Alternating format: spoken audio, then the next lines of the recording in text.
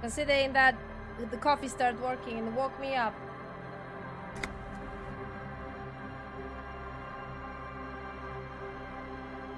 Okay, so we are in a part that I don't know what to do, actually. I really don't. I want to progress, but we are stuck. Because I messed up all the dice throws. And yeah.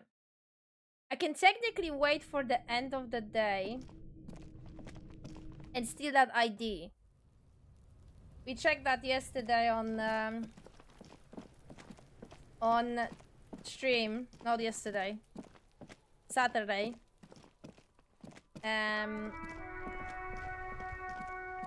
check what we can do. What are the alternative choices? And it seems I can steal an ID. So I think I'll try to do that.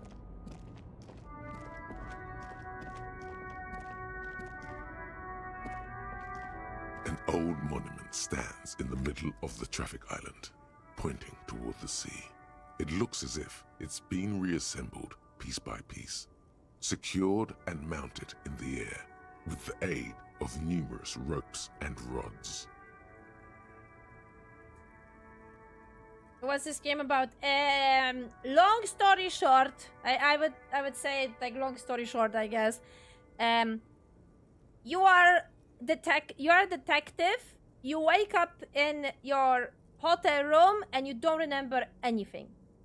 Like zero. Nothing. You wake up and it's like, I don't know who I am. I don't know my name. I don't know what I'm doing here. What the hell? I am a detective. What's going on? And so, yeah. That's basically a shortest description without any spoilers about this game. It's a RPG but without any fighting system, and you have all those different parts of your brain that are your abilities, I guess. And wow, that's actually quite hardcore, but all of your like thoughts, all of your like different brain parts, they can communicate with you. Like you can hear them in your head. Separate voices that you hear in your head. So depending on which abilities you have leveled up, or which abilities you actually choose as your prime ability when you create your detective, different voices are gonna be louder than the others, and different voices are gonna easier succeed with the dice throws because there are invisible dice throws in a game. So yeah, there is this case of a guy that got hanged on the tree. And that's why we've been called here. Me and my partner, Kim Katsuragi. This guy there. Where's my mouse? M. And we were called here to basically solve this case. And yeah, why? What happened? Why is this guy hanging here? And yeah, what's the context? What's going on? And there is a lot of layers in this game. That's why there is this disclaimer here on top of the chat. There is a lot of you can see this story merely as a body cup type of movie, but there is a lot of layers. Like there's a lot of topics about the racism, the revolution, the wars, the all the structure of the world, communism. Yeah, there is a lot. So technically, you can look in this first glance, which, to be completely honest with you, I think I'm too stupid to understand it in that more depth way, and my brain only sees this as a detective game about the murder case. Hey yo. But there's more deep layers in this whole game, and there's a lot of like universe building and everything. There's a lot of analogies to like real life problems, but presented in this fictional universe that you have here. So Yeah.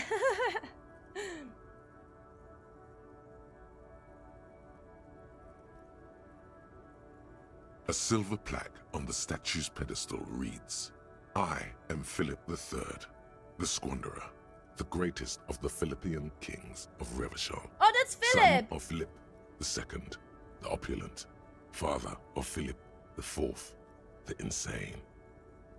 So yeah, so we just found out, because we were actually talking to one of the NPCs, and I am open. You can play it differently if you play it yourself, but I play it open cards with everyone, and I'm like, hi peeps, I don't remember shit. Can you explain this to me? So everyone knows that I don't remember shit, but you can technically pretend that everything is alright. I know everything. You know what I mean? So I'm playing open cards with everyone, and I'm like, yeah, so, you know, I don't remember anything. Can you explain this for me? So we just learned from one of the NPCs that there was, the monarchy in this universe, I guess, on this planet globe. There was a monarchy, and there was a revolution, and they killed the monarchy. And it seems that this is a statue of that king that was killed. Not a good track record of mental health in that family. Yeah, I can technically ask, who is A this? silver plaque on the statue's pedestal reads, not a good track record of mental health in that family. I thought maybe some of my brain part would like ask, like tell me more detail. Or they just reading the plaque thing. Okay.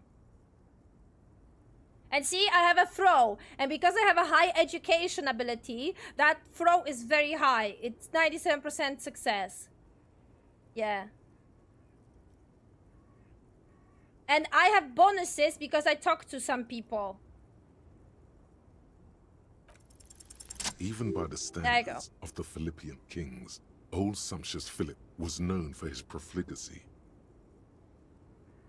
And not a good track record of mental health in that family.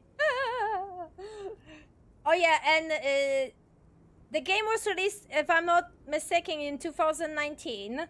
And this is the Final Cut version, which is like fully voiced and everything. The original game was more like a visual novel. You mostly read everything.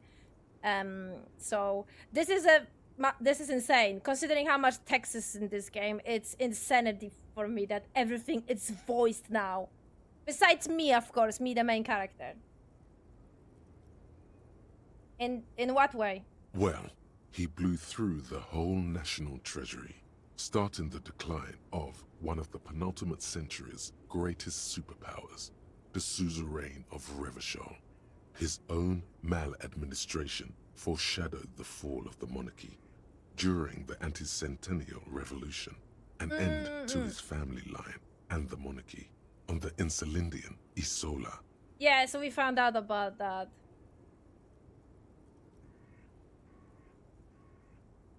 How did he manage to blow through the entire national treasury?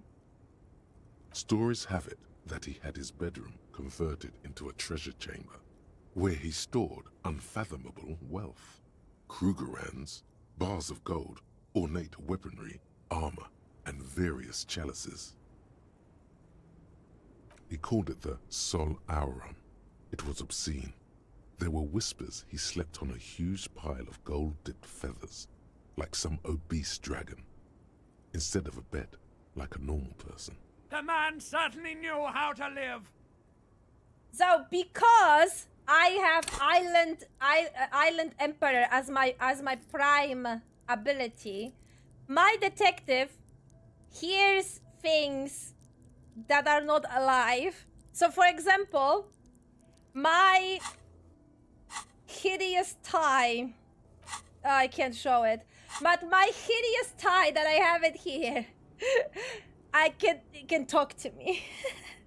because Island Emperor is basically my imagination, my dream part of my brain. And yeah, I can hear like cars talking to me, my tie is talking to me, dead bodies are talking to me. I chose that because I thought it's gonna be funny. That's why I chose this.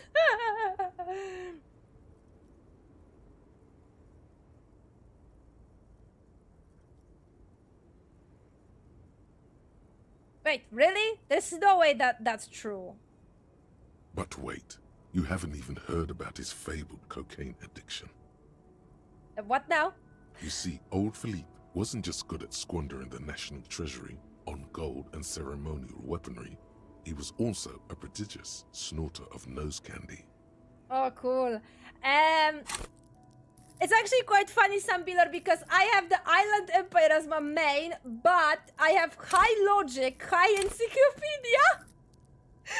So this is a little bit... When you think about it, actually, I play as Sherlock Holmes. Because that's what was with Sherlock as well.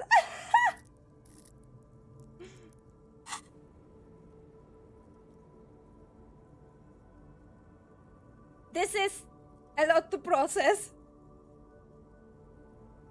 His Majesty's courtiers said it helped him connect with the higher realms. Oh god, so just like me.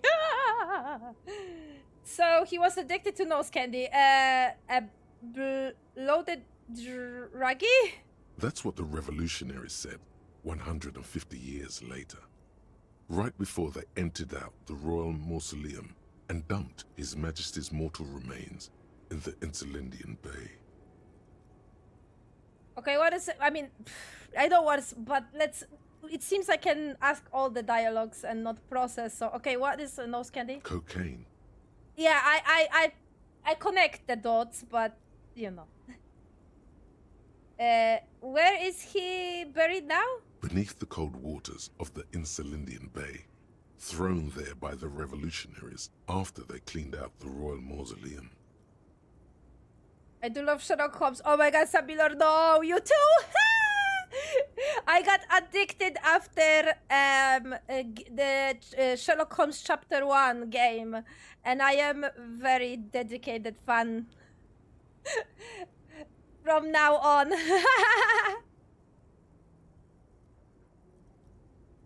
What happened to the statue?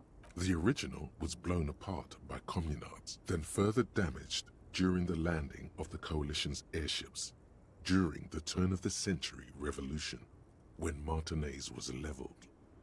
Yeah, so when they were fighting the bourgeois, that's how they call it, bourgeois? Is that how they call it? The royals, yeah, when was this whole revolution? Okay, so wait, can Gray, are you still here? Sorry, question. Expert, please help. So wait, so how was it? Was it the revolution was first? Then there was communism, and then it's today? Was that how it was? Do I understand that correctly, or did I mix it up?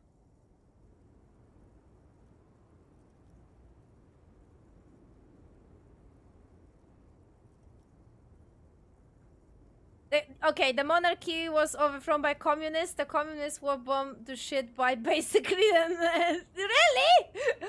Well, yeah, so this current government that is currently now, right? Okay, right. Okay, yes, I'm not stupid. Most historians think the coalition's hasty landing may have ultimately saved the statue. If the communards had more time, they would have reduced it up to even finer pieces. Or restore the monument.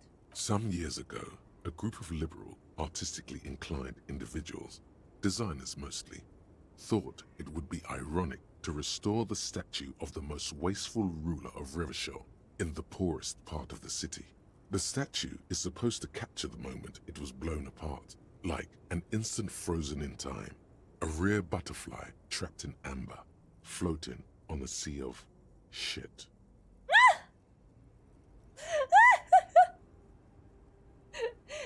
That's brilliant, so funny and nihilistic. People in Martinez tend to disagree, as do many prominent art critics and thought leaders with more nuanced social awareness than the young ironists. Philip III, the squanderer, however, with his bronze face up in the air, doesn't seem concerned about what the hoi polloi think of him. Not that he ever did in life either. Of course he didn't. Okay, well, that was educational. Educational, mind you, very, very. Right. When we had a break from the game, I actually come up with another idea that we can do. Which is talk to the dice maker and maybe find out how much she wants for that dice.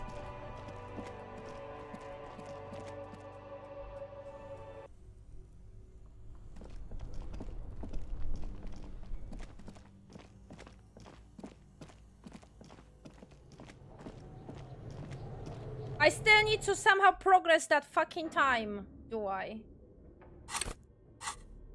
Oh, see, my hideous necktie. And yeah, it talks to me.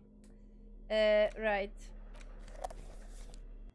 Need a flashlight. Right, she is up here, right? Yes. Right, did you make my dice? I'm guessing you did. Oh, it's you again. Are you looking for a die? Oh my god. Why? Business failed. And I can't succeed this. Very good. That 7. would be 7 real for one custom die. Oh, that's not too terrible. Okay, I have to. Oh god, I need to sell some shit and maybe I will be able to. I don't do orders on credit. Come back when you have the full amount. Okay, I will. Should I do that basically fail throw? I mean, technically when I do 2 6s, then it's an instant success, but what's the chance that we're gonna do 2 6s, right?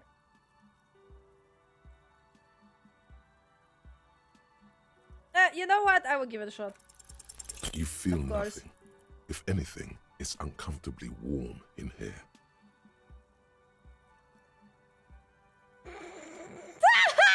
Start taking off your clothes. You need to connect. Excuse me, what are you doing?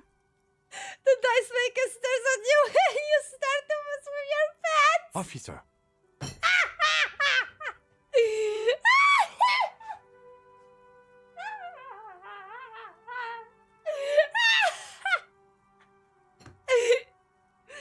And that's one of the reasons why I don't save scum and I accept failure. Oh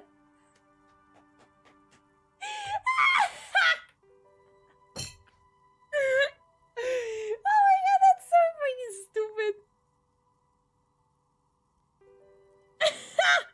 Sorry. I'm trying to lower my body temperature. The zipper is stuck!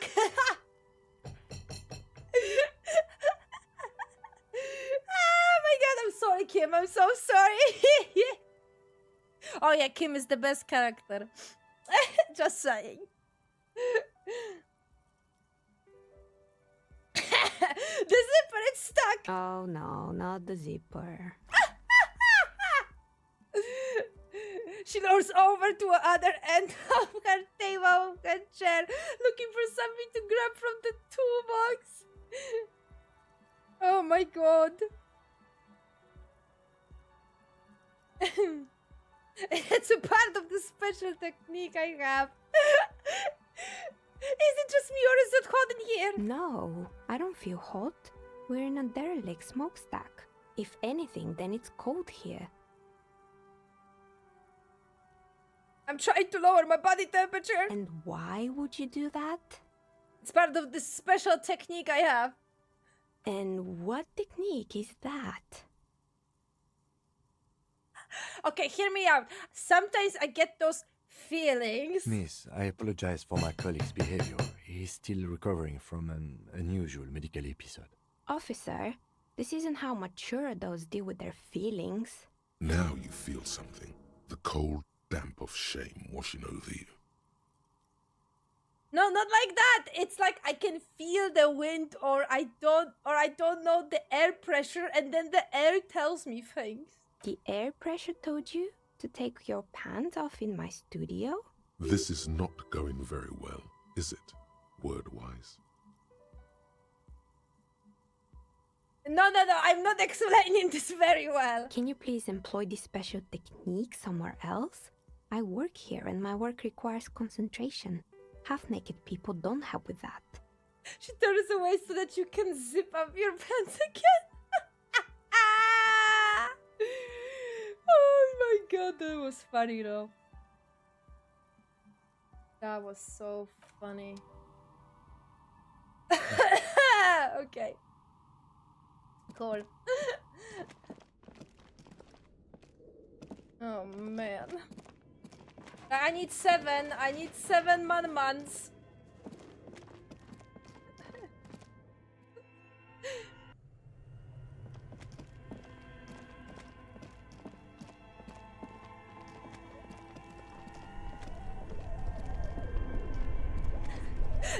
That's usually how it is here as well. Emotional damage in this game. Usually how it is.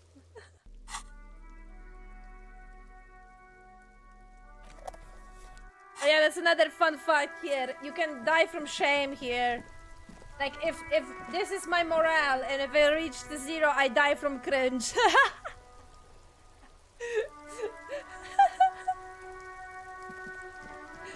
And this is my health, and if I reach the 0, I die from a heart attack. Oh my god, that was funny though.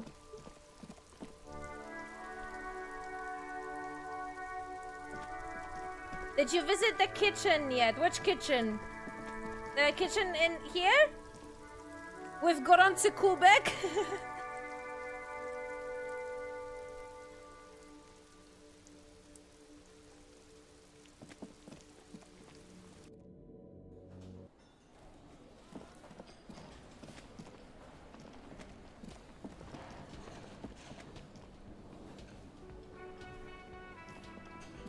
The man ponders his cooking utensils and gives you a little nod, acknowledging your presence. I still can't open that magic You door. see a heavy steel door with a prominent dimpled lock. The door does not budge. The cobalt blue surface feels rough to touch.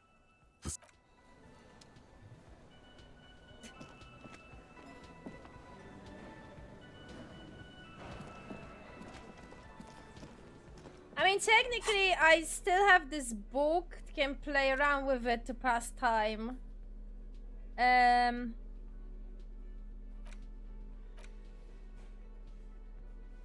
note is written with a blue pencil on a piece.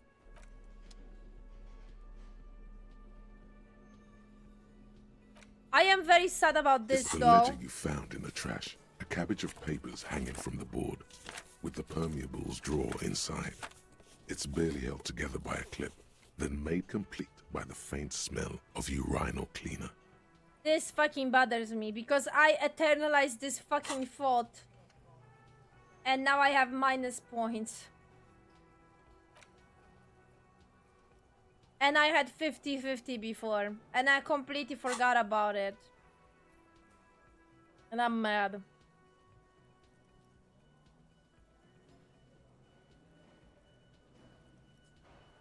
I'm mad. I could try, but I don't... 42, that's very little. Technically, I could succeed. Technically.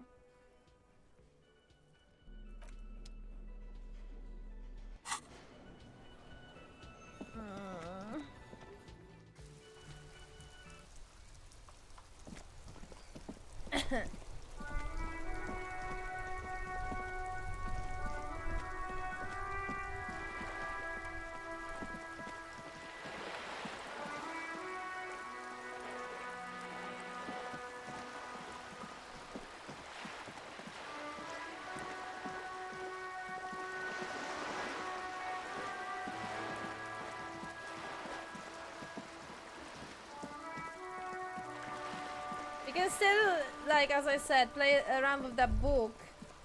Son, you've really let yourself go. It's a disgrace. But Coach Physical Instrument is going to get you back in prime condition, even if it takes 1,000,000 push-ups. Coach, physical physical instrument? Does that mean you call me a maggot and a Nazi boy to motivate me? Does a master swordsman insult his own blade? No. I'm going to turn you into an athletic benchmark, you big pussy.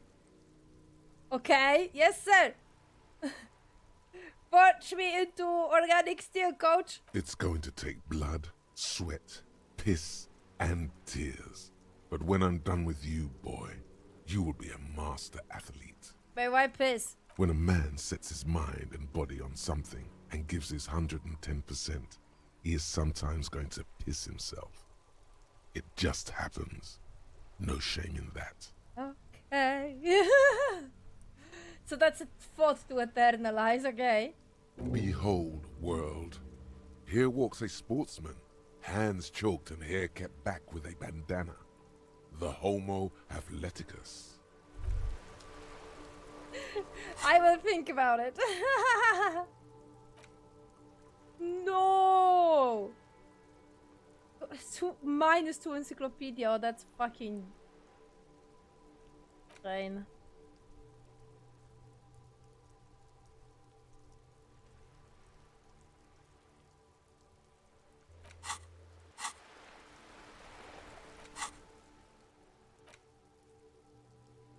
No, I need that. I am not stopping this.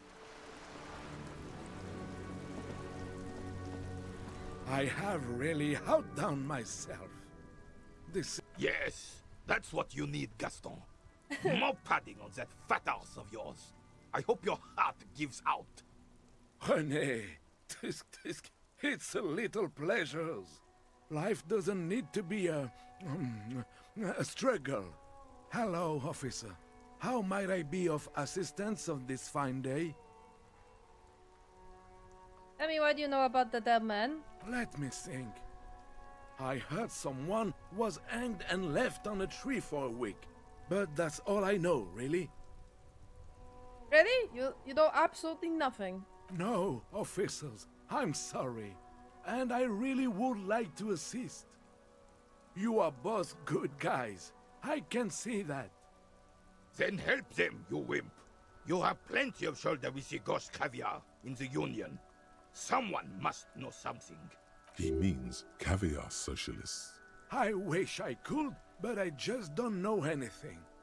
I always keep my nose clean and don't gossip. Everyone knows and respects that. Odd. He doesn't seem to be lying, but there's something off here. Sounds a bit like you're holding back. I'm not. I'm not even anyone. Of course he's holding back. His mouth is so full of Union prick he can't even speak properly.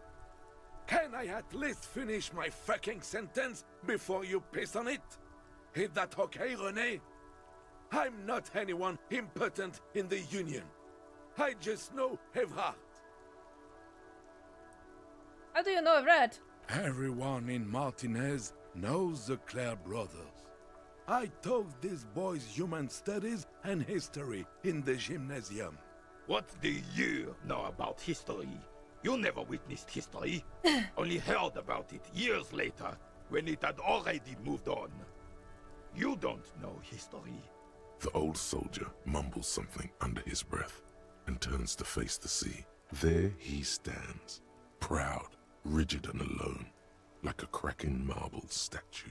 Let's try not to get caught in a crossfire. Lest we leave riddled with bullet holes. This animosity is ancient. Are you a union member? Oh, in many ways, yes. Like an honorary member. I attend meetings and parties, help with little things. Evrard, Edgar, and the older debarders all know me. In many ways. Oh, yes. So you are not an actual member. Not in the technical sense. I don't have a vote or a membership card. But Evrard keeps me on the payroll. Shit. Just for the little things. I think I messed up my mouse sensitivity! I think that's my... Okay, that's... Yeah, okay. I clicked the button, I'm sorry. So that's what it was before. Him hiding something. He tries to make it look like he's a big deal in the Union, and now the illusion is disintegrating before your and Renee's eyes. He doesn't know anything, because no one tells him anything. He's an outsider. Of course he's not a member. He's not a member of anything. I knew that. He's a Weservein. Turns to where the wind blows and tries to look important. I hate the socialist rabble, but even siding with them is better than living your entire life on the fence. Never committing to anything. Pick a damn side already. What are the little things you do for Everett? Writing work mostly. Occasionally, he needs something written, and I happen to have a way with words, people say. What kind of things do you write for him? Oh, nothing official, I assure you. Just essays for the newspapers. About Martinez and how things are and how they could be. Everhart and I had these long talks where... Well, he tells his little pen man exactly what to say. It's commie propaganda, plain and simple. You should be ashamed of yourself. Are you a Cavalier socialist? I don't even consider myself a regular socialist. Politics is not really something I involve myself in, officer. Wait, how can you write those newspaper pieces if you are not political? Officer, I have a vivid imagination. And like I said, I have a way with words. That's enough. No need to sink into politics. He just fluffs it up. Of course. Don't sink into anything. Don't sink into any fight. Only sink into your couch.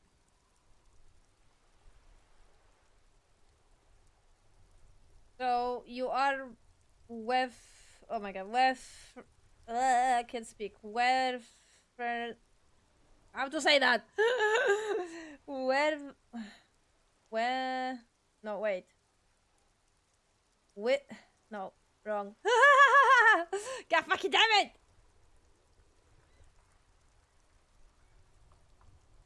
I have no clue how to read that. I prefer highly adaptable myself. Has a better ring to it, don't you think? Weather vein? Weather vein? I have no clue.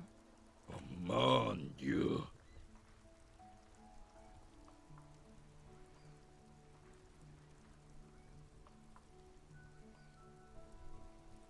Thanks, that's all for now. No, thank you. For being consummate professionals. You'll have this case wrapped up in no time. What are the rules of this game? Oh, the goal is to throw your bull. As close to the cochonnet as you can. That's the cochonnet. Interesting, tell me more about it. Well, first, you draw a circle about a half a meter in diameter. We made ours out of rope. Then, the order of play is determined by a coin toss. You win it. You get to throw the cochonnet. Then, the players aim to throw their bulls as close to the cochonnet as possible. They must stay in the circle and keep both feet planted. Is there anything else you can tell me about? Pet... I already forgot how he said that. I could, but I'd rather not. I don't want to take up your time with trivial details, officer. Is he denying you information when you clearly requested it? That's it. We're blowing the lid off this man jar. You need to know things.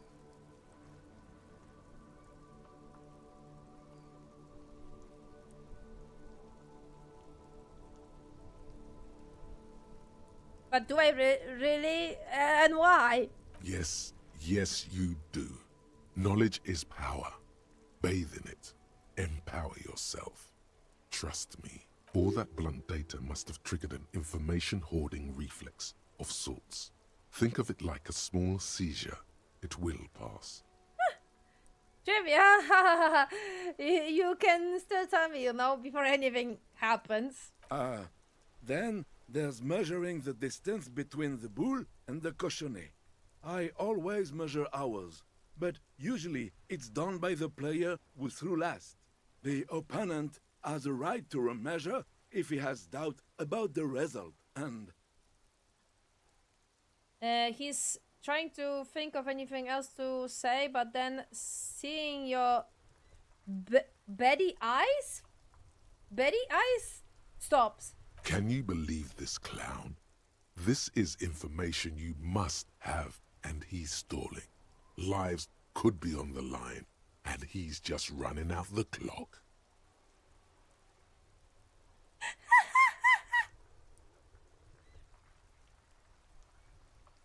Oh my god! Okay. Stop stealing a talk, goddammit! Is that all? Because I swear to God, if you're holding back... yes, officer, yes. I swear, I don't know anything else about pétanque. It's all I know, I swear. And that's how you break a man if the good cop and the bad cop have left for the day. Disturbing cop to the rescue. Good, Gaston. See? How it's all good now? Yes, yes. I'm sorry, officer. Senior is visibly shaking before you. Good. Gaston finally understands the rules now. Let's see if it makes him a better pétanquista. What was that all about? Some experimental interrogation technique you're honing? I was hoarding information and I got a seizure. I'm fine. Yeah, how did you know? I know a weird cop when I see one. It doesn't work. Weird cop only confuses the suspect and the weird cop himself, while all he should have done was ask normal questions. Just please ask them normal questions.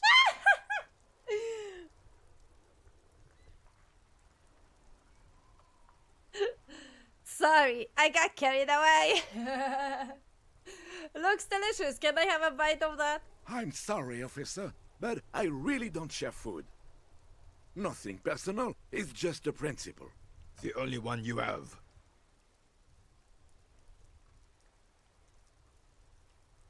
Please, man, can I just have a bite? Believe me, officer, I wish I could help you, but I need this sandwich to keep my blood sugar stable. In my age, you need to pay attention to these things. Please, friend, let's just share it. Fuck off! It's mine!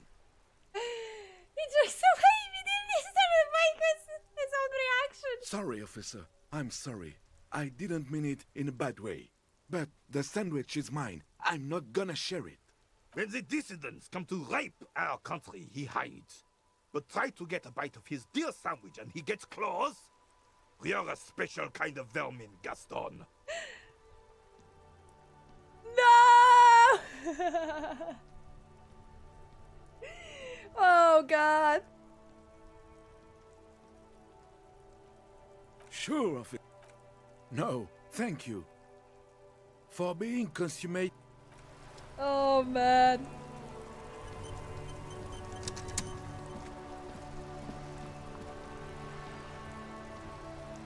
Vigilance officer, what can this old carabinier do for you? I saw the statue of Philip III near the roundabout. Ah, yes! King Philip III, on his steed. A reminder of what Revachol once was. Oh, absolutely. At the mercy of a cocaine-snorting tyrant who emptied the treasury so he could sleep on a bed of gold. A superpower, feared and respected. A testament to what this country can be under the leadership of a true king. Someone who knows how to rule. How should a true king rule? Decisively, without fear of offending the sensibilities of the frail and weak-minded among his subjects. This is something the insurgents never understood. Seems to me a leader should take care of his people before himself. A nation is only as strong as its leader. That's why it was such madness to try to... Don't get started on that again. What happened, happened. The Carabiner doesn't reply, but his entire being communicates unbreakable resolve. What was that about cocaine? Oh, old Philip was a big fan of the purple nose candy the nobility loved so much. A cocaine connoisseur of sorts. His egocentricity is borderline legendary. You can't even take responsibility for yourself. How could you fathom the responsibility weighing on the shoulders of a ruler? That's why the Philippian kings use cocaine, for clarity of vision, to aid in their work. Regnum cocainum, Revachel's finest years. I looked to the left because I was like, why do I hear double rain? Because it's raining in the game and it's raining actually outside as well. That caught me off guard. Of course. Clarity of vision. Awareness. The lieutenant marks Drilly? Drilly? Philip III was even brought into this world with the help of cocaine. The court made him administer the dose to his mother when she was in labor, and it is well known that with the help of cocaine, only the purest, of course, he was able to connect with higher realms. Higher realms. Of course. Oh It no. all makes sense. He's just making excuses for the king's habits, isn't he?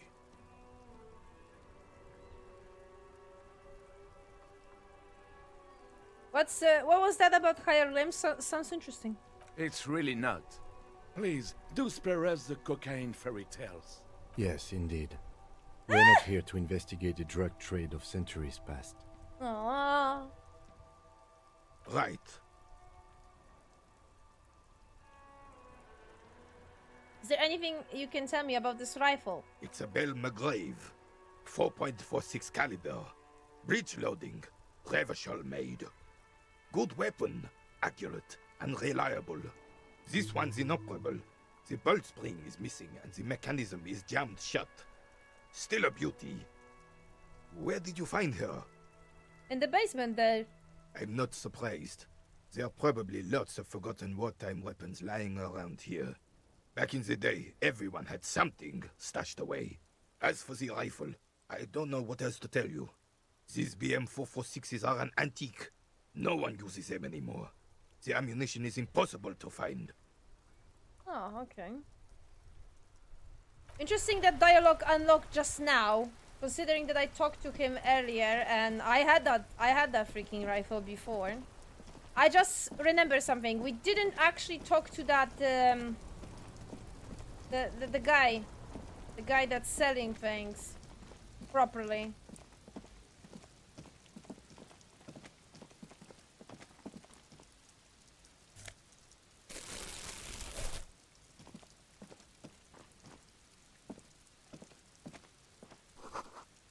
To look on the border under Wednesday.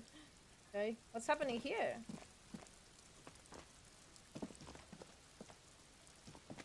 G'day to you, officers. A burly man hangs out by the waterlock, carving up a generous serving of salami with an old hunter's knife. His eyes are fixed on a man stranded on the other side of the waterlock and on an enormous billboard that has fallen down into the canal between them. Do you know what caused this wreckage? I wasn't here to witness it, but those look like tire tracks on that sign. Weird, huh? Then again, plenty of daredevil drivers in Revachol.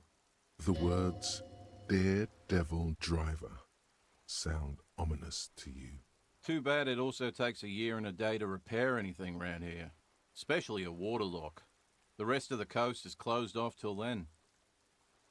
Do you know what's further down the coast? Well, there's the fishing village, an abandoned fish market, a bizarro church.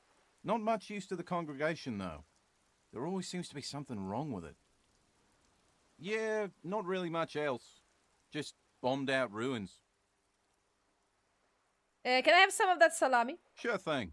Yay! Want some too, officer? Why not? Ah! The lieutenant ponders the offer for a moment, then decides to go for it. He takes a slice of salami from the bed and chews on it. Nice. Yes, I have a slice of salami! Wait, where's my slice of salami?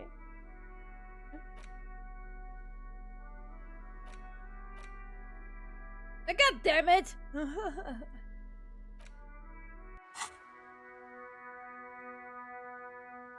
A couple of indicator lights are missing from this control panel.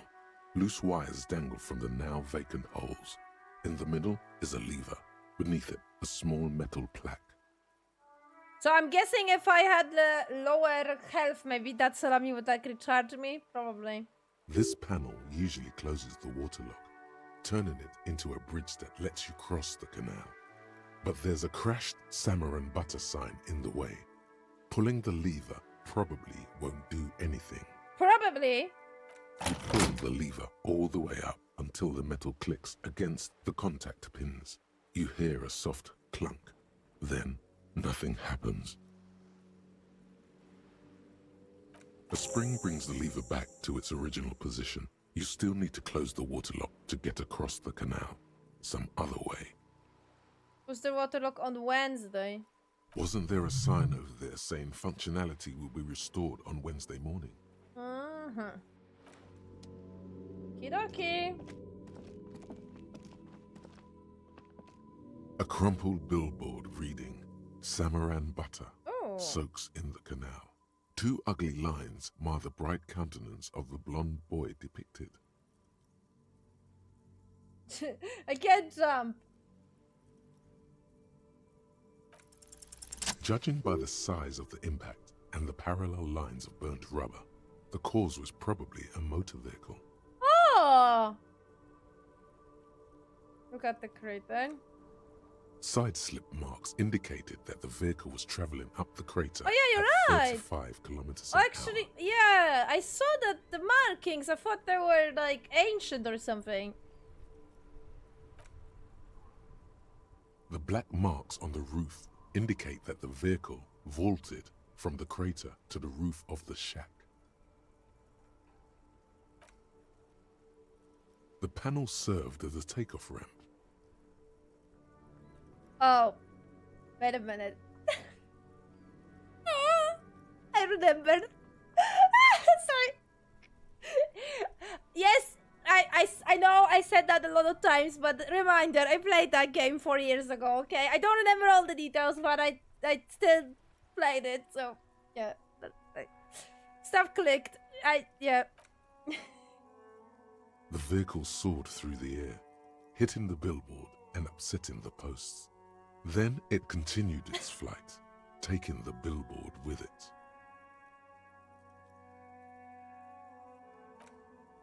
The sign broke the vehicle's fall into the canal. The Samaran butter billboard still looks freshly painted, suggesting it took the plunge recently.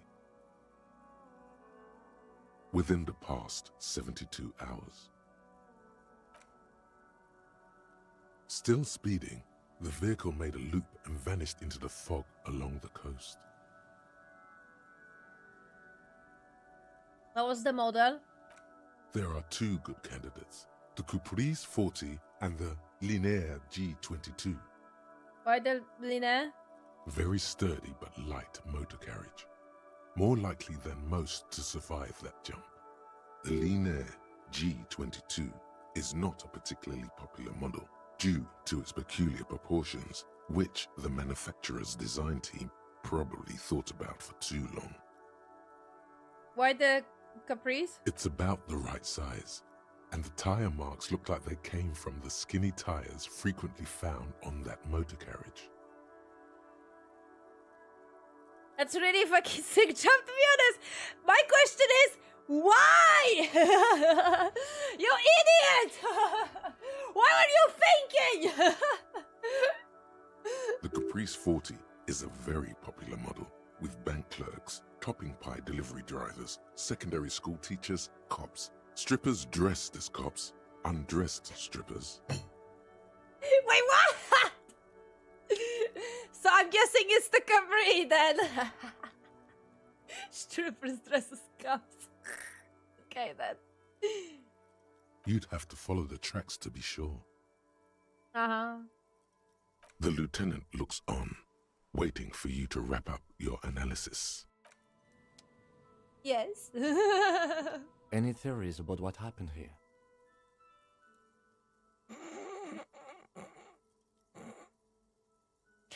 Mm-hmm. I read the first one. Yeah.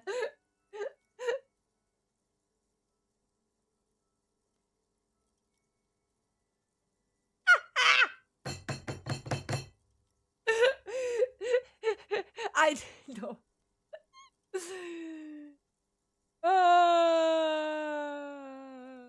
Some top chef shenanigans. I want to meet the driver and shake her head. What kind of car do you think it was? Capri, I think. That's quite likely, from what I can tell.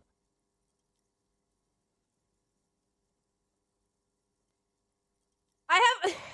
Well, is there an option? I have some idea about who might happen. Oh, Where's the option?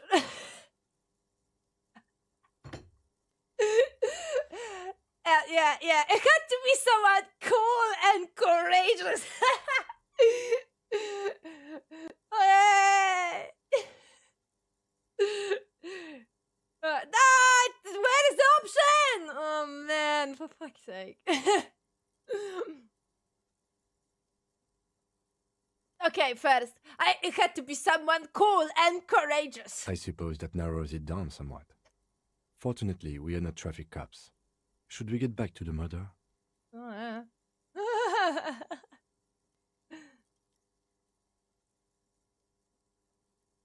We should bring that driver to justice. Okay, that's a high chance.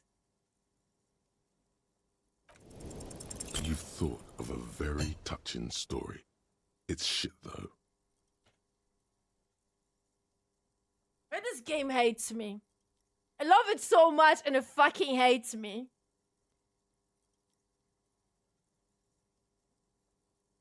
It's okay, I love shit stories. Well, you're in luck then.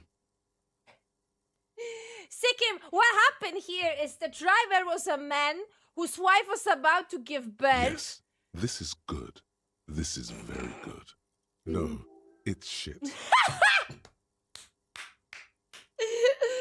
He was out drinking with his pals when he got the news and flash with, yeah, 100%. Petro pride. He got into his caprice and once raced to the clinic. Yes, that could very well have been it. Now let's move on. We're not traffic cops.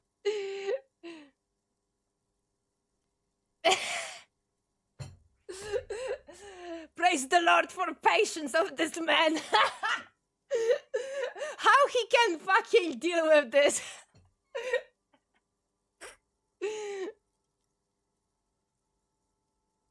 We should bring this driver to justice. If we must. I'm not expecting him to get far with this. The lieutenant consoles himself. It's fine. It's very close. Like I can smell him. Jesus Christ. Okay, it's fine. I actually, when I played for the first time, I didn't do that conceptualism. So I was basically like, oh. So now I know, but now I know how that happened. I guess the question is why. Idiot. Fucking drunk idiot.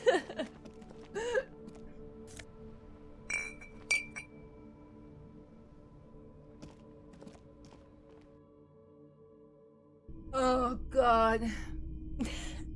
That was funny, no? Oh my god. Oh god. I think I'm gonna lose my voice when playing this game because I'm laughing too hard.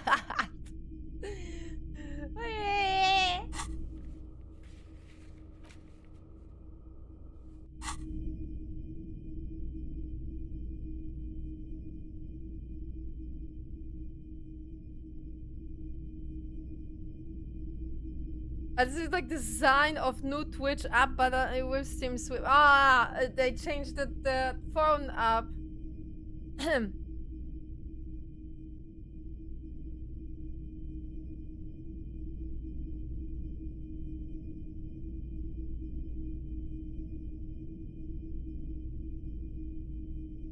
Yeah, see, this is what this game is like. It's this serious topics mixed with like fun and funny moments.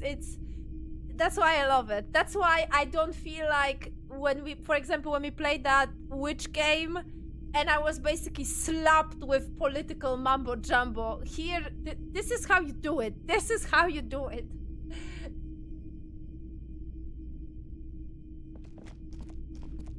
Hello again. How can I help you?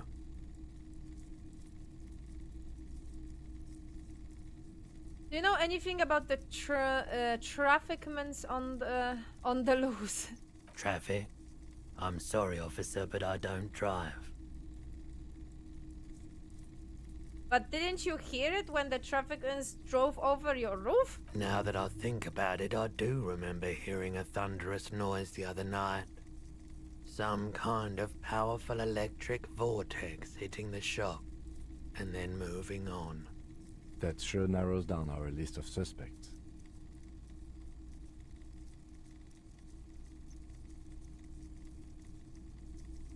A vortex sounds fascinating. Yeah, it was pretty wild. I didn't really know what to make of it, but I know it meant something. You might be able to aid out our investigation. I doubt it, but I can try and answer any questions you may have. Know anything about the recent hanging? I do my best to keep my distance from all manner of butchery. Bad for business. Bad for everyone. He doesn't know anything. No one likes to see what you have to see every day. Think you could help me get a corpse out of a tree? The corpse behind the hostel, I assume. I don't have a truck with a mounted platform or anything of that sort myself. Ask around the harbour. There might be some workers there who'd be willing to help.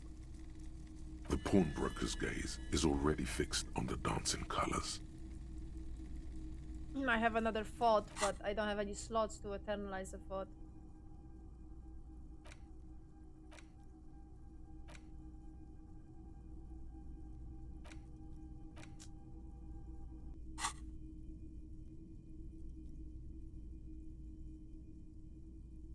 Yeah, Roy is high.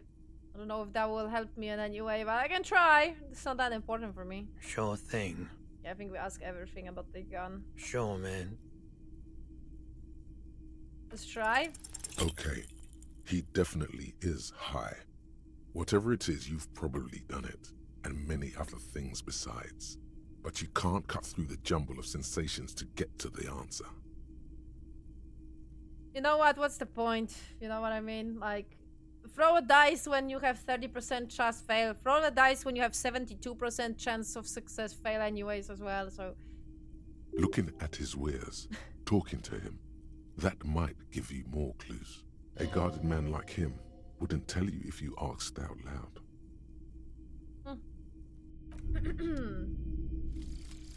Jamais vu. Derealization. Oh, I did that one. Jamais vu. The opposite of deja vu. Not already seen, but never seen. Oh. Everything that should be familiar appears strange and new, like some half-forgotten day in your childhood. Only now. That's the feeling you've been having. And for who knows how long. You should go and ask Joyce Messier about this. What world are we in? This is a fundamental question. Okay. I will go, I guess, to Joyce. In a second. A typical Martinez streetlight sits among assorted floor and table lamps. Is that a streetlight? Yes, officer. As you see, it's in perfect working order. Where did you get that? It was brought to me to be altered. We are not here to investigate the theft of city property. He leans in on the prom broker doesn't hear him. You have to admit it's rather clever what he's done with it. He pauses, studying the light. Ah, okay. How much for the street light? 700 real. A bargain, I dare say. A bargain? No, it's not. He's trying to sweet talk you into buying trash.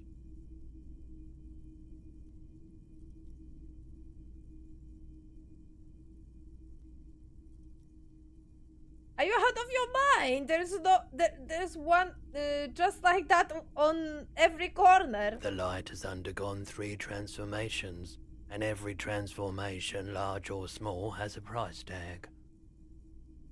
The light has been removed and rewired. That's 2 transformations. But what about the third? You get how off and redoing the wiring could add to the cost, but what else? The most important transformation is the light's placement among ordinary indoor fixtures, which has adjusted its morphological field. The light became suitable for use inside the home just a few days ago. Okay, that checks out. No. When I would even be able to get that money? No fucking way.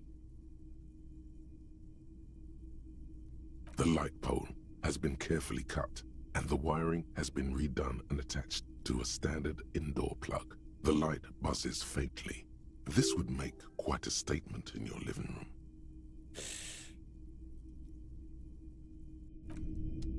Fuck that. The boomboxes on the shelf look well-loved and well-traveled. Chipped, dented, they stare at you with the unblinking eyes of their tape reels. One especially catches your eye. Deep gold and amber plastic with a big old handle on top. A classic boombox that says, Stereo 8 approved. This is you. Golden orange. A sunset suite. Just make sure it works before you buy it.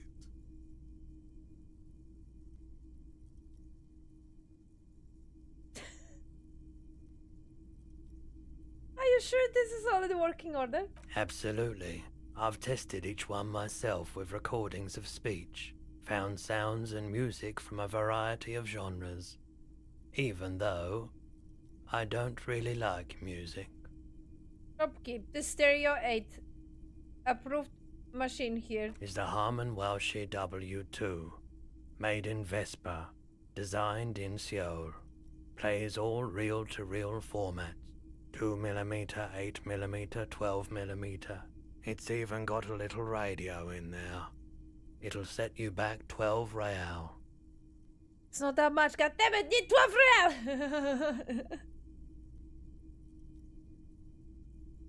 Whatever you want to know is, could this device come handy in my police work? If police work means playing tapes, sure. You can use it for that. Or any other time you'd need to play a tape. Like a beach party. With sand and sun and seagulls dancing on the breeze. Theoretically, I could bring it to a beach party. Theoretically, yes. But we don't have time right now. It's generally murder investigation first, then beach party.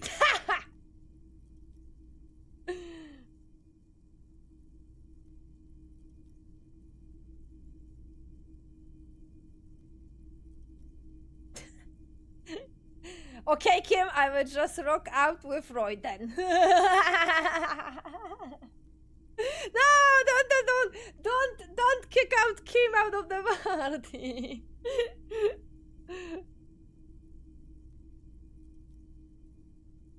Actually, it doesn't have to be a beach. With a boombox like this, I will bring the party into the streets. You can play it any way you like.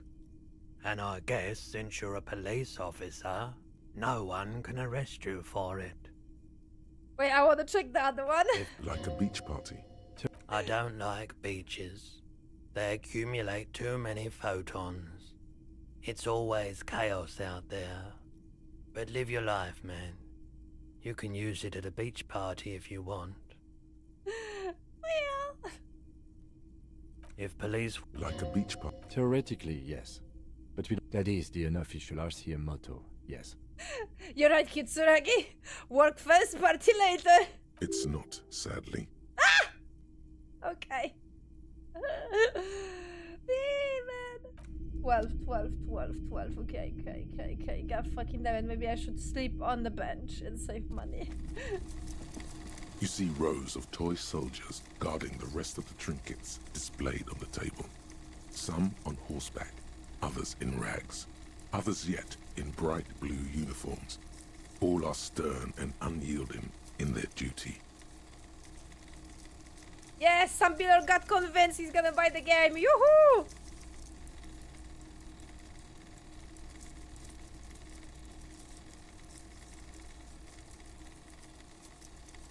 The street light costs 100 times more than the dice. Yeah, it's a bargain.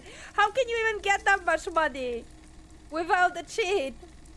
Try to find something pretty and cool here. Then use it to win her back.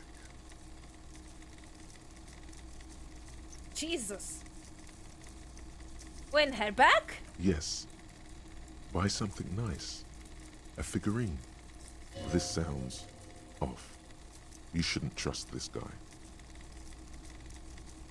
Inspect the knights on horseback. Big men on big horses, clad in lamella armor and carrying flintlocks. The kind that would mow down a line of enemy soldiers in the blink of an eye. Yes, spell doesn't have to deal with a shitty Twitch app to mod. Woo! Sorry, I don't know where is this energy coming from. Who are they? Franco-Nigerian knights. I used to be very serious about these guys. A long, long time ago.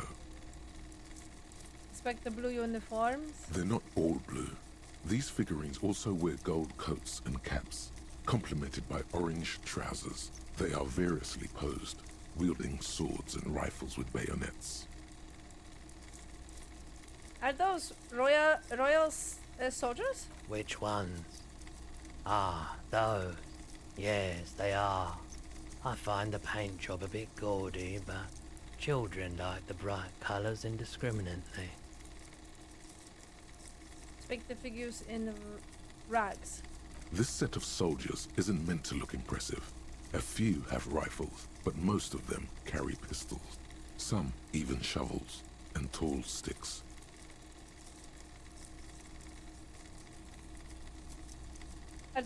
Are those even soldiers? You're probably talking about the revolutionaries, yes? Oh! Yes, they are soldiers. Revolutionary soldiers. I think their poverty has been exaggerated for effect. When you place them next to the royalists, it doesn't seem like they could possibly win.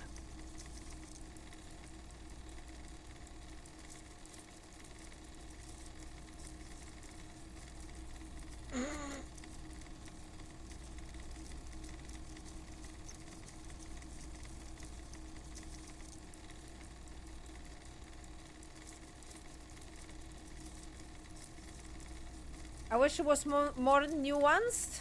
As it stands, I cannot comment. I don't like either set very much, to be honest. But there are many parents among my customers. He seems to have his own take on the conflict played out in perpetuity by these toys. Might be interesting to find out what it is.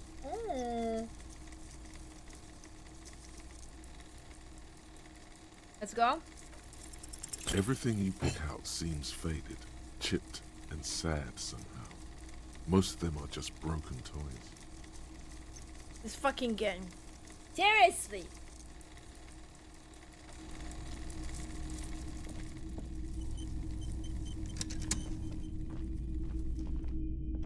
Hello again. How can I help you?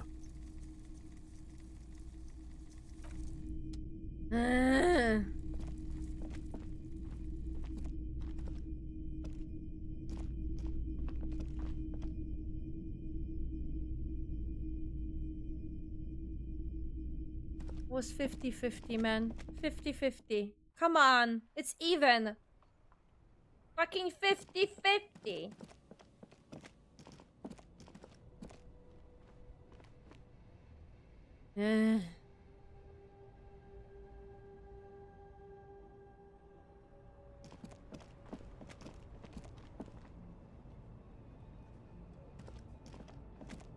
Everything's still cool here, officer. Oh, the 50-50 as well?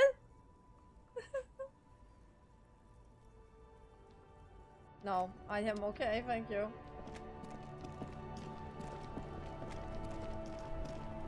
But at the same time... No, but... Is that gonna... Is Kim gonna still like me? I mean, considering how much stupid shit I am doing. Already. In total now. Alright, when is the karaoke starting? Is it after 9?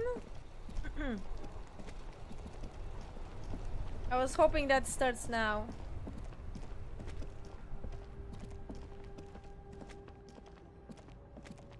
Everything's still cool here, officer. No need to dress this one up. Just tell him what you want. Fucking hate this game. Oh, okay. But why, officer?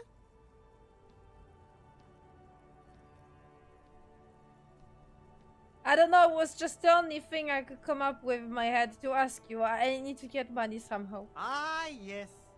Money is very important. Are you trying to ask for a bribe? If so, you're not doing a very good job. Sorry, detective.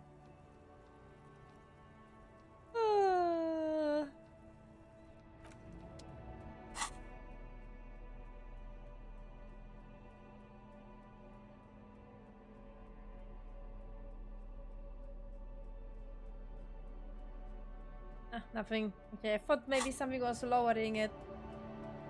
Oh my god.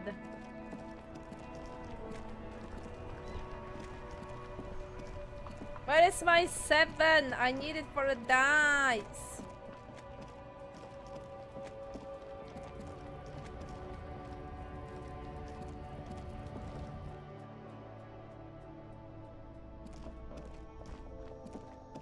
The tear machine stands in the... Your bottle's Wow, 10.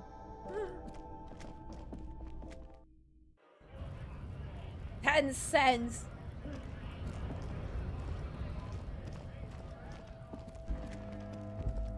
Well, actually, we didn't talk to her properly. The cashier.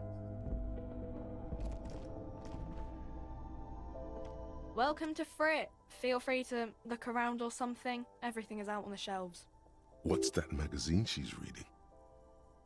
What magazine are you reading? You mean this? Looks at the cover. We're seeing colorful photo of 2 girls kissing. This is Pop Stars. It's got, like, famous people in it. It's not for sale.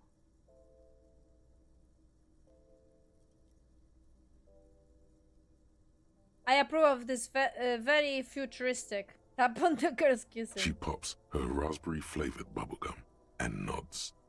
The lieutenant frowns at you before turning to the clerk with an apologetic half-smile.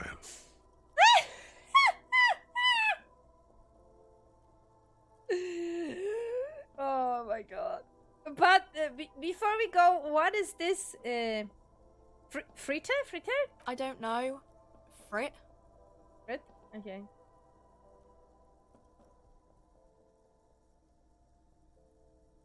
Why is it written with the 3 T's? I think they think that the extra T makes it funkier. It doesn't. The story goes that normal Fritter with 2 T's, a men's workwear shop in Vredefort, was already taken. So when Fritter Retail Inc. grew into a multinational corporation, they had to add an extra letter to avoid trademark infringement. Ah, this shop, okay. Okay, let's proceed. I have some questions. Okay. I'm not really supposed to be chatting to anyone, but Does Frita have a warehouse in the back of the whirling in rags? A warehouse? I don't know. Maybe. I don't really care what Frit does. Oh yes, you're right. I need to return to Joyce. Thanks for reminding me, Grain. Come on, give me something to work with here. She looks up from under her brow. Fine. Frit doesn't have a warehouse. Just a little back room here. Okay? Can you tell me anything about the dead body? I don't really know anything. I mean, I know it's there, but I haven't seen it, so... Did you know the man who died? Not really. Oh, really? Does it mean you know him a little? No. I didn't know him at all. How long has it been there? I don't know, really long. What do you think happened? I don't know. No need to worry. It's just standard procedure for us to ask around. If you hear anything, let us know, okay? The lieutenant's voice is soothing and professional. Okay. Thank you for your help. Uh-huh. Oh, nothing. Thanks.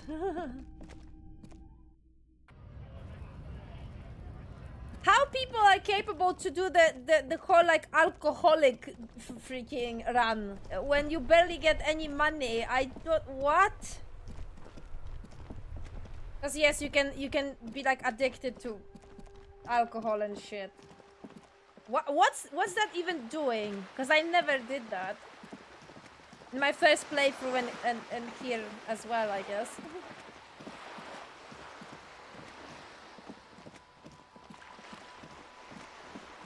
What alcohol and cigarettes are helping with in general?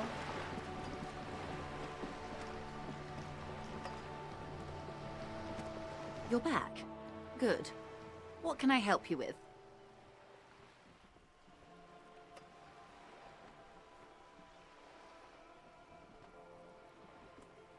More lessons in basic reality?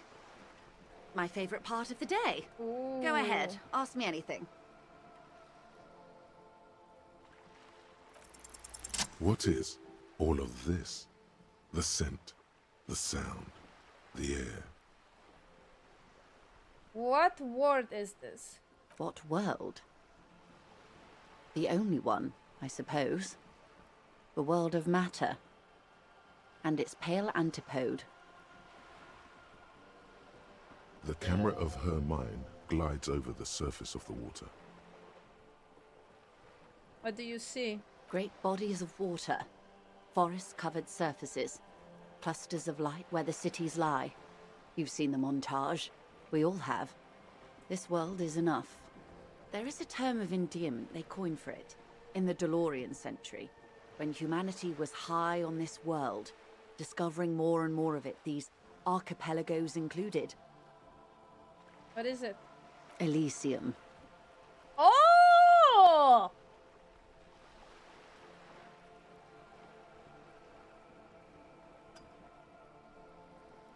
Elaborate. Wait, is this the one with the evil apes? Not in this case, no. That sounds more like something the Mesk petro-fascists might say. The Confederate Republic of Mesk, the world's largest state by territory, has fallen into an especially nihilistic strain of nationalism lately. It isn't enough to call us animals. Even animals aren't animals. What are animals then? They're like you and I suppose. Living organisms don't identify with abstractions. Elysium is for particular beings. Elysium. The war needs a term of endearment. It does. There are those who would call it hell. What is hell? A term of hatred that originates, like many such things, with the Mesk petro-fascists.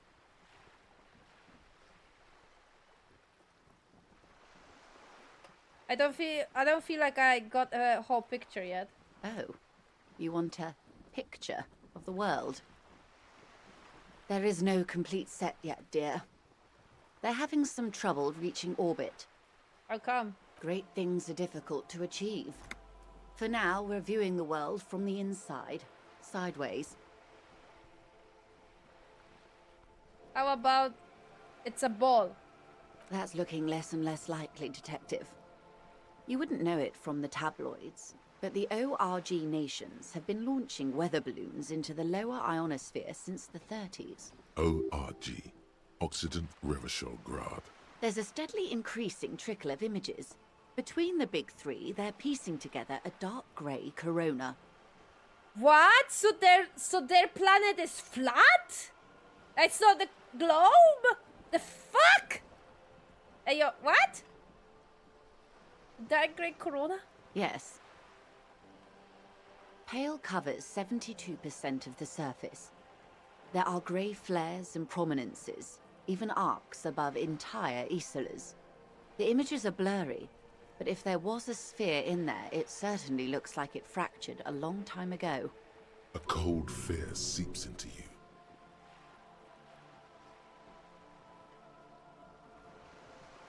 Pale? And what do you mean, corona? They say there is a rarefied envelope of matter surrounding the darkened disk of our planet.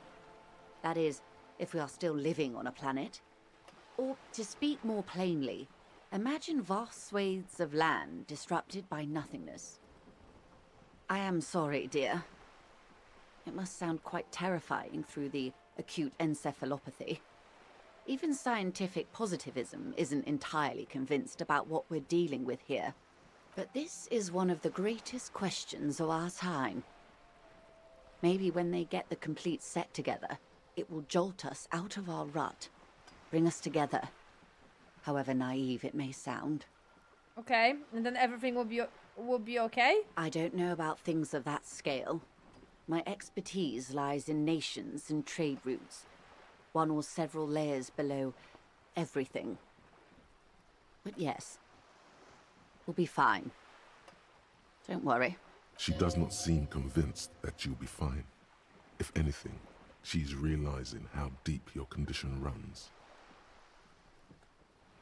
It certainly doesn't feel like I'm fine. You have misimagined it. I don't have the power to convey to you the effect and geometry of the images that depict our world from below low orbit. It's like the crowning of the world. It's insane. Very disco. I love it. Well, if you say it's disco. See? Everyone finds something worth holding on to in this world, however wasted its opportunities. Suddenly, you're conscious of yourself standing there, on whatever this all is. Your arms hang down by your sides. The lieutenant observes you both, silently. He adjusts his glasses.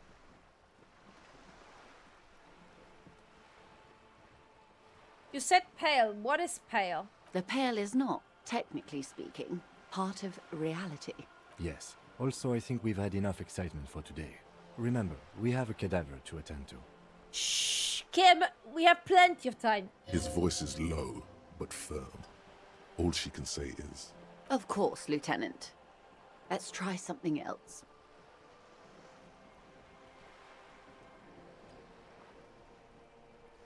What do you mean is not part of the reality? Ma'am, remember you are dealing with a very sensitive and impressionable police officer who is still recovering from a recent medical episode. The Lieutenant's right. Let's change topics. What do you want to know? Anything. you could sneak back later when the lieutenant is not here, unless you can convince him to step aside. Oh! Oh! Is that... Should I do that? Is he gonna still like me?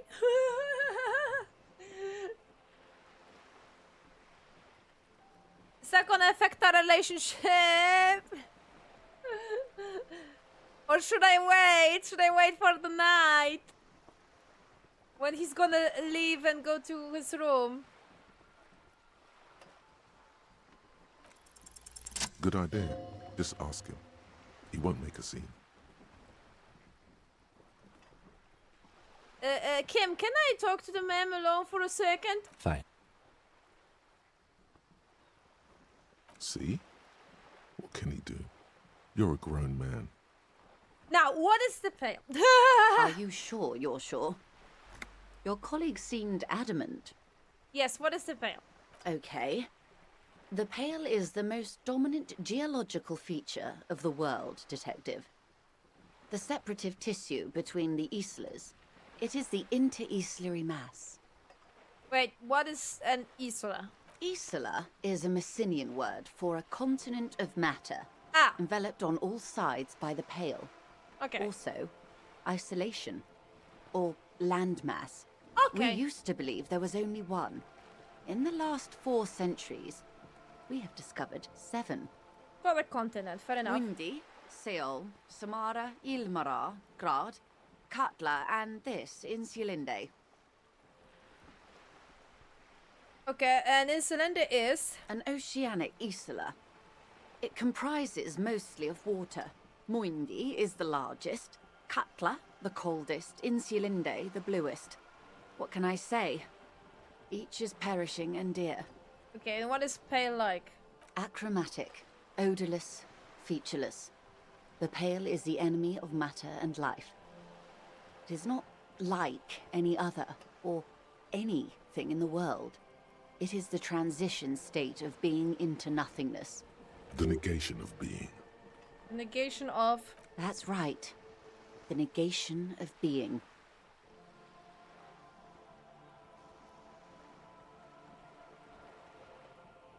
Is it here?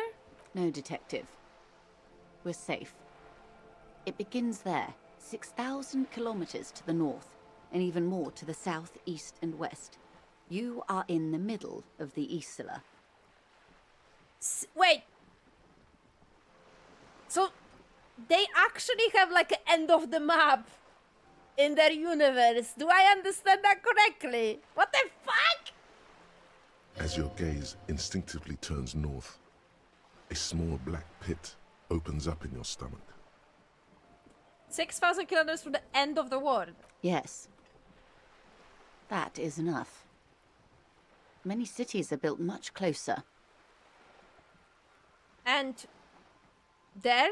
An uproar of matter, darling. Rising into the Pale. Rolling. Evaporating even. A great vision.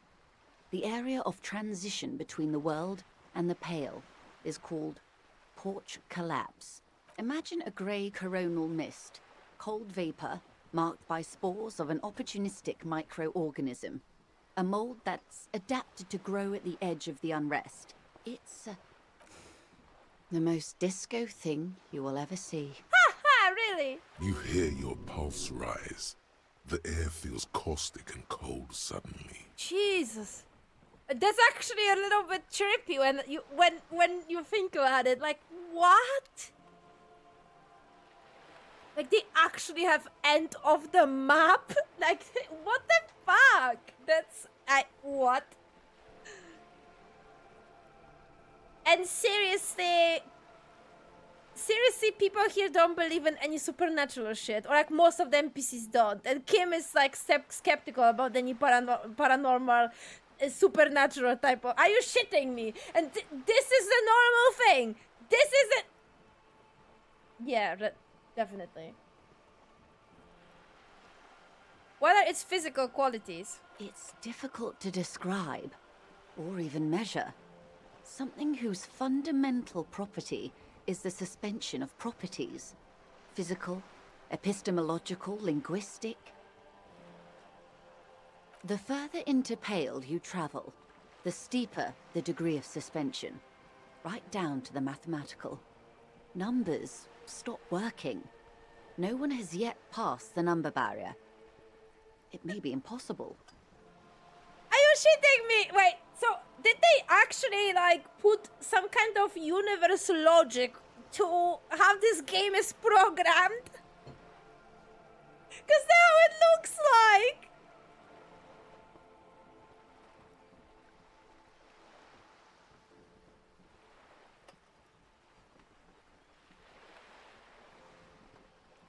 If we are surrounded by Pale, how do you get from Isola to Isola? Oh, it is so difficult for us. It is possible to force dimensions on the Pale. In modern times, we can even compress its latitude, bouncing radio waves from one end to the other, shortening the path.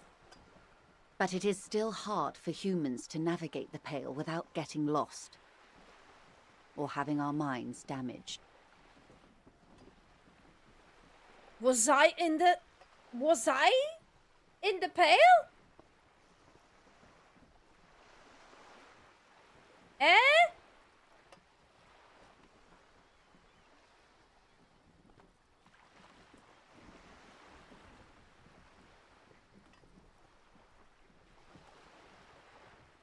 Is that how the wait? So that.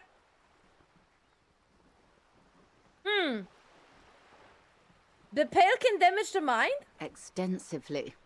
How? Some say the damage stems from extreme sensory deprivation.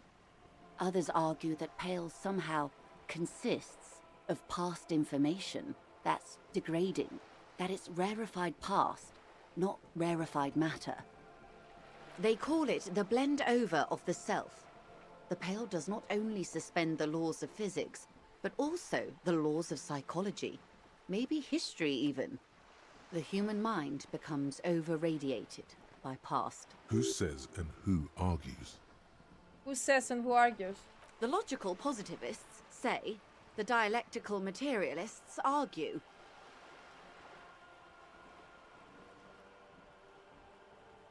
It's like they believe in supernatural. You can't believe in something that you know for sure is real, no matter how strange it is. That since I'm pretty close to an idea of a living saint with supernatural abilities, they don't have to be believe-in. They are well-documented historical figures. Still.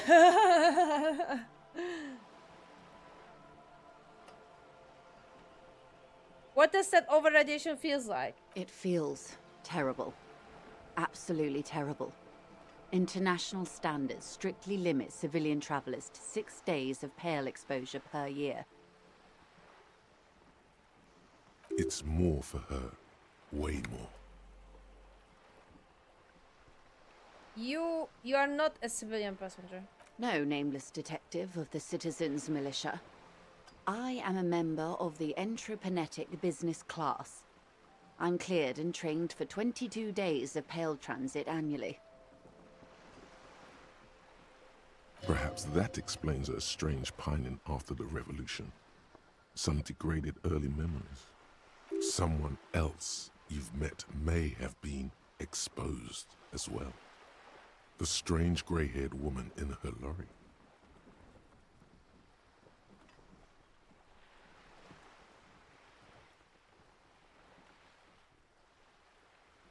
Do lorry drivers pass the Pale? Yes. Carried in the hulls of airships.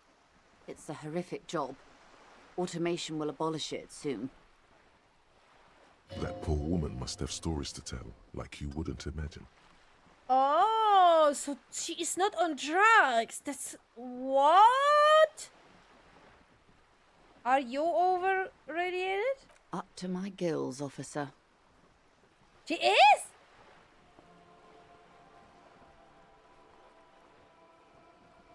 What is Entrepenetics. That is the scientific study of the Pale, or a recent iteration of it by way of grad. The study of the Pale reaches back 6,000 years. The Pericarnassians called it the Western Plain. They had not traveled the entire circumference of the Pericarnassian Super E-Solar. It was not merely in the west, it was everywhere, even then, surrounding them. Did they cross it? The Western Plain? There are signs of pre-modern crossings. Successful navigation of the Pale relies not just on technical know-how, but intensive psychological preparation. Some of these tactics have been known for thousands of years. What has phonetics changed then? Nothing. We remain powerless before the Pale. The only real advance in Pale transit is the speed with which an aerostatic craft can pierce it. Less exposure leads to less effects later. Aerostatic craft? Hybrid airships, Detective. Conventional rotors or jet engines no longer add velocity after the point of reference for motion is suspended, once you've crossed from near Pale to far Pale. In essence, we throw them in and they come out the other end. If we throw them precisely. If we do not? Then they don't. Gone, like a skipping stone beneath the surface. What? Okay, so, wow, so it's like... That's interesting setting when you think about it. It's like... Technically sci-fi, but not really. It's... After communism society, what? Sci-fi? What?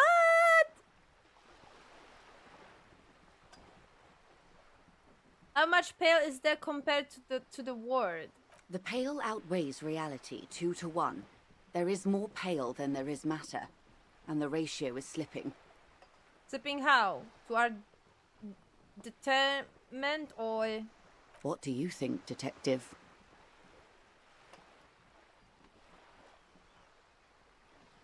I don't know, I'm hoping it's growing. There's more and more of the Pale. No, but I would like to believe that there is actually more like actual lands. Oh no, Detective. It's not. Fuck. One of the few measurable effects of the Pale is that it is expanding at an unknown rate. An intuitive conclusion of that development is that one day the Pale will cover everything.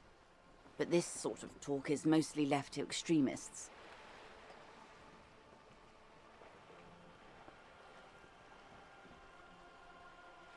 Cover everything. That can be. Where will we go? Most people, and indeed most private and government sector organizations, entire civilizations and religions even, find handy ways to ignore or downplay that knowledge. I suggest you do the same. Off we go. You see the hanged man's mouth open. Off we go into the wild play yonder. One and all. They say Pale is death, but for the universe. Why should we just leave, and the world get left behind? Yes, sweet reality. But before we do, tell me, Detective, is this the first time you're hearing this? Do you really not remember anything?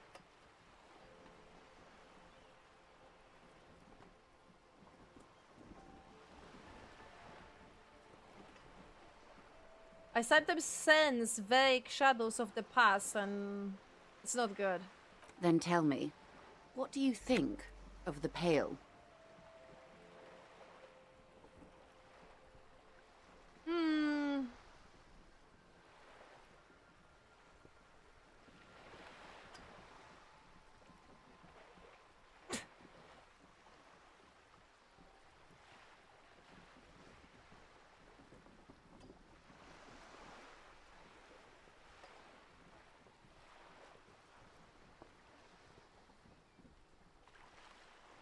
I don't know how you all survive with it. It's a huge accomplishment. You really didn't know. This does not spell good for the investigation, Detective. If you don't know even this, then...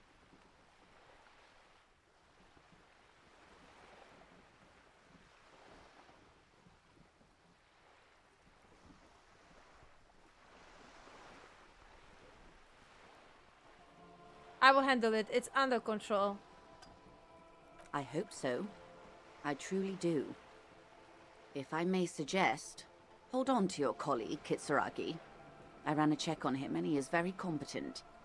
In the meanwhile... Some of that assurance is meant for herself, as much as it's meant for you. She must have a lot on the line here. You have me. I will assist you in any way I can, even if we have to do it one basic term at a time. Good. You have not passed out from it. Perhaps I worried for nothing. Are we still on the reality lowdown, or should we do actual police work now?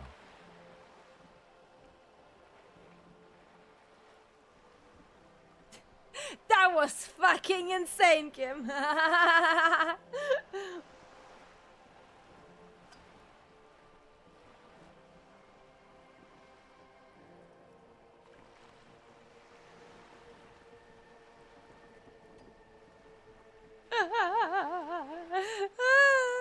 I don't know. I am torn between 1 and 2.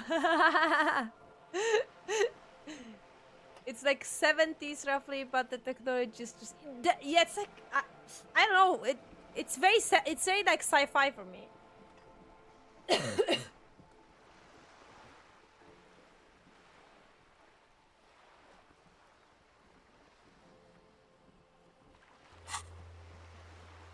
Like, I mean, those like graphic dices should give me some kind of idea, I guess, but still.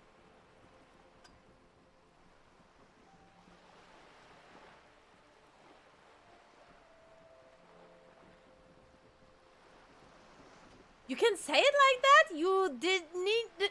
How do you even say that? You need not have worried? Is that even correct? What the hell? That's funny. You do not have to worry, I think.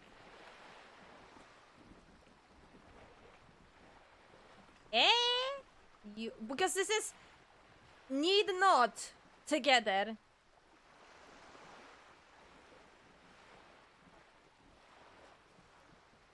How do you even say that? Like, it's like a tongue twister. I can't even say it.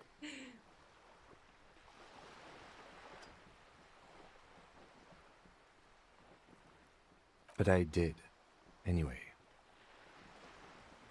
He looks around and it's uncomfortable now. Damn it, you're a grown man, the lieutenant thinks. Shouldn't have gotten protective hair. Ah!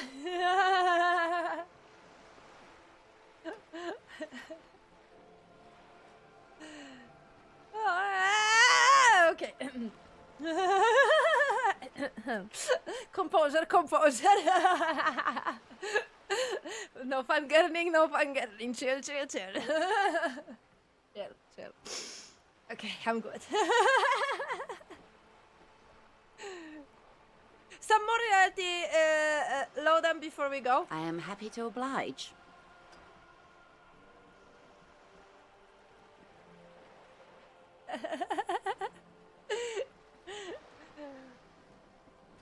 God damn it. Now I am curious what he would say when I say, Kim, this is fucking crazy.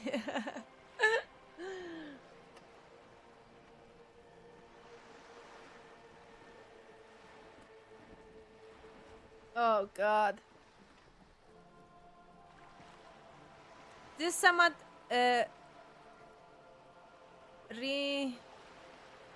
reminiscent of the fact that eventually the game will be forgotten by everyone at the world will gradually disappear, and that's how I see it. Yeah, I mean, you can, like she said, that you can feel like numbers, and this is like code. They basically put the whole like development of the game as like the core of this universe as well, and like storytelling. What the hell? This is insane. Genius. Like seriously genius. And this whole like void thing, it's just like the end of the map. Like what the fuck? This is genius.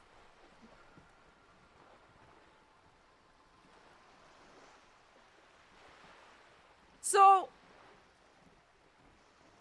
I actually don't remember. Is there any like what's the expression? Fourth wall?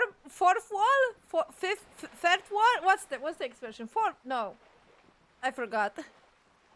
I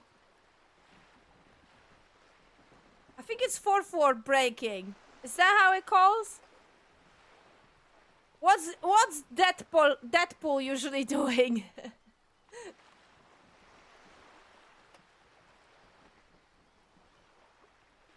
Like, is there a moment when actually NPC is referring to you? Like, you as a player?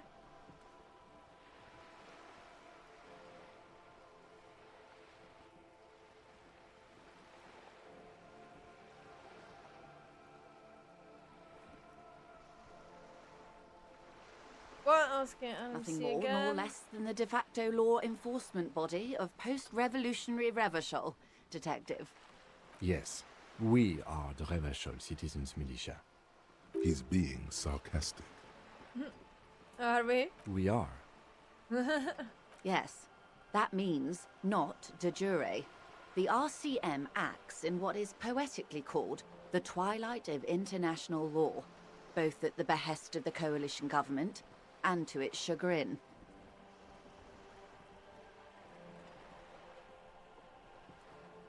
Permit me to conclude with this. Who you are to me is the... Okay, And if should I those say that? authorities drink so hard they need help recalling the basic terms of reality, well, I am here to help. I think the Matrix movie helped them create this idea. Oh, was that a thing in Matrix? Actually, yeah. Oh man, it's been ages since I watched the whole trilogy. No, I am not counting the newest one. That newest doesn't count. The trilogy.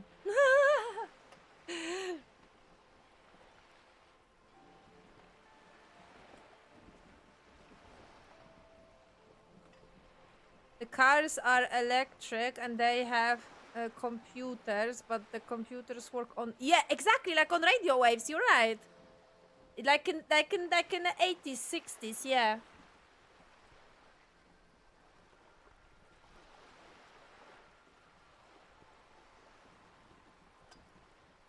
There is no fourth wall breaking? Fuck! That would be perfect.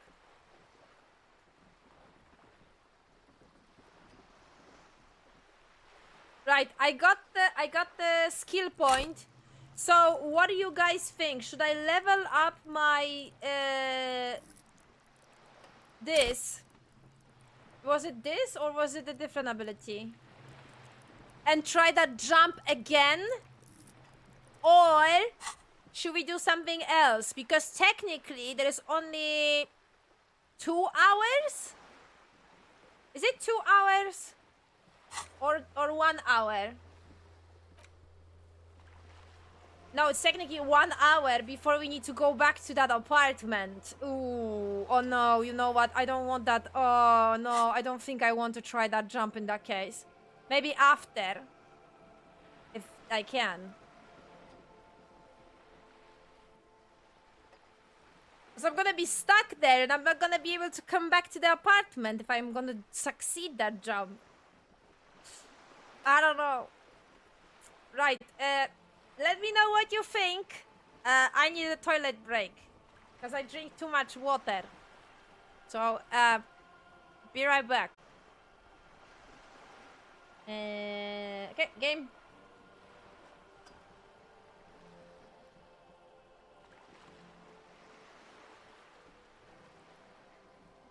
I think you will still have time to jump later. You don't have 100% confidence that this jump will work on the third day. You will be able to get more questions and experience points to 7 attempts to jump. Maybe you will find items to jump. Well, remember that this is my last point that I can do. Like, I can't level up past this. Like, this is it. I can only have 4.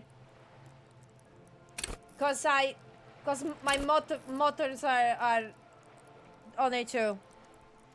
So all of those skills, it seems, are only 2. Or maybe they are like that from by default. I don't remember actually. If depending on which you have like as your prime, maybe that means how many slots for points you have. I don't remember if that's the case. But still, this is my max. So if I'm gonna spend a point now and fucked up this jump, I don't think I can do anything. Like, it's already, you know, it's fucked. And the only thing that's left is sealing that ID. No, I'm not doing measure head. Fuck measure head.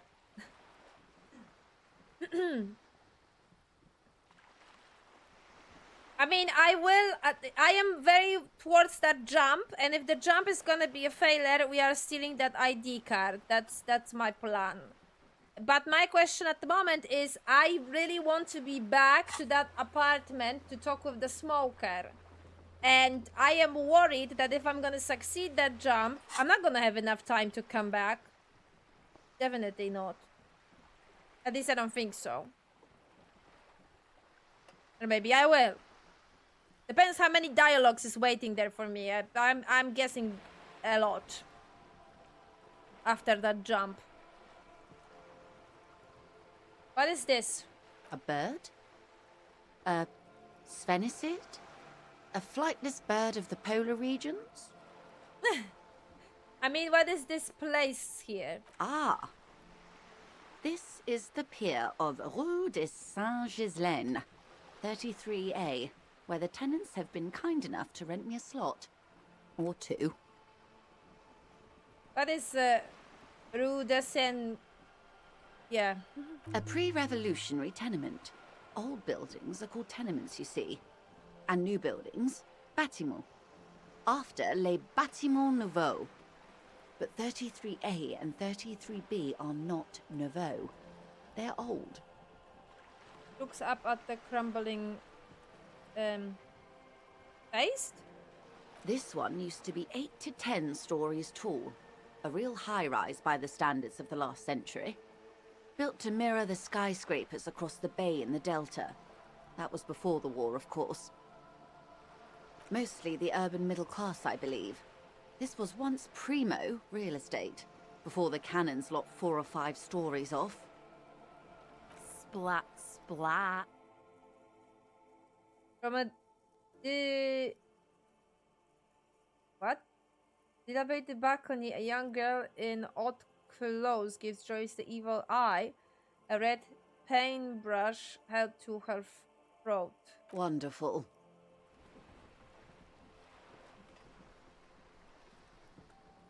What is it? What is it? That point to Cindy. Let's go. The girl in the old lady rags. Yes. Looks like a sullen and rebellious member of a teen infraculture. Infraculture. Yes. You and I belong to the supraculture. We're common, the herd. The music on the radio, the food in the chain restaurant, those are all too popular for the girl in the old lady rags.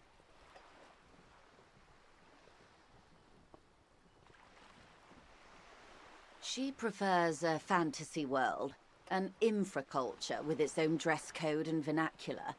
It is an illusion, I'm afraid. There is no refuge from the supraculture. Okay, now explain the same thing, but to a child. Young people who dye their hair funny colors and wear old people's clothes are stupid, and their little rebellion is self-defeating. All right, what next? Suddenly, you're not so sure you're part of the supraculture. I think may be part of the infraculture. And what would that be? Disco. I can see that, yes. I dabbled in those dark arts myself, not so long ago. I assure you, it was a thoroughly supracultural phenomenon. All permeating. Downright mandatory. Nothing infra about disco, baby.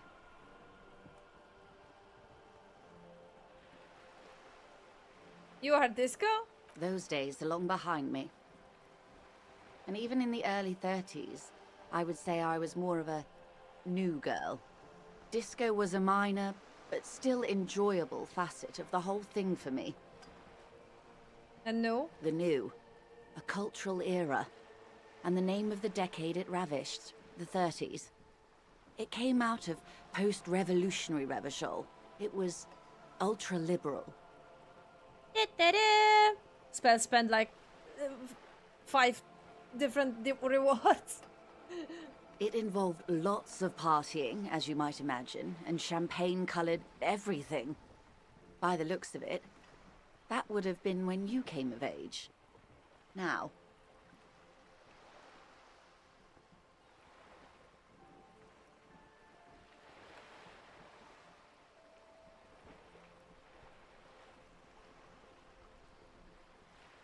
Got it. Let's take it back to reality center for the next one.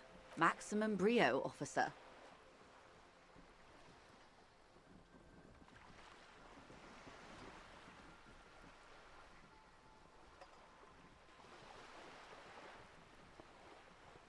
Okay, what is this? A cure and for puffery.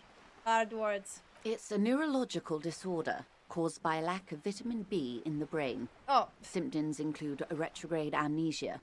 It's quite serious. You should get yourself checked out. She conveys it in short, cold bursts, trying not to invest too deeply in the condition of this doomed detective, in case he goes down later, souring the entire portfolio.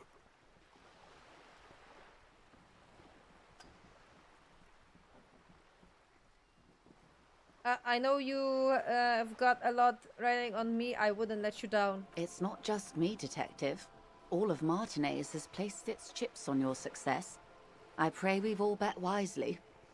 What causes phobia? Well, it's either bariatric surgery or long-term alcohol use. Definitely the drinking.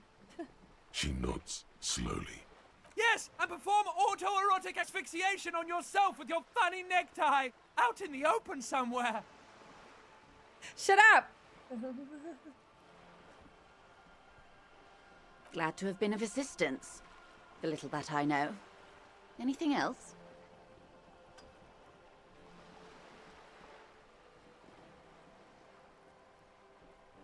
Okay. I think that's it. That is it.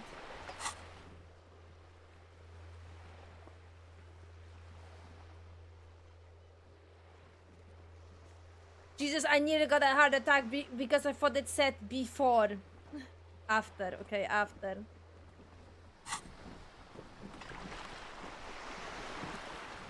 Yes?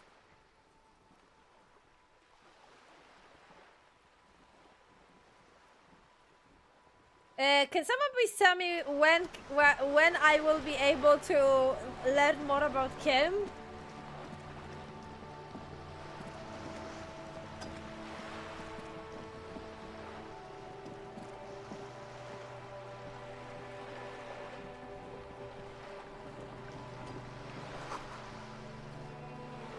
Because I'm guessing Yes? if I'm gonna do this, What about me? he's not gonna tell me anything.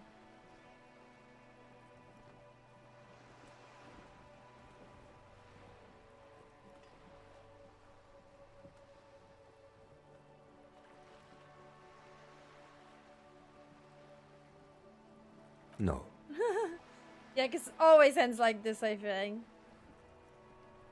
Your brain sends the signal to your lips, but they refuse the order. That's a funny one, Something though. is paralyzing them.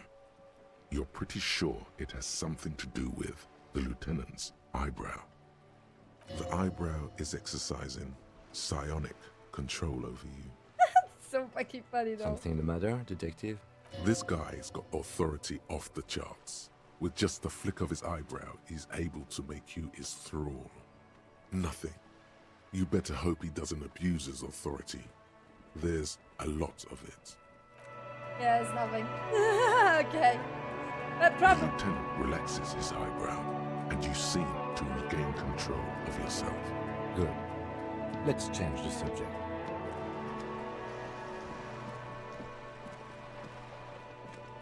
Probably later on, I'm guessing. I'm guessing the more days pass, the better.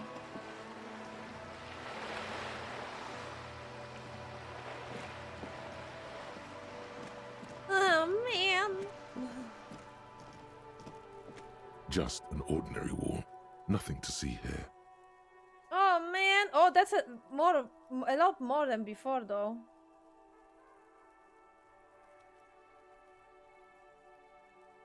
Still low.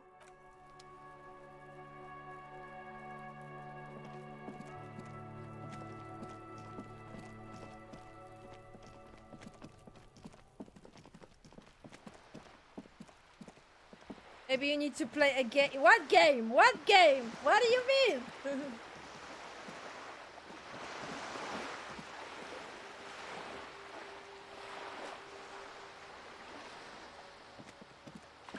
There are various events that can happen. Oh my god. I don't feel good about missing something.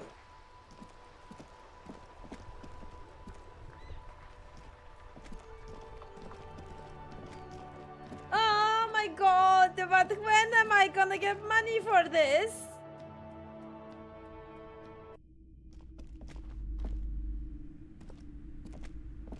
A small mountain of colorful board game boxes. There are numerous types of games for all ages. A lot of shelf space seems to be taken up by Wirral-related merchandise.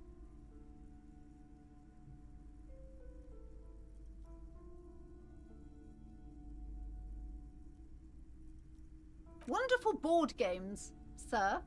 The Viticulturist is a classic for sure, or perhaps you'd like Archipelagos of Insulinda, a very educational game for those interested in geography. Raubritta is a fun game of economic competition, but can get quite intense after a while.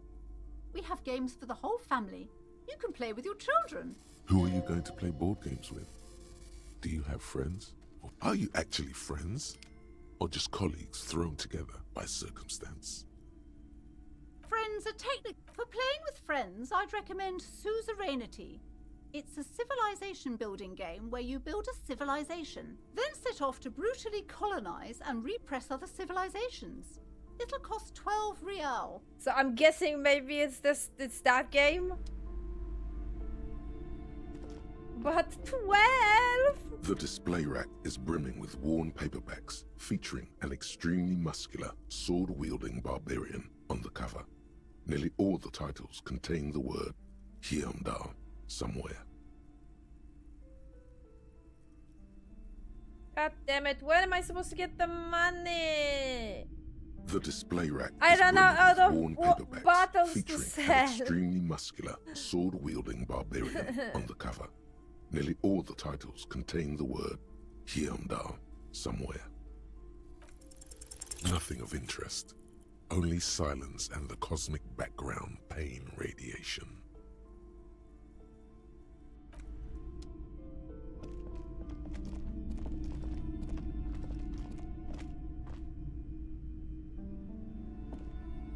Shelves filled to the brim. Shelves full of biographies of famous people, whoever they are.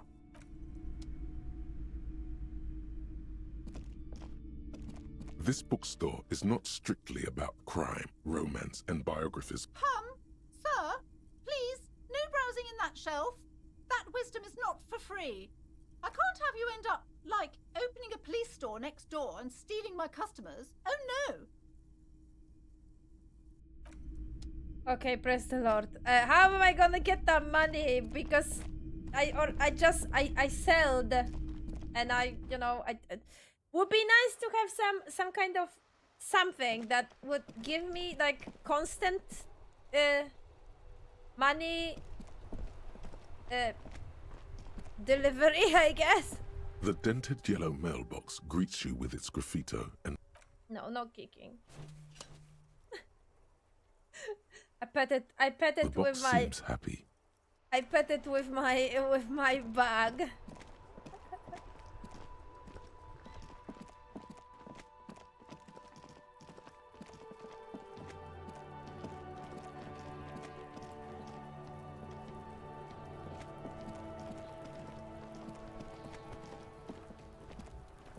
The man before you is naked, but for a pair of underpants and white boots. His skin is marbled with decaying veins. I was hoping I could try again but I don't think I will be able to try that shot again. Sadness.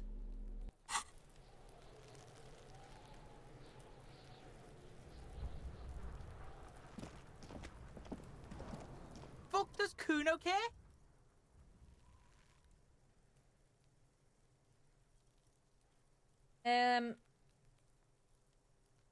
I only know that his dad is like a little bit not normal. That's it.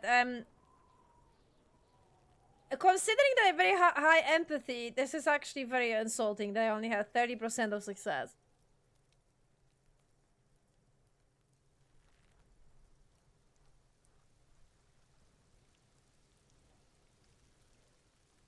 The fuck do you want with it?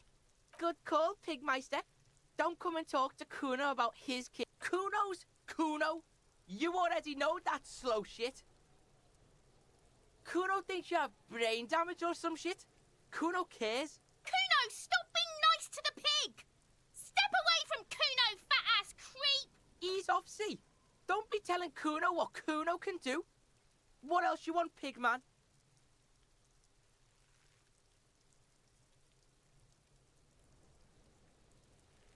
Yeah? The kingdom of Kuno? The fuck do you want with it? Yeah, whatever. Kuno doesn't give a the fuck about it. I know, nothing new. I can tell you can do that testing- throw. Get lost!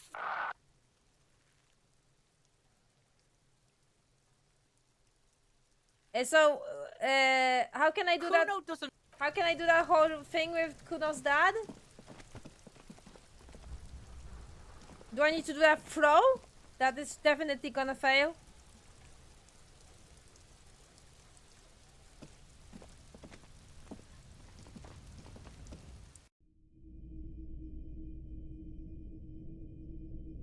You're not sure. Because I think I remember that you can find something in that apartment building. Am I flipping? Am I losing my mind?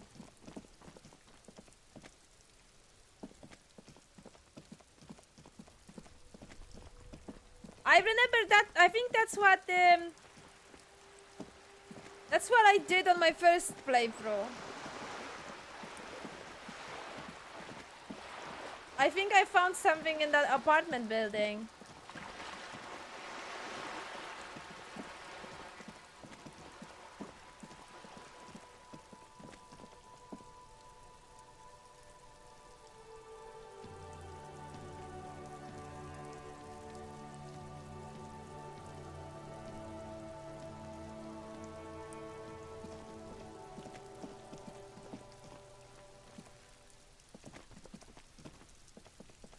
Or I can always read the book to pass time, technically.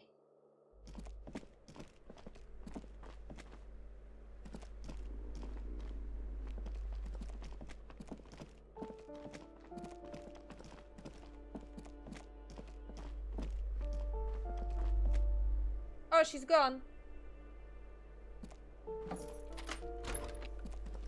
The real estate agent.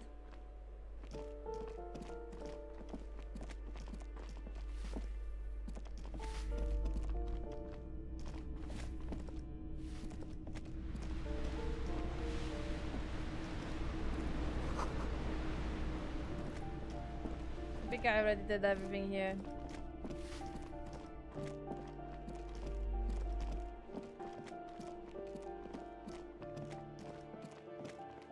Alright, time to find some...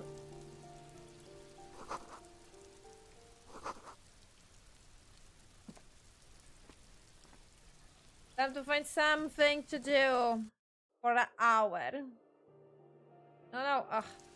Shit.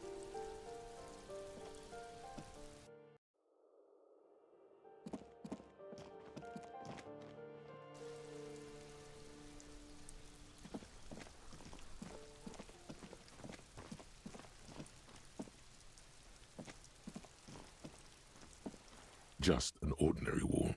Nothing to see here. I just can't fucking believe it. It's only 30%. Well, 28. It's so... And then you have 2 point... What the fuck? How is my conceptualism? Is it that bad?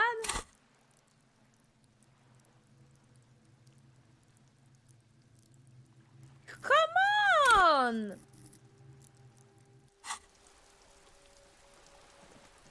Why only 30? Just an ordinary wall. Nothing to see here.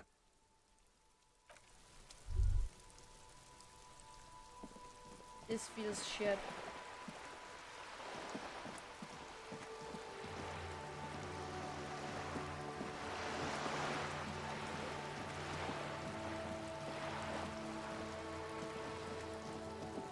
Ah.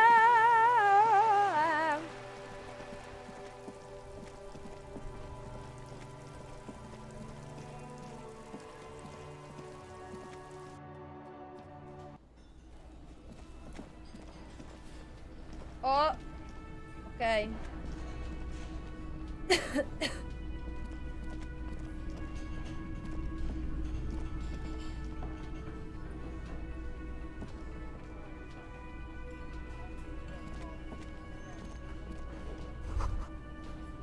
That sugary black rum stain on the counter makes you teary-eyed with joy. It's almost touching our syrupy... Oh, excuse me. Do you have something better to do than lust for sweet syrupy rum and lemonade?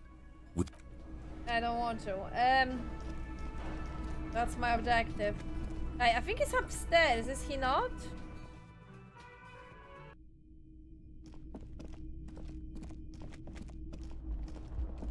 Or maybe not? Where's that guy?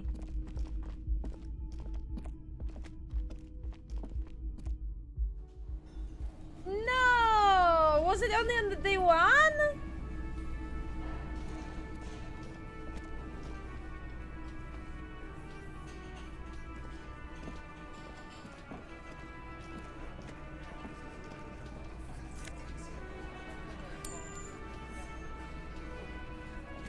Oh god! God fucking damn it!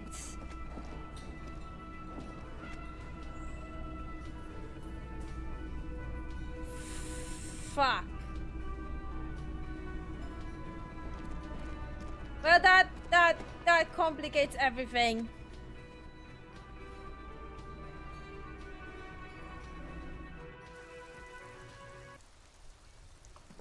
Well, in that case, I think I'm gonna have to bend my role because I really don't want to do that whole thing with Measurehead.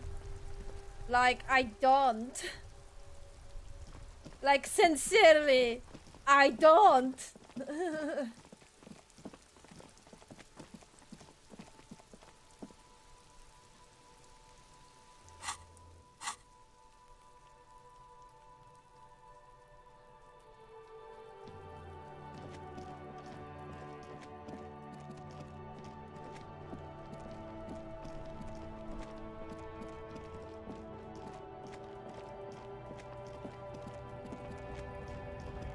Oh, it's still here?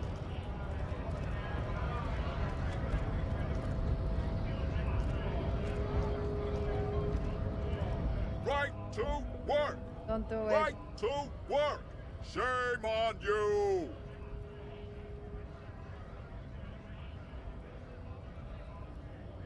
No, I don't want to give him any info that I know.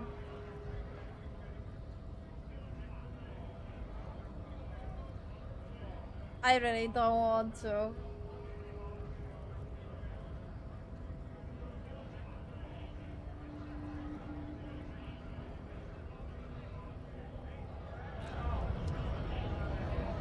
Right to work! Maybe he's gonna be very nice. Work. Shame on you!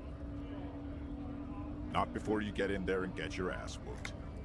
Learn by failure, I always say. He might have some advice, but you got to at least try to fight Measurehead first. Return if you fail. Ah, fascinating. Okay. I guess that's an option.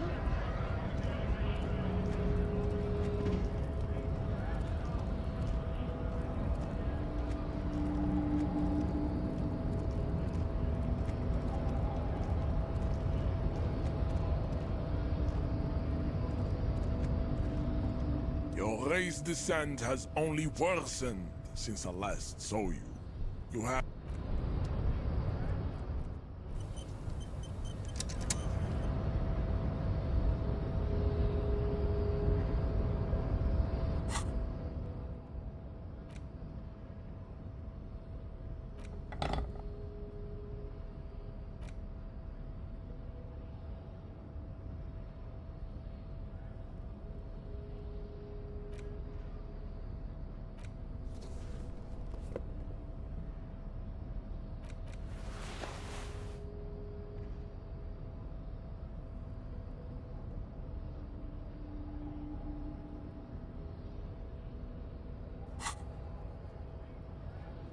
What map? Box of sunglasses? Your race descent has only worsened since I last saw you. You have really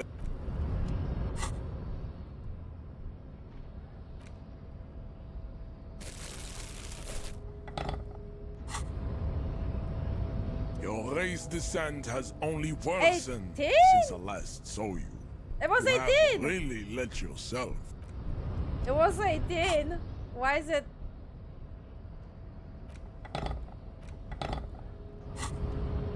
Your race descent has only worsened since I last. Am I losing my mind? Was it 18 and am I losing my mind?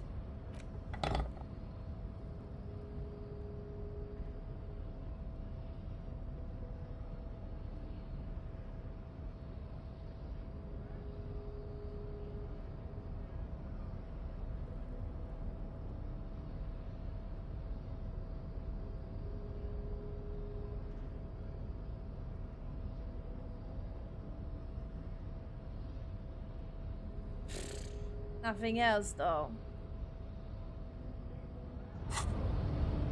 Your race descent has only worsened since I last saw you. You have really let yourself go. What did you expect? Ow, ow, ow, ow, How ow! did this happen? Your little fist is in his giant hand, and he's squeezing it. It hurts. You must be out of your mind, degenerate drunk. Say it. I am a degenerate alcoholic. Fuck you. Your fist cracks in his hand like a ripe apple. Pain shoots up into your brain as he's twisting it more and more. Shit. The words to the song have changed. Say, I am a violent drunk. I'm not. I'm trying my best to change. No. Your hand twists in his grip and the pain blinds. Oh my god, he's gonna kill Still, me! you press the words out of your swollen mouth. Good. Now leave before you humiliate your homoerotic organization any further.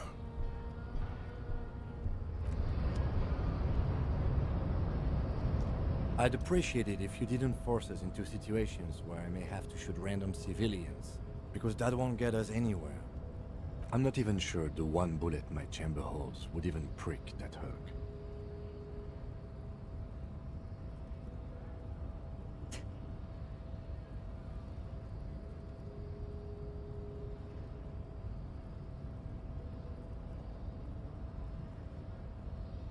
How else are we gonna get through the gates? There must be some other way. Let's go see the yard again. It faces the other end of the harbor. We're done with Measurehead here. But I was fighting bad, unsavory ideologies. I'm a hero. We're not here on some political quest. We are here to solve a crime. Don't make the situation any more volatile than it already is. But he is the one trying to provoke me! And you're just going to let him manipulate you like that? Okay, I was trying to assert my dominance over him. We're not here on some political quest. We are same here one. to solve a crime. Don't make the situation any more volatile than it already is. Right, fine. Got the. I want to do it again. He proceeds to do it again. Let's think of something else. No. You should do it again. It's the last thing he'll be expecting.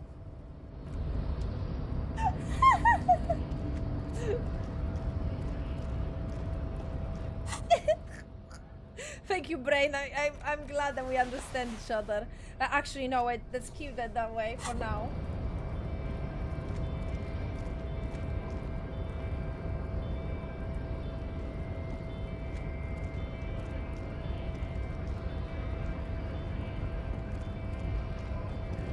Okay, I failed. What do you give me? Nice aggression with the native. Don't let the chief fool you next time. You don't need to be that up in his face. Leave yourself space to move. Not bad advice, actually. This might do the trick. Let's talk about our right to work.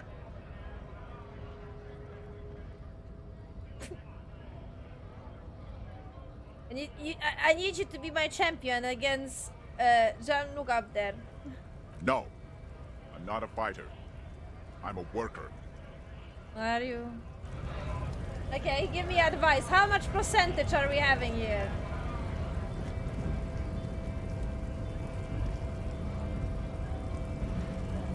I guess getting past the man ain't that simple after all.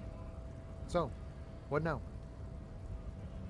Measurehead thing didn't go well for me. Could you help me with somehow? Sorry.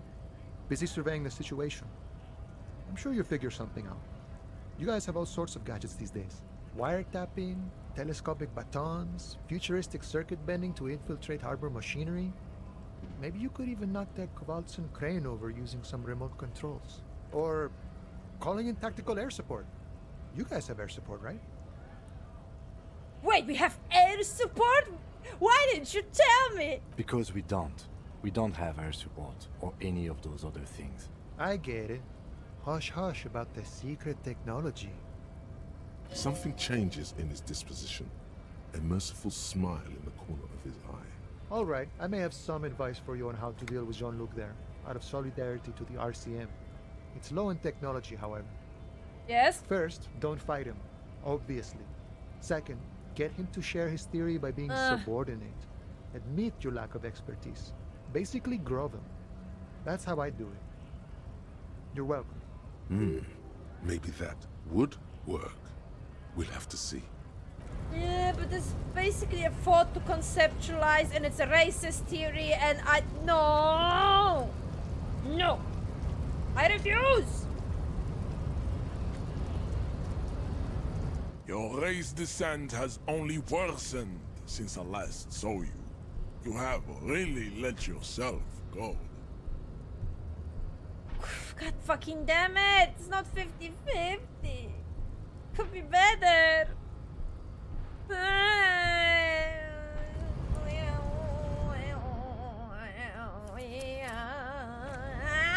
Stupid game! Stupid dice froze! Your race descent has only worsened since I last saw you. You have really let yourself go.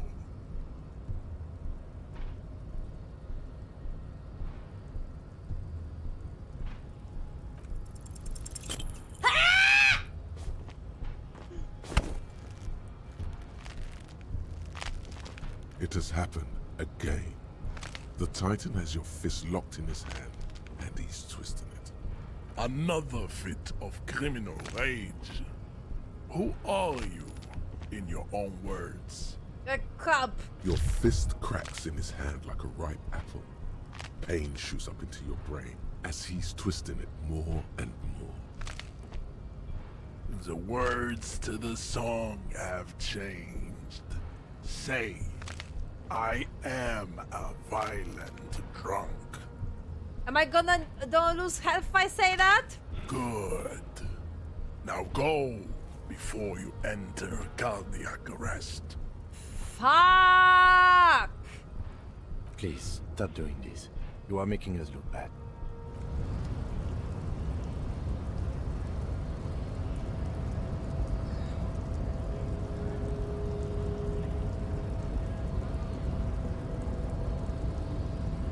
I am very, very pissed.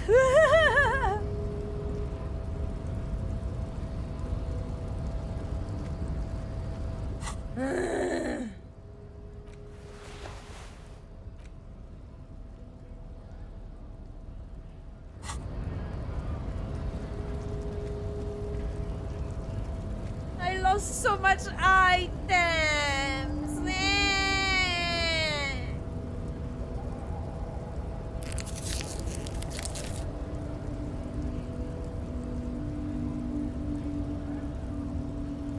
I wanna reload. I really wanna reload. Oh my god. This is so hard.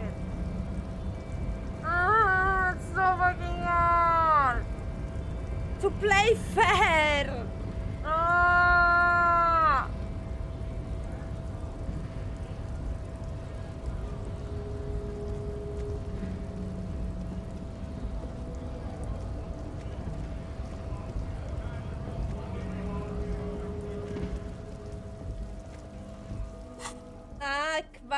But can you imagine if I would succeed?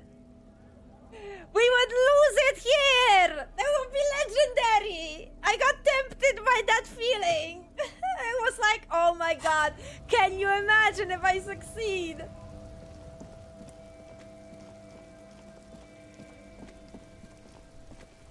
Right, I have an hour. I have a fucking hour before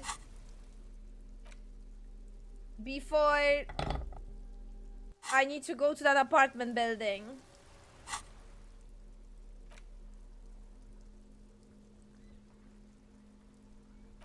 I really don't want to do it's this. The letter you found in the trash. A cabbage of papers hanging from the board. This is shit. With the permeables drawer inside. No, I'm not doing It's it. barely held together by a clip, then made complete by the faint smell of urinal cleaner. Right, what do I need for that jump? Because I already forgot. Why is the camera breaking constantly? The zoom is breaking. What do I need for that jump? Which ability I need to level up?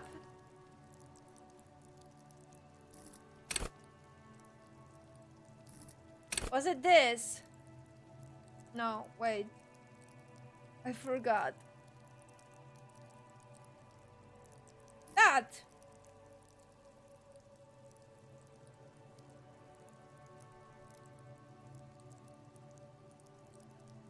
I need to check.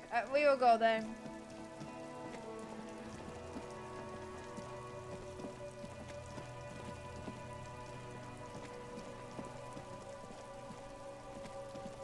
Oh wait, I can check on the map, can I?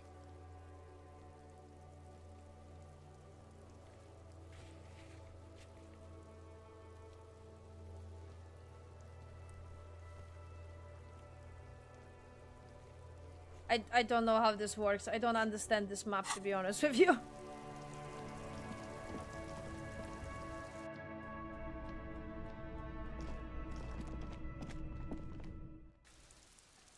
I would just go there.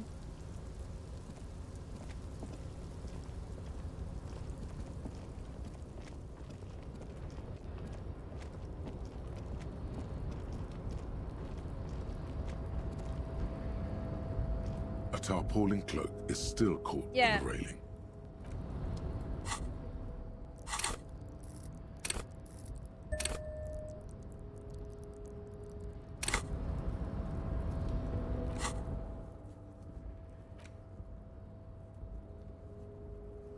No, it's still challenging.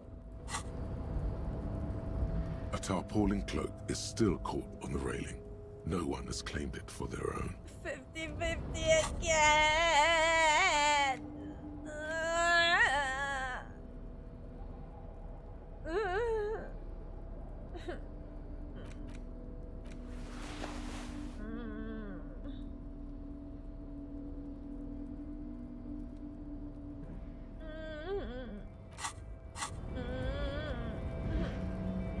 A tarpaulin cloak is still caught on the railing. No one has claimed it for their own. I don't want to do it. Can someone press the button for me?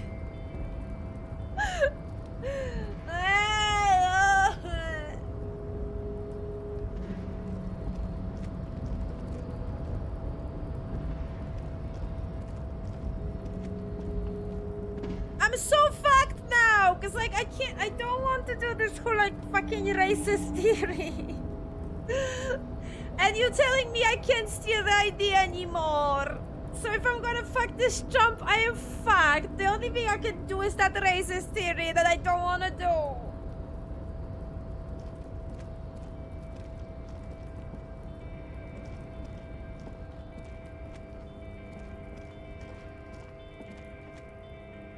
I don't want to do the jump now because I want to go to that apartment building. I still have an hour. After I will try.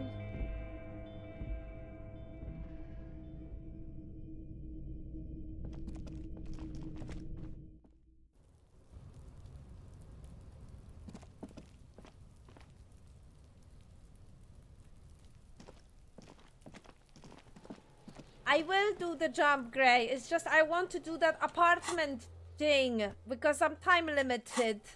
And I still have an hour for it. I will do it after I chat with the smoker. Because I don't know if I will be capable. If I do the jump, I just don't remember if I will be able to come back.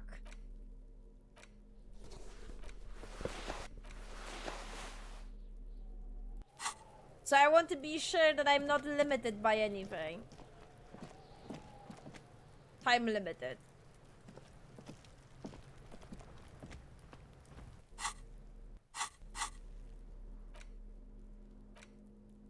Medicinal purposes of the pill. The cover. Flipping through the book, you find a number of sections on the... You come across the following explanation. While modern pharmacopoeia are continually updated by so-called experts based on the results of clinical trials, readers will find assembled here the timeless wisdom relied upon by generations of traditional Seolite medicine practitioners, Mesk mystics, and Ilmaran folk doctors. It's all quackery, in other words.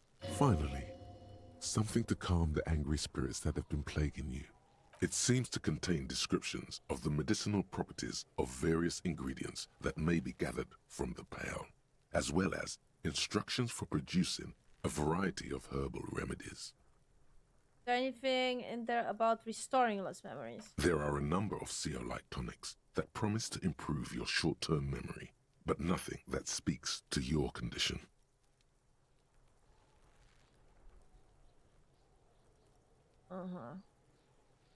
Want something that will soothe the discernment of my existence? What you're describing is booze. You don't need any herbs for that.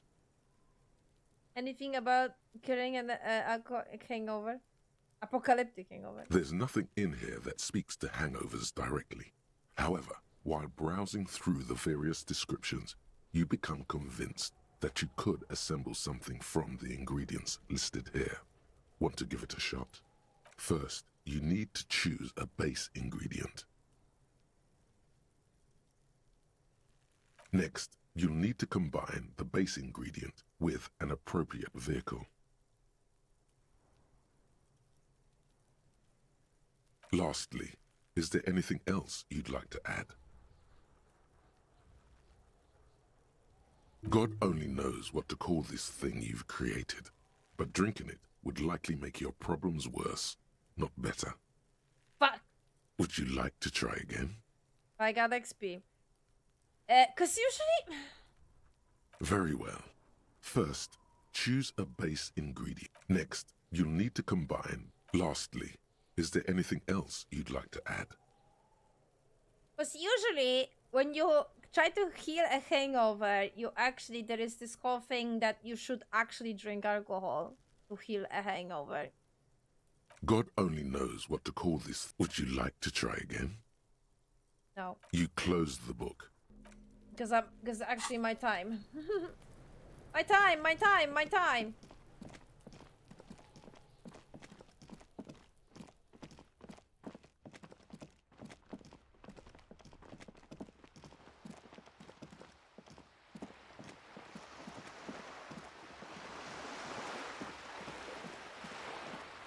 No, walk.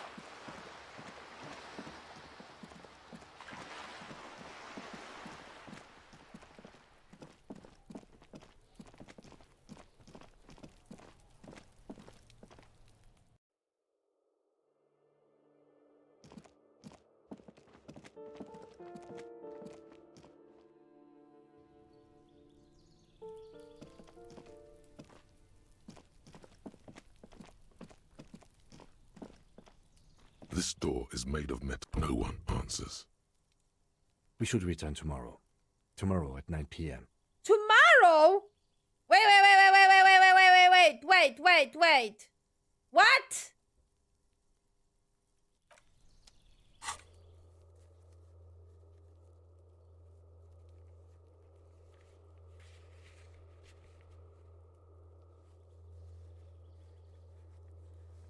Did I fucked it up?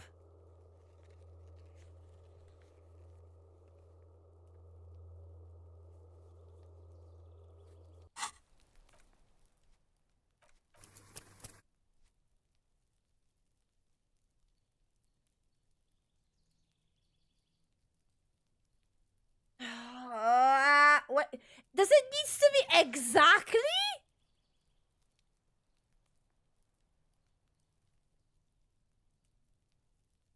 I'm confused.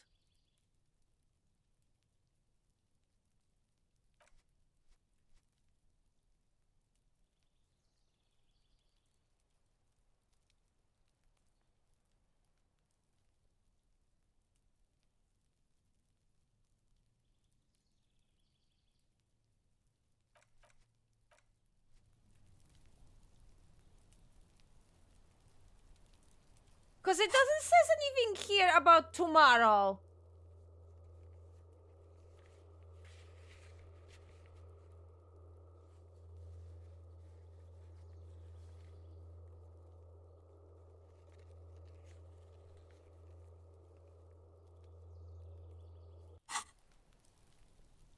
I'm confused.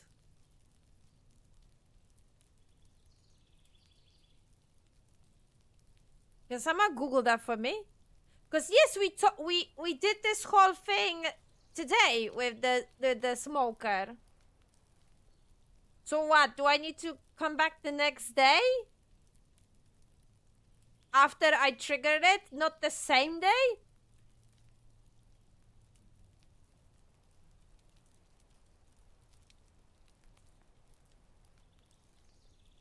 Eh?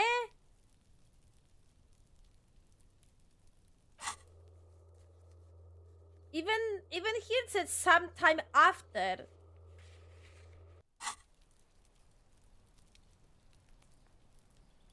The fuck?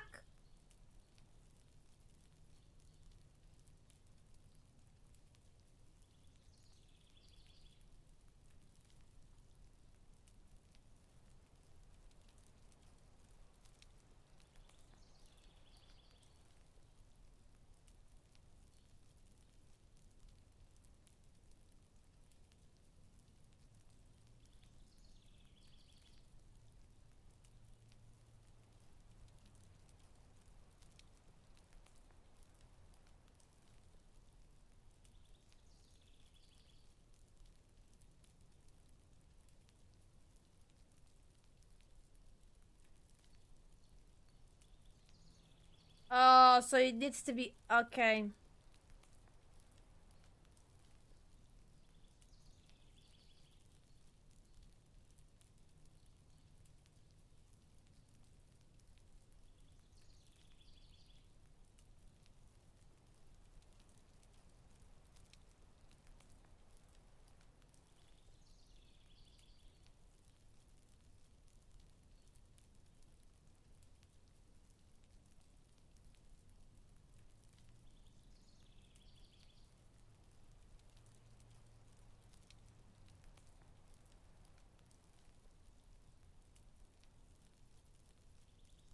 No, I took him second day because I had too many. I already talked to too many people. It was already very, very late. I didn't talk to him on the first day. I talked to him this morning on the day 2.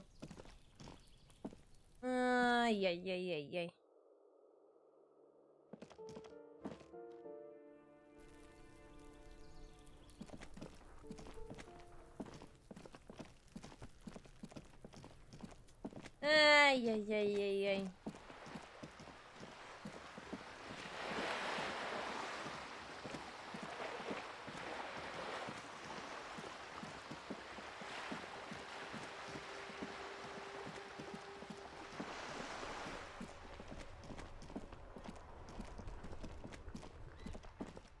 I guess.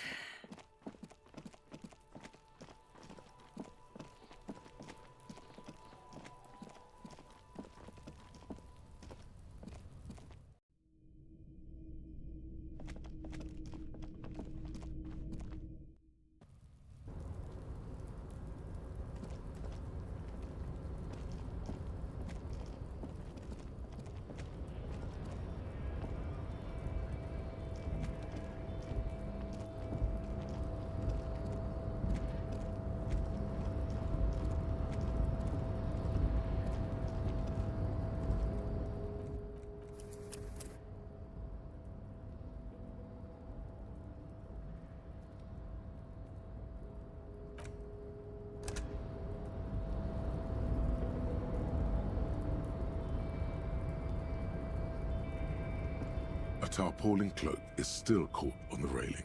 No one has claimed it for their own. I don't want to do it. I really don't want to do it.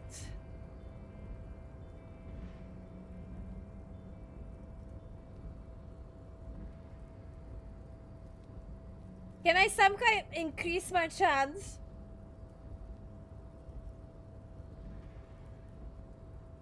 Is there anything I can do to increase my chance? Because it seems that 50-50 is not enough for me.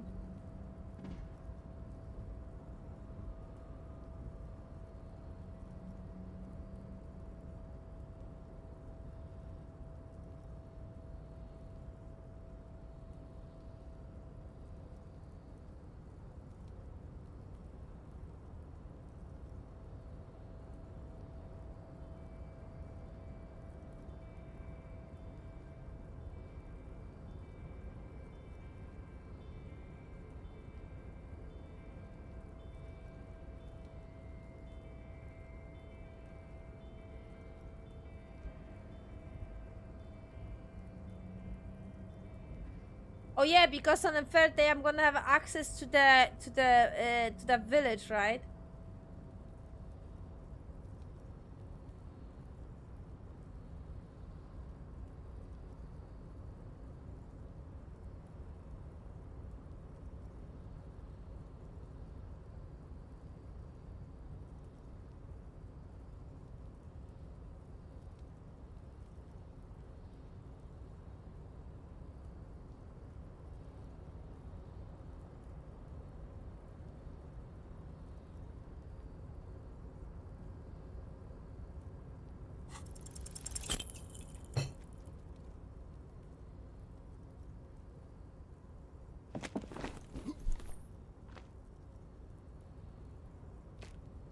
Nope, no.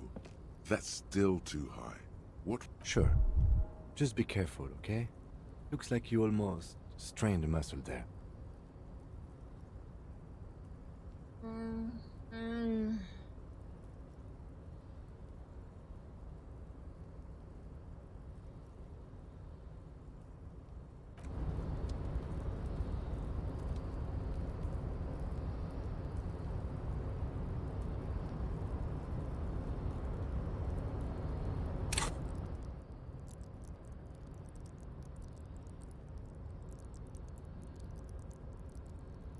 I want to reload very badly.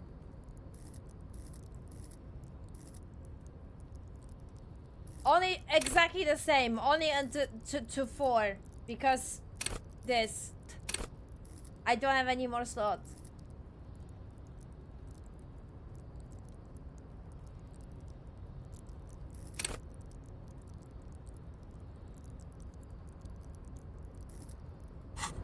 It seems like a waste of time and points at this point. Literally.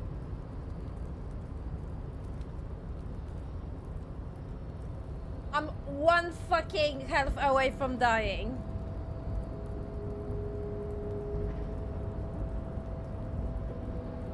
I don't know what I'm supposed to do now. I have no fucking clue.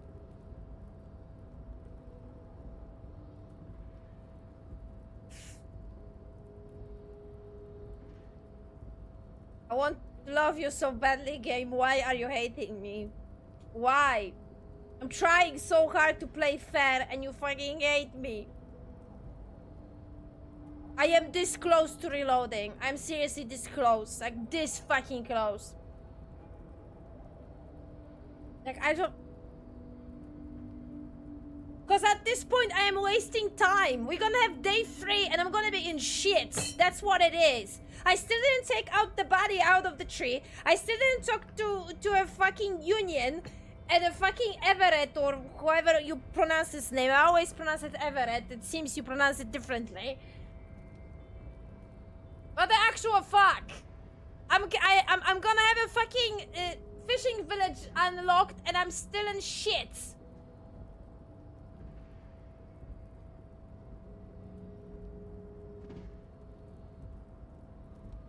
Still have 2 fucking days. 2 fucking days before the riot, the whole fight riot is gonna start. I am in shits. I don't like this. I really don't.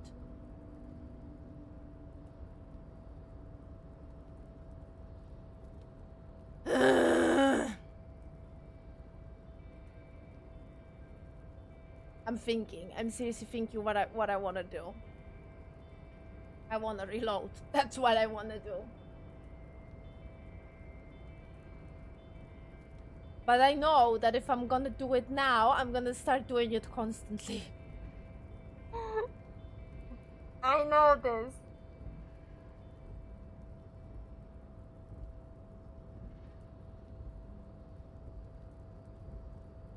Are the Frozen restarting each day? Do I need a level?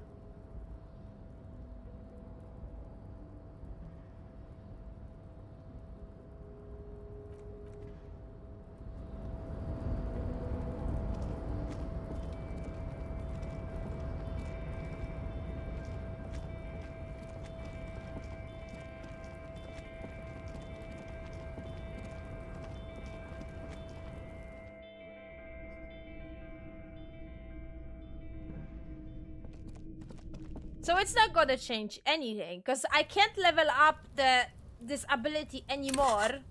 So level is not gonna change anything because I can't level it up. And I don't have any item that will do it as well. Or I don't recall, is there anyone in dialogues that would do something? I don't think so. It's you again. What is it?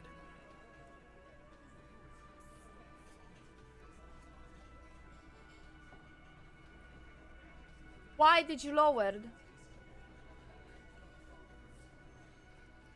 I think you were higher.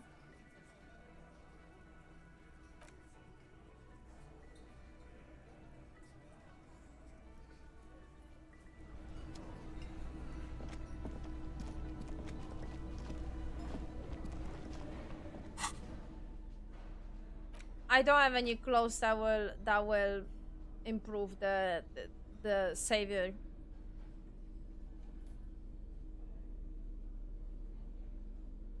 No.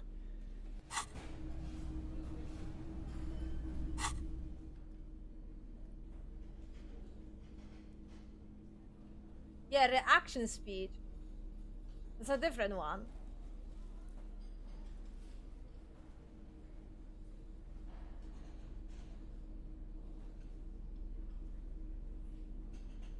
But it's a different statistic. Doesn't affect it whatsoever. Savior is the statistic that I am interested in.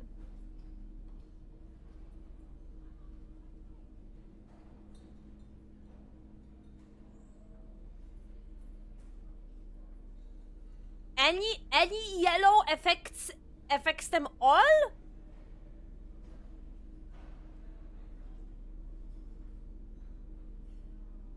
No, it doesn't.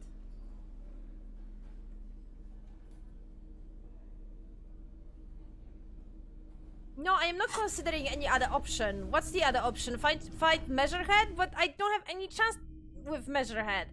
And again, still feels like a waste of points because this is not what I want to like leveled up in general.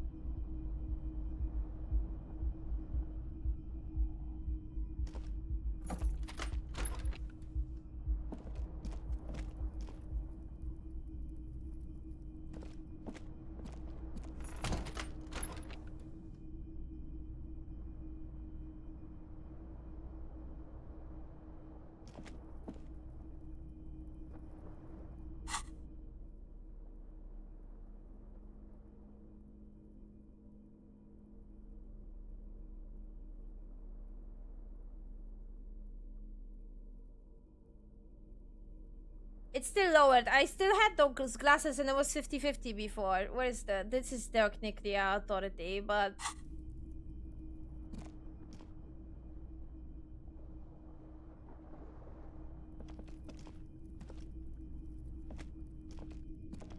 A mirror hangs on the bathroom wall. In it, your face, adorned. Fuck, 3%. Yeah, definitely, I'm doing that. Yay. Don't like this. I really don't. This is something that gives me a lot of pain.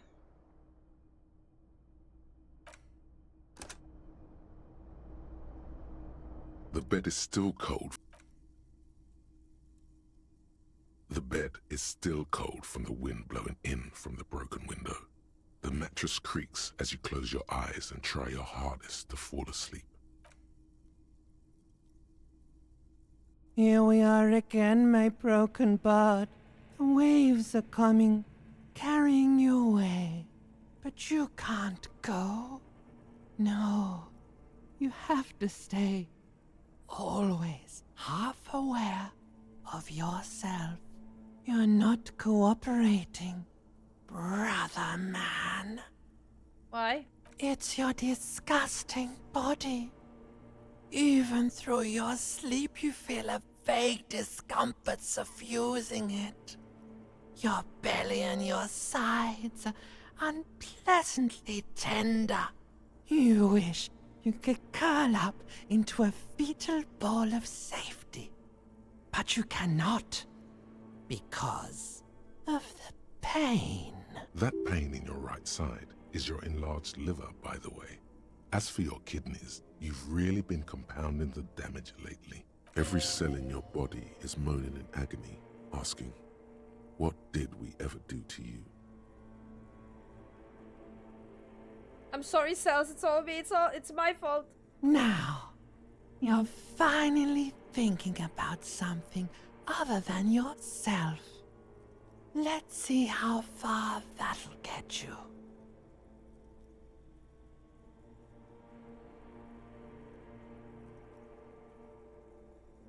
I think I need medical attention. Oh, yes.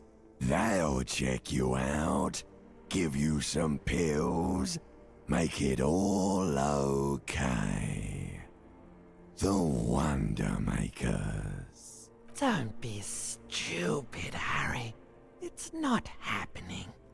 They don't make new kidneys and livers in hospital. All you've got to do is pray to God it passes and stare at the flickering darkness.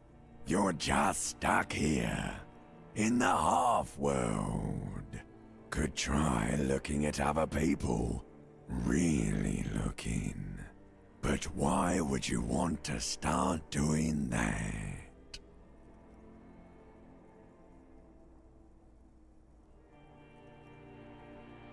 I will. I'm looking at people all the time. I like them. Sure you do. They're all so friendly, aren't they? At least they're interesting. Each one has a process just like yours, running in the space between their ears, full of secrets. What do you think you're doing right now? Coming to some greater awareness? Look at all these lights, blinking in and out of existence. Thoughts! You're just pretending that you're asleep, even to yourself, while the world goes on without you. Let it. Let it. But it never seems to let you go, does it? Time to rise and wipe that shining sweat off as best you can. Gather your bearings.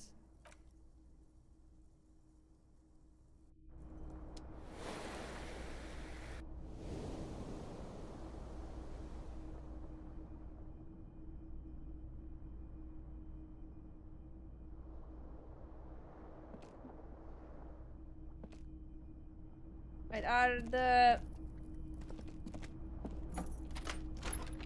Harry boys are always there now? Like always downstairs?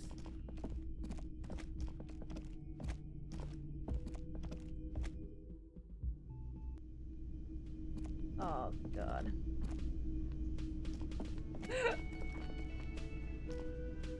Can I help you? forgot. Oh, it's that day. Oh, God. I don't want to play this game anymore. I am a perfectionist. Oh, God fucking damn it.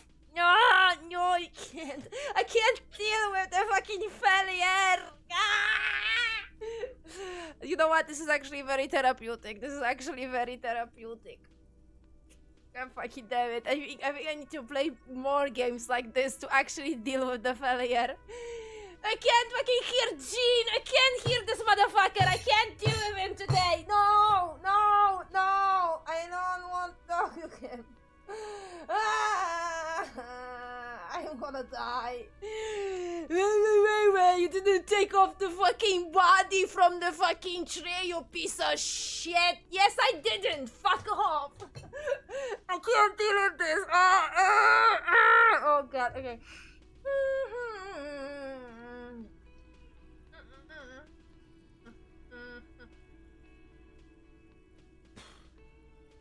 Okay, I'm alright. It's fine.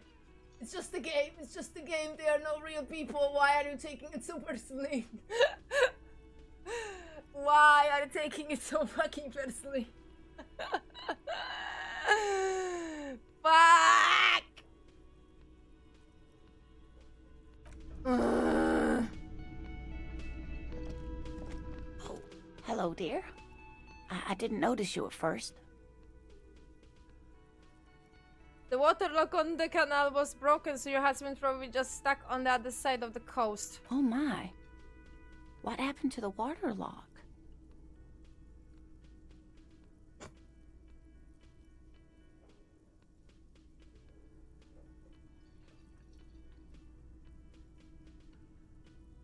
You may not believe it, but it looks like some maniac crashed his motor carriage into it. Oh, sweetie, if it weren't for you, I'd be looking forward to another sleepless night. Thank you from the bottom of my heart. Thank you both. You're welcome, ma'am. I hate to ask, but if your investigation takes you to the other side of the coast, please do keep an eye out for my husband. The quest for knowledge is never over. And if you see him, let him know Lena is waiting for him here at the Whirling. He gets so tangled up in his work that he may not know the water lock's been repaired. And it's cold out there. If I see him, I will let him know you're here. When or if I get there. Oh, you're such a dear. Thank you, sweetie. I have 70% now. There's really no point in manipulating anyone.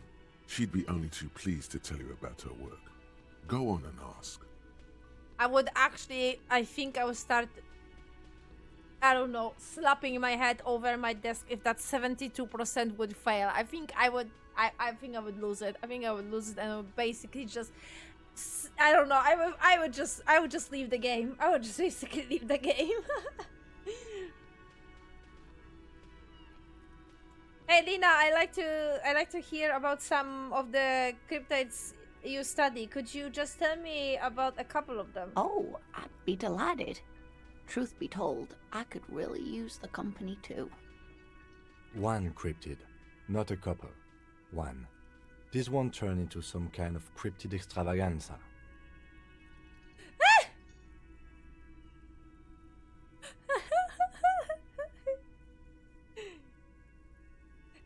Cryptic extravaganza? I like the sound of that. And I don't.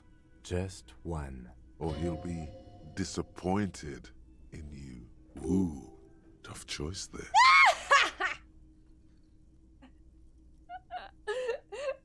No.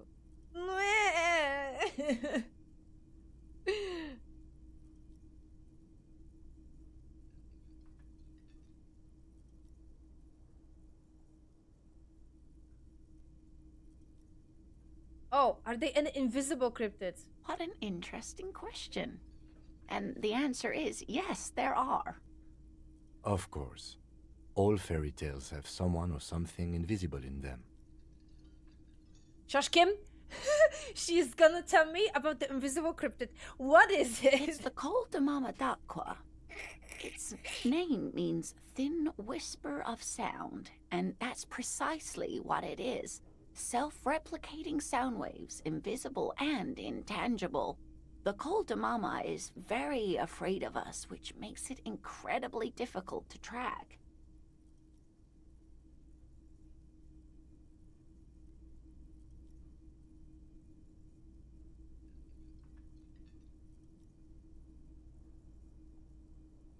Koldamama Dakwa can also be translated as a whisper light and low.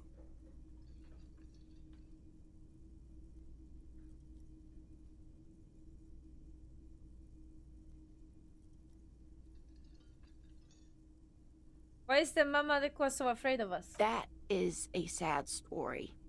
A group of university students assisting with the field work in their enthusiasm for the project, and no doubt because they were preoccupied with impressing their professors, nearly drove it to extinction.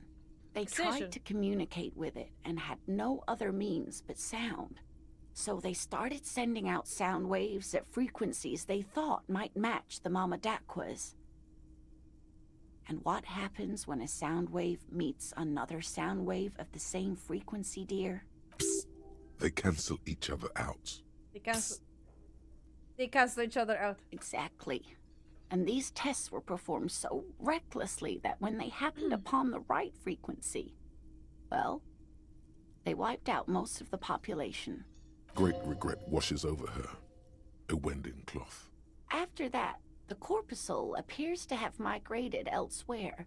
There have been recordings of anomalies similar to those spotted in Ea, but they've been few and far between. It's impossible to confirm the presence of any stable Koldamama Dakwa population anywhere. Of course. A common thread in these. Disappearance and unfalsifiability. I like the story, though, ma'am. I'm glad you did, dear.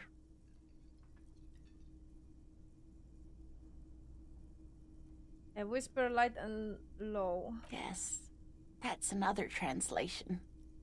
They're both quite lovely, aren't they? Although the low part is a little ironic. The Koldamama Dakwa makes, or rather is, such a high-pitched sound that other animals, including humans, can't hear it. It could be everywhere, all of the time, and we wouldn't know. Fine, I'll bite. How can an animal be a sound? Lieutenant looks at her skeptically. Many scientists have asked the same question. Some have claimed that it isn't itself a sound, but a tiny corpuscle that emits sound waves. But there's no evidence to support this theory. Could be here, right now? It could be. As I said, it could be everywhere. And we wouldn't know any better. It could be ringing all the days of our lives and nights. What do I have here? Ah.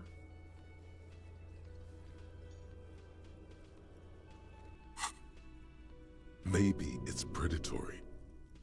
What if it's predatory? It's not. Don't worry. If it were predatory, we would have found it by the damage it inflicts. I wouldn't be so sure. What if the damage is also invisible? What evidence is there of this animal being a sound? Plenty. It's the evidence that led to its discovery. In the 20s, a group of Areopagite ornithologists, that is, scientists who study birds, were trying out a new recording technology for capturing sounds outside the range of human hearing. When playing back recordings they had made in the foothills of the Ea mountain range, they noticed certain anomalies, patterns that seemed random at first, but on closer examination were consistent with the waveforms of songbirds. Songbirds. The scientists soon discovered they could track and even predict what appeared to be feeding, mating, and migration patterns based on sound waves in a strictly delimited range of ultrasonic frequencies, even higher than those of the highest pitched bat calls. They realized that they had discovered a new species and called it the Koldamama Dakwa. after the Paracanassian name for the voice of God, which is said to be very silent. Wow.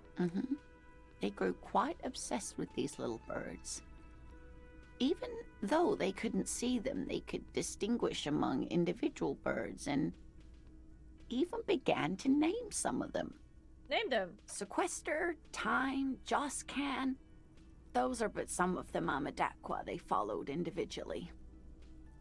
Interesting. What about... What about what? Okay. No, Kim said one. Did he say one, right? And then you would be very disappointed. Okay, one. Of course, dear.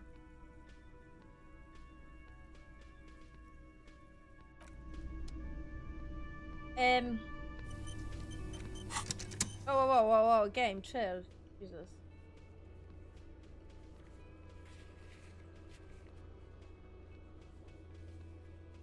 Right, I am politely ignoring this because I just... No. I am mentally and physically not ready for this. I'm gonna start screaming. Was that? Could it be the Kolda Mama Dakwa? No. What? It's probably just your imagination ringing in your ear. Is it? There seems to be an extremely high-pitched ring. Ultrasonic. Lena said it was very high-pitched, right? It's like something tickles your ear. Lena also said that it couldn't be heard by any other animal, including humans. What you're hearing must just be a regular bird. Listen closely. There it is again.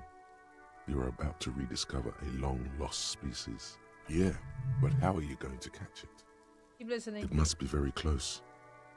Maybe, just maybe, it will come toward you. Wait, Kim, do you hear a high-pitched noises? No, I don't hear the Koldomama Dakwa, and neither do you. Of course he doesn't. He's deaf. Oh no. The sound. It's moving away. Somewhere over there. Go after it. No. Too late. It's gone. There is no ringing anymore. Just the sound of the streets. No, come back, please. Keep your ears peeled, then. If the species really has migrated to Martinez, you're sure to hear it again. Ooh.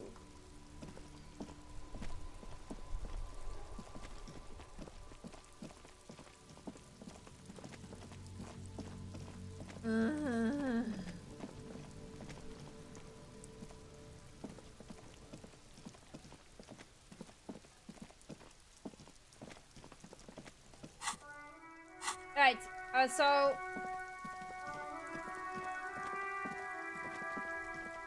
I'm guessing I can't do that jump now. I need to change something in my statistics to be able to do that jump.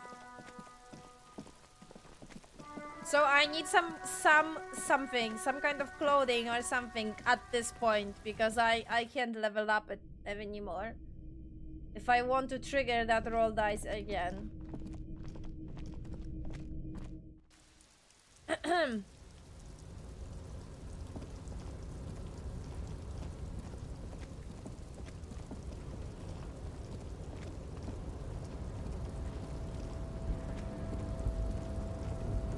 A tarpaulin cloak is still caught on the railing.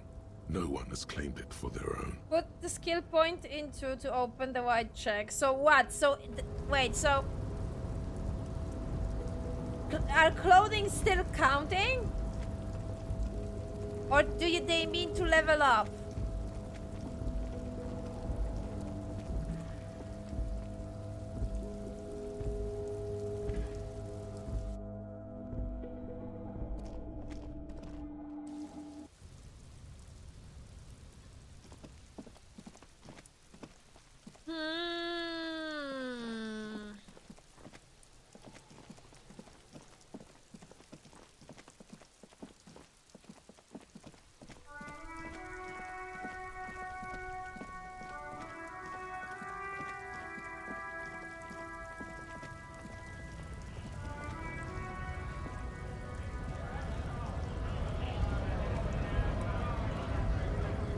This is shit, I hate it.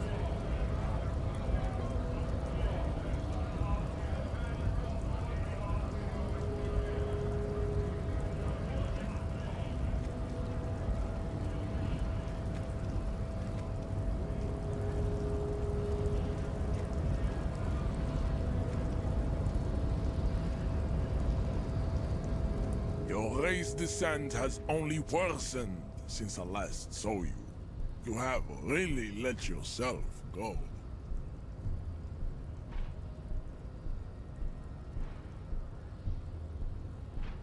Racists are I am not like them.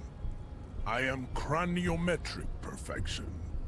I have taken the trouble to permanently draw a phrenologic grid on my skull and features. This should dispel and you exhibit forward projection of the jaw, indicative of schizophrenia and sexual inaccountability. From a purely aesthetic standpoint, the dimple in your jaw makes you look like a baby. This is not craniometry, just an observation. It is impossible to see any more of your bone structure. It is covered in the ravages of Al-Ghul. From what remain of your features, I can see fleshy lips, baldness of the head, and long arms relative to lower limbs. This leads me to conclude you are not a police officer. You are a common criminal, an offspring of murderers and sailors from Sur-la-Clé and Vesper, and possibly even the degenerate sheep herders of Ubi. Interesting. So one of my ancestors was Sur-la-Cliff and other Vesper? Your racial heritage is uninteresting. It is the same as all Rivasholians. Your parents and their parents made the decision to reproduce, while on Racist, I am not like them. Correct. Racist, I am There is nothing fun. I cannot possibly imagine. Racist, I am not like you exhibit for. You do not wish to be judged, because you are a genetic blob of polycultural deformities. This is understandable. Racist, I am not like I only them. got XP, it I am seems. craniometric perfection.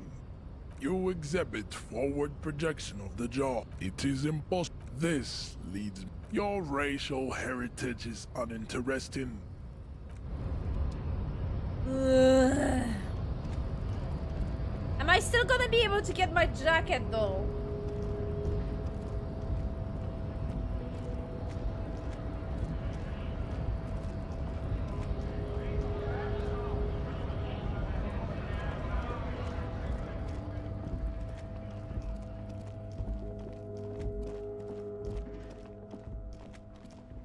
Because I already won my jacket.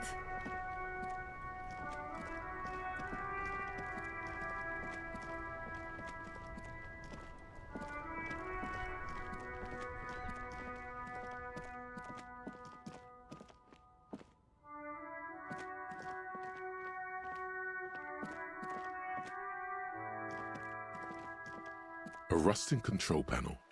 You grab the handle and pull the lever up. As soon as the metal connects against the contact pins, you hear a loud clunk. Then, the water lock starts moving.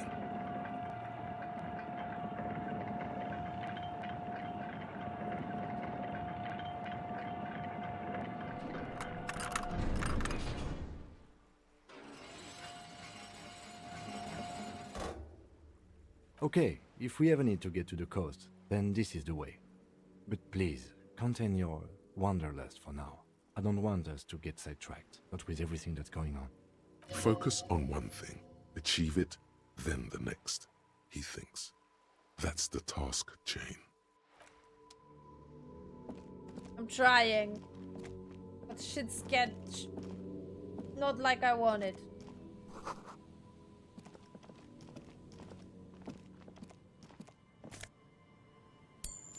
And I'm mad.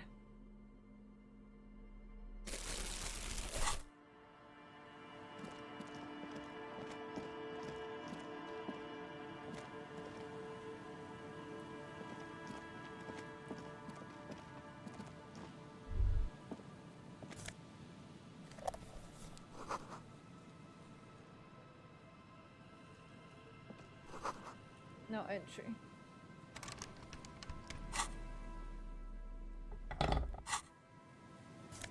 Oh!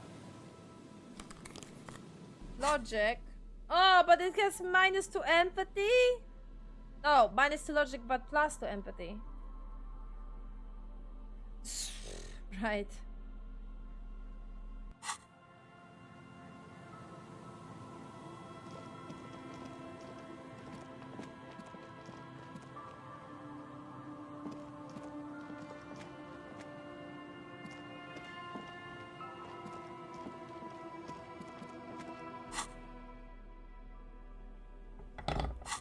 I don't know, I don't feel comfortable when...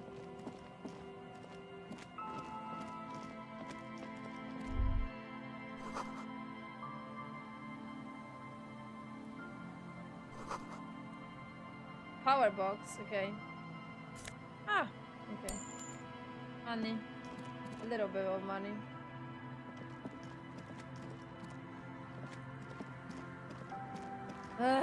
My god, the pure rage I'm feeling.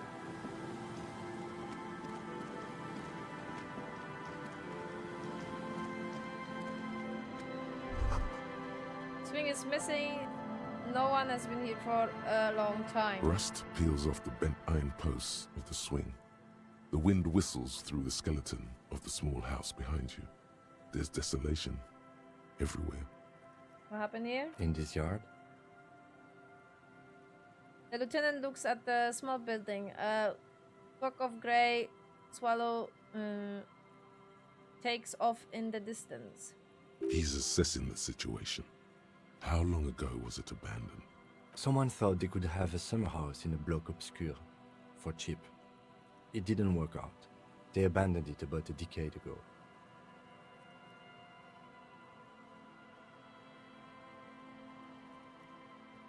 What is block sir?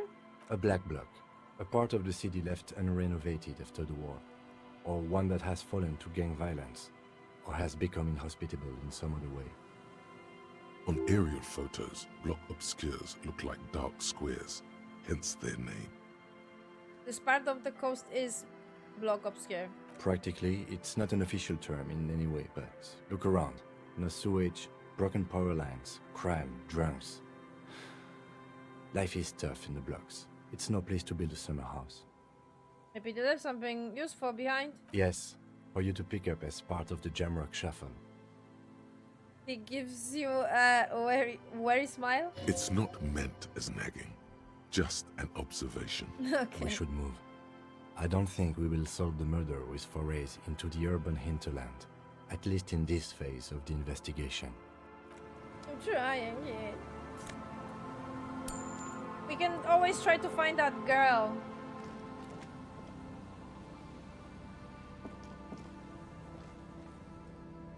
That had a part of armor, I guess. It's here somewhere.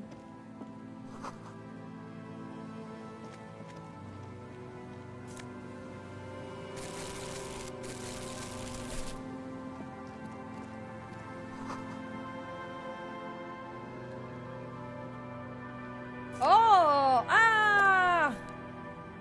My karaoke shit! There's no way to listen to the tape without a working tape player or portal reel at hand. But even just holding the tape makes you feel a little sad. Oh, wait, I think I have... Is there not one in the...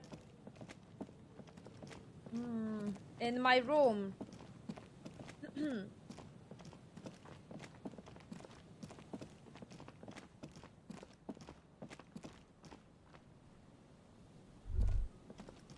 Uh-huh.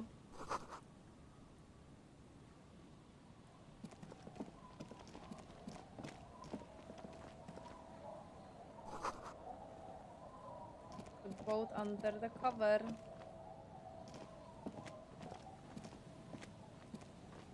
Oh, I can go here? Whoa.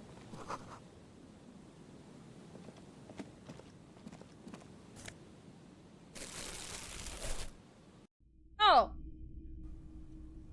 Oh, is that a... Oh, fuck. Thank you. Something for sale. Oh, drama. No, but my ties stopped gonna talk to me, man. I think.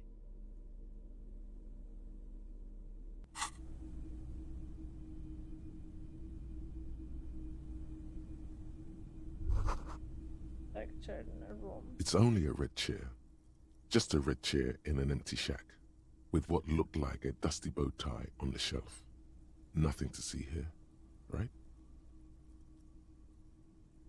Hey, Kim. Where are we? In someone's abandoned shack. On the coast. In Martinez. In Ravachol.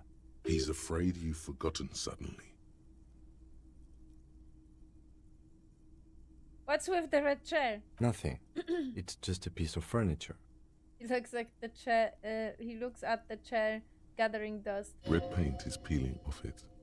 Looks like blood, no? What's with the red bow tie? It's just a piece of clothing you've picked up. You do that, officer. You collect clothes sometimes. He sounds a little worried. It's an odd habit. You better not fucking think about ditching me for some shitty cum-stained bow tie! You and I are gearing up for the final showdown that's gonna be off all walls. You wait and see. Your necktie sounds very scared. Never take it off. Yes, agreed.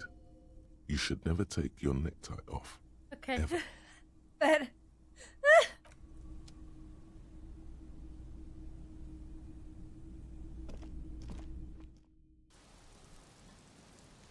So is that the shack that I can sleep in?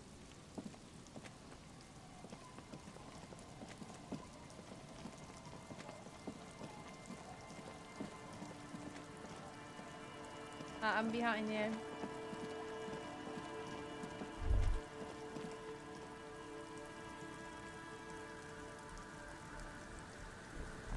Sounds from the fabric?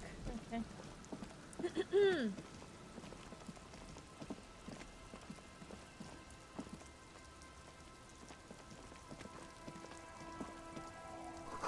Footprints in the snow. Now away from the accident. Well.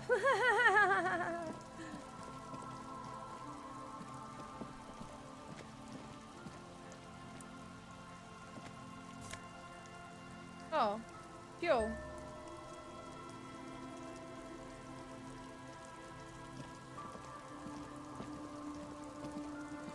A banged-up motor carriage lies half submerged in the icy water, slowly sinking into the Insulindian Ocean. Only the cabin top, rear wheels, and the engine remain visible.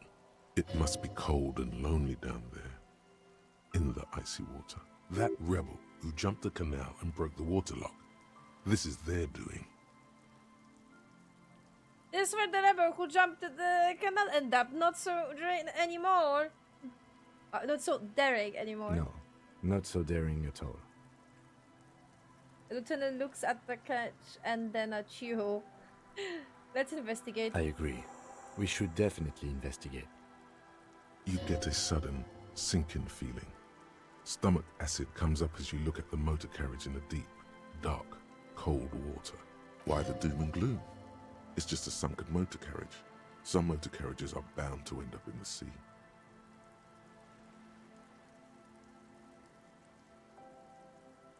Run your hand over the cold metal. The motor carriage is properly stuck in the ice. Getting it out would require a team of specialists. What is the make of this MC? Can I see a logo? The logo is too deep in the murky water. You can't make it out, but you do see a monkfish float by. How long has it been there? The ice hasn't closed around the vehicle yet. My guess is it's been here since last Saturday or Sunday. The estimate is correct. The incident probably occurred on Sunday evening.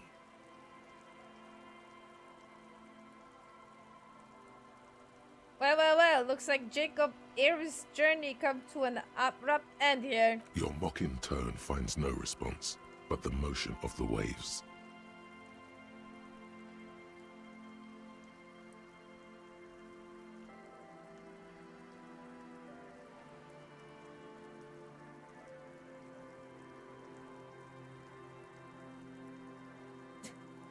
Did you say something, Lieutenant? I did not. But I'd say it has been here since last Saturday or Sunday. Yeah, actually, you did said that. Your mocking tone finds no response, but the motion of the waves. Yes, yes. Crazy recklessness. I'd say it has been here since last Saturday or Sunday. What should we do? Let's wait for the low tide and see what's inside. Great idea. Then we can get the things inside. The Joyrider must have left something good inside. Guns, papers, maybe a cool jacket. A Joyrider jacket. A Joyrider jacket. You feel a strange connection to this Joyrider. Maybe he's from some kind of Joyriders district and likes blue and white racing livery. Definitely. Like a cop would. How long will it take for the low tide to come in? I don't know. An hour or two, tops? I would sit. As you sit down in the old, rusty playground, the world around you becomes very silent. Nothing but the sound of seagulls high above in the sky, echoing like distant laughter. Ice cracks around the blue motor carriage in the sea. Spit flies from your mouth to your moustache, your chest, the ground before you. No sound though.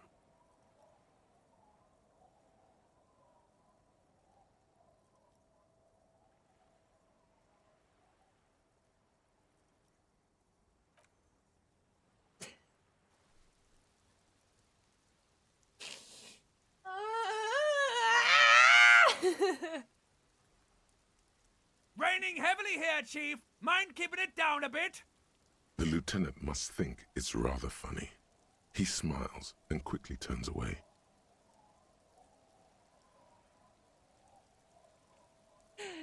Oh my god.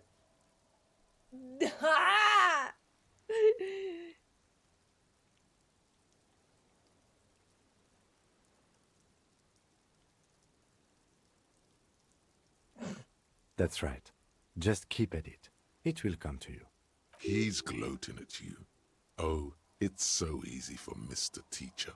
With his lips puckered, the lieutenant lets out a beautiful, melodic trill that puts even the insulindic thrush to shame. You hear the sound echo on the large body of water. Clouds race across the spring sky, and suddenly you just feel better about everything. Okay. That's way better than what you did.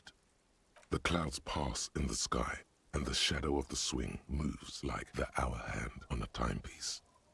30 minutes have passed. Looks like this might take a while. Time to present a good topic for discussion.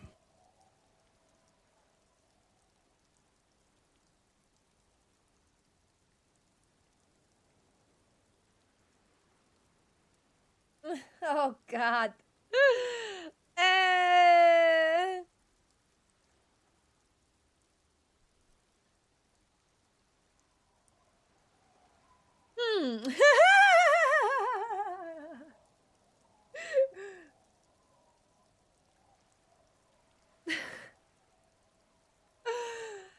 That's actually a good time to be a little bit personal, but seriously, Harry, for fuck's sake, you had to, like, this is how you put it? And you're fucking stupid. Ooh. Okay, I am already referring to him as Harry because game already said it plenty of times. Like, come on, you didn't even, like, click? You didn't click? You didn't click? My thoughts already told me that, like, 5 times at least.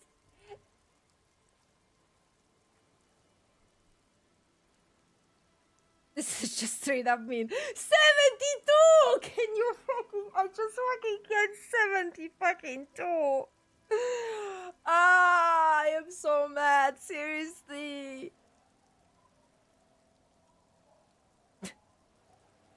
Well, Harry, let's hope that Kim's patience is that far, like that far, because I would slap you. I'm pretty sure I told you already, didn't I? My dad and mom are both half Seolite. All right. Clouds on the horizon grow darker, and the shadow of the swing set keeps climbing. You hear the distant rumble of the city. 30 minutes pass.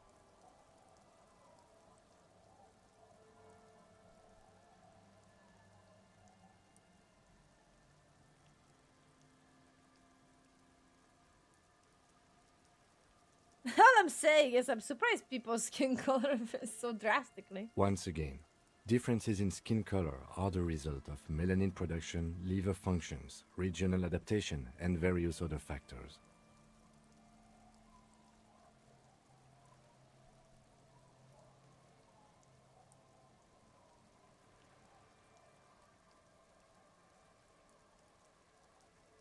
What do you mean by your eyes also used to? Like, is he referring to that he had a good sight, or is that racist again? Honey, seriously.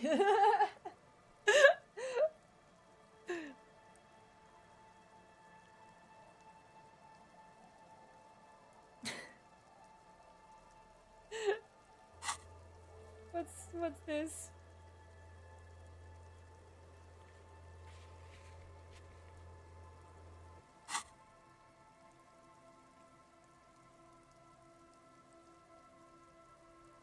But I don't even have that font! Why am I racist? I hope my mom isn't dead. Your voice echoes on the water, strange and out of place in the environment. 30 more minutes pass.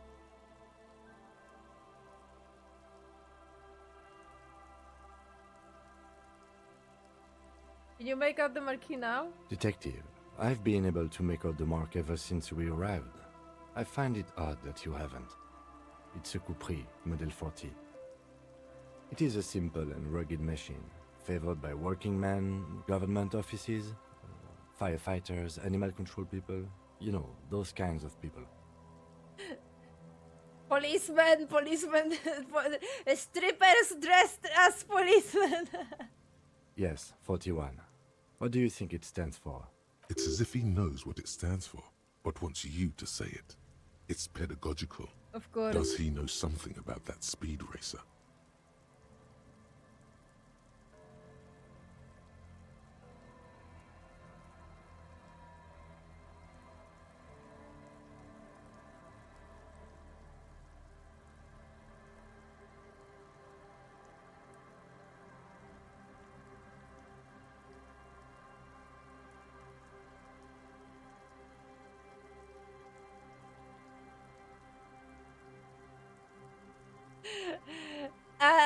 I already know.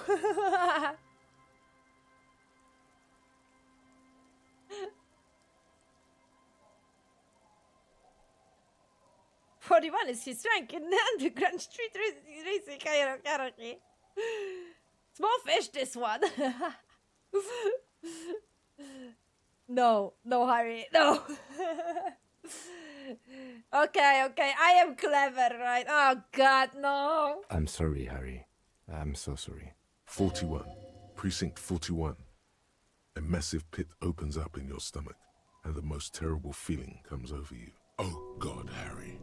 Oh God, Harry. What did you do? No. Just nope. Say no to this, Harry.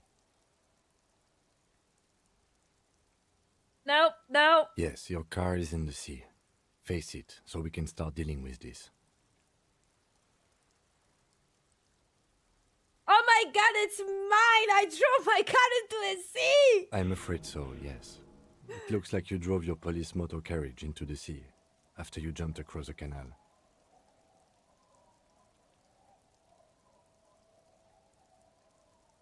How do we get it out? Detective, we don't. A rescue operation really isn't viable at this point. We're just gonna be there like that. I'm afraid it will have to be there like that for many years. Look at it. Parts of it might be salvageable, but overall, this machine is a write-off. I want it to be Jacob, Irwin, not me. Well, it isn't. It's you. I'm very sorry. Maybe I was just pursued of someone. Of whom? I don't think so. If anything, you were probably drunk. I can still fix it. That is very unlikely. All the electrics are toast. That goes for the electromagnetic steering and brake systems as well.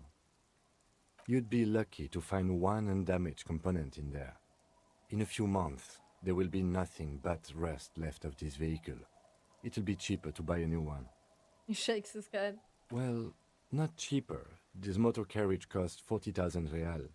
But in the long run, it still makes more sense to buy a new machine than try to refurbish this. This is a disaster!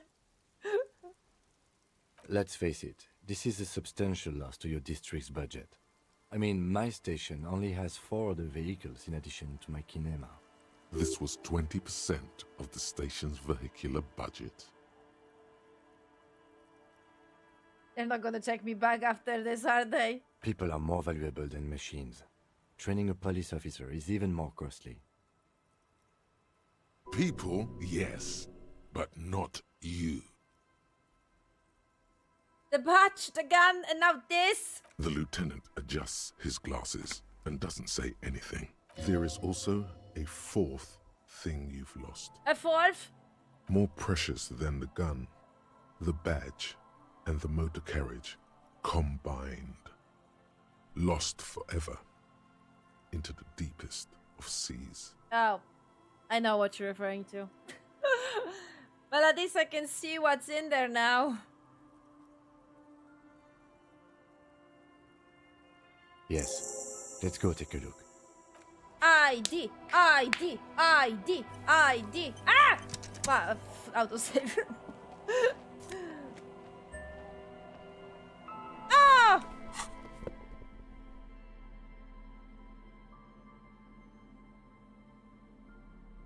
Esprit de cops, what? Visual calculus. Oh, fascinating.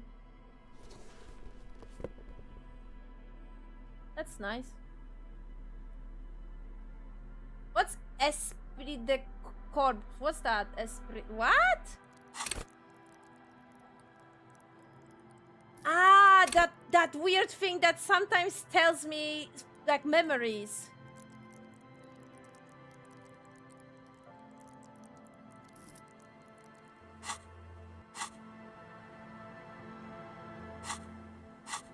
Yes, I remember that. I remember that there was my ID inside the car. A police badge on which you see the photo of a man. You. Some seaweed is stuck to the back. But, excuse me, game, we have some kind of, like, what's happening here? Because, like, Kim referred to me as Harry, even considering that we, what? Was there some kind of error here? I found my badge! At least something good came out of all this. Lieutenant glances at the badge in your hand. Encased between 2 durable plastic sheets is a bluish card with lines of information and a watermark in the shape of the street grid of Revachol West. You see a photo, a name, a rank, a document number, the date of issue, and, in the lower right corner, your precinct. Harry Dubois. Harrier Dubois. Dubois. That's how you say I'm it. going to call you Harry, since it's short for Harrier. You already did! And that was, like, very weird! Because I'm like, what the fuck? I didn't find my ID, and I didn't know my name, technically. Only my brain sometimes referred to me as Harry. And I didn't acknowledge that, because I guess that was intentional, I would guess. But you said you called me Harry, and we didn't. We didn't do that shit. What the hell? No, he's not. He's going to keep calling you officer when he's angry with you, and detective when he's not. Wait, what kind of name is Harriet? It's a wartime name. Revolutionary. The kind mothers give their sons during troubled times, like Undying or Boxer or Ironhide. A name like armor.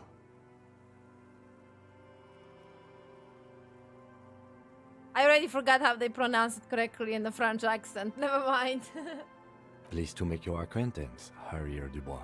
Dubois. The badge in your hands shines as you rotate it, catching light. You see lines of information. The man keeps winking at you with his green-grey eyes. The photo is old, no doubt about that. But the badge is new. You used an old photo for a new badge. How old? 8, maybe 10 years. The guy in the picture is rather good looking. He's got a nice haircut and is distinctly lacking in massive sideburns.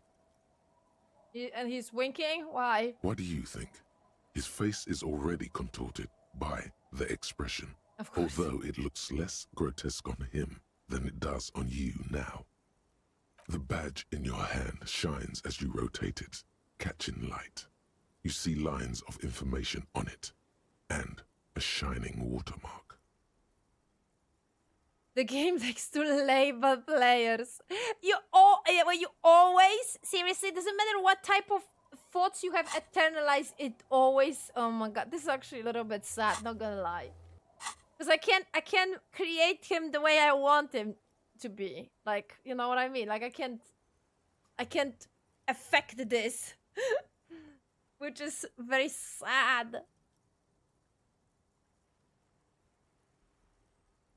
Millie alcoholic. Oh, that's not good. But welcome. Yeah, Dubois. I was pronouncing it wrong my whole fucking life, it seems. Because I was pronouncing it Dubois. I don't know. I don't know. Lieutenant W. Freighter. What's the Lieutenant W. Freighter? The lieutenant is a rank above sergeant and below captain. It's the highest rank in the RCM that still does field work. I am a lieutenant. Okay, so I pronounced the Freighter correct. In my head, at least. The title of Freighter is added to your rank when you decline a promotion to a higher rank. In your case, captain. You have declined twice, thus you're W. Freighter. Ah! Declined. There are many reasons one would do this. The rank above you in your precinct's decomptage might be taken, or sometimes promoted officers do not want to replace their superiors, out of respect. And sometimes they just prefer the type of police work available to their current rank, in your case, lieutenant. Heavy-duty case-solving machine.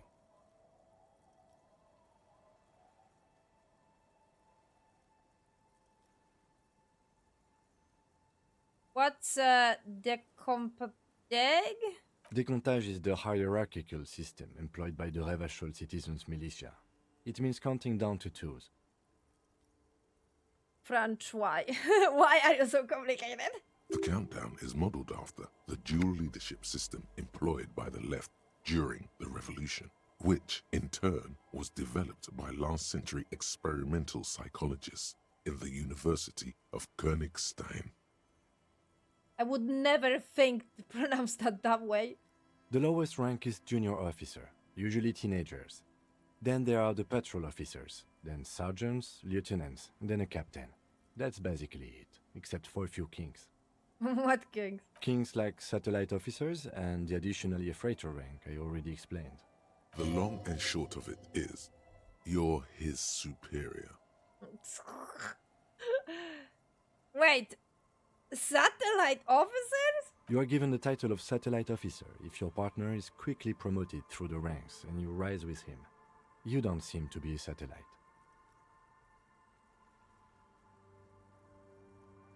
So you've been putting up with my bullshit because I am your superior? No, I've been putting up with you because despite an unconventional approach, you are doing good police work.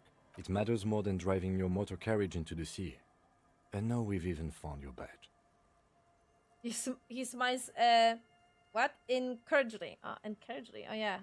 Yeah, okay, yeah, that makes sense. I didn't know that you can modify that word that way as well. He trusts you, for now. Try not to spoil it.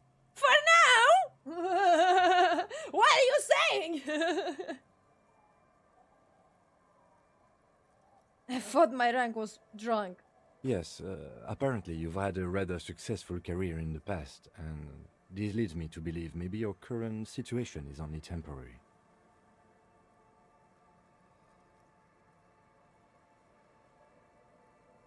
Thanks, that gives me hope. Good. He says with a quick smile. Such a small yet precious thing. Expensive paper caught between thick plastic, like a fly in amber. It reads. Cereal, okay. Gravel, isn't that gravel shawl? And that's Just the serial number. Ah, okay. Ravachol, Yeah. Jamrock, Precinct 41, with some numbers thrown in there for good measure. The numbers are not there for good measure. They have an administrative purpose. Of course. One that's unfortunately been erased from your memory. Huh? November, okay, 7th of November. 4 months ago. I'm guessing that's when you were promoted to the rank of Lieutenant W. Freighter. A new badge usually comes with a new rank. You seem to have been doing well then. You're pretty sure you weren't doing well, but better? Probably yes. A lot can happen in 4 months, especially in winter. The winters are never easy on you, of that you are sure. Oh, actually, guys, I actually realized I should probably change the title of the stream because we are in a day 3 now. Misleading, misleading. Right. Fixed. Okay, cool. I remember that time! That was a good time. We had a good work-drink balance going. What happened, man? Pump it up! Yeah, Precinct 41, so yeah, yeah. Yes, it's the designation of your precinct. 41, like mine says 57. The 57th is mostly industrial harbor, a lot of asphalt. The 41st is... A lot of asphalt! It's a tough station to work in. You have all of Jamrock to cover. That district should have 3 precincts, but money is what it is. It's no wonder you are like you are, he thinks. But then again... It's a legendary district, and a hell of a station too. It must be an honor and a curse to work with people like Price, McCoy, Berdiaeva. Roberts, Feuerbach, Dimitri.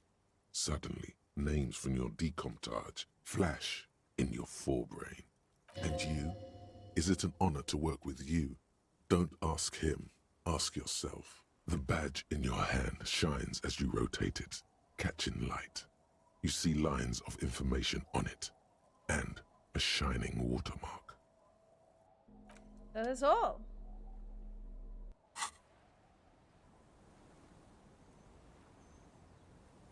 Cool. At least small win. Today. At least small. I can't even fucking whistle.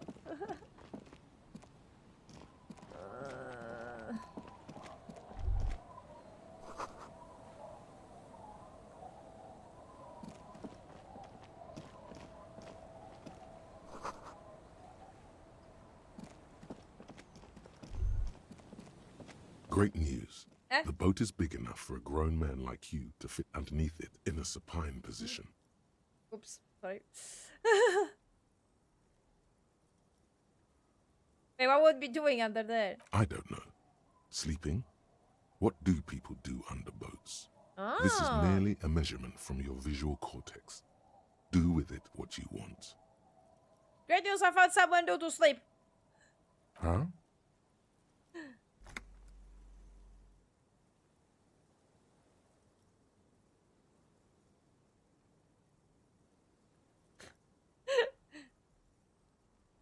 I can pretty much finish the case from under the boat there. It's dry, waterproof, and free of charge. Sarcastic self-pity is not what we need at this moment, officer. I understand the situation looks grim, but we must continue with our investigation. You have a home somewhere. All cops do. When this is done, you can return.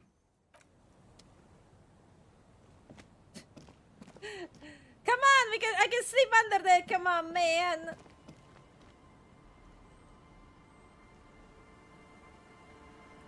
Oh, thanks, Gray.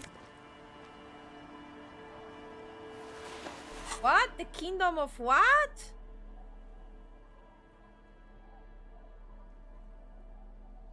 Moralist pants. Kingdom of which one?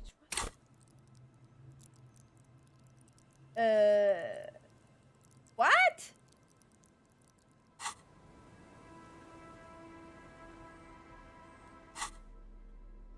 Yes, you're right. Alice has info. You're right. Okay, we need to go back then.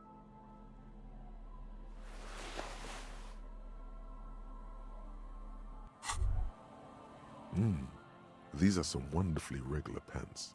Not too tight, not too loose, moderate in every sense. You'll blend right in at some pleasant dinner party. Regular. Normal things. I know you do. I do? These Inter-Isolari pants are like wearing a perfect compromise in your nether regions. No, I need disco! No one will call the moral intern on you like this. That's for sure. You're a little more moralist now, buddy. A little more normal, even if you didn't want to be. Oh. No! I want to be disco. Where are my disco pants? Like some kind of flashy shit. Right, let's go back to Kim's car before we start exploring here even more. Okay, I stopped here when where this boat is and my crashed car.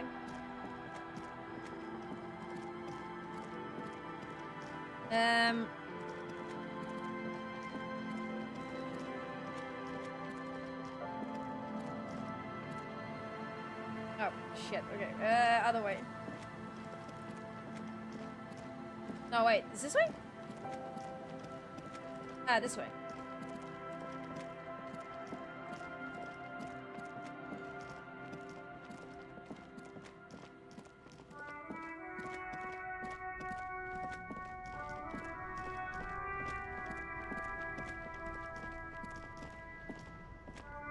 Inside, you see a set of steering levers, a radio microphone, This is Precinct 57. How may I assist you?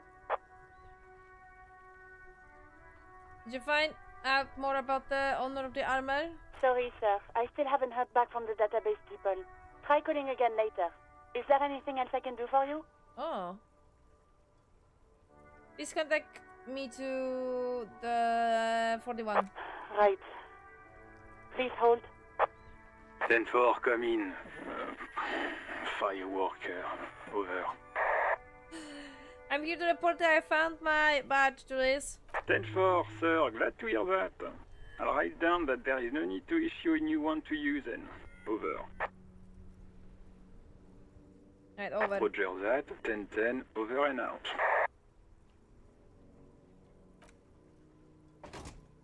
So that she means to call later on today.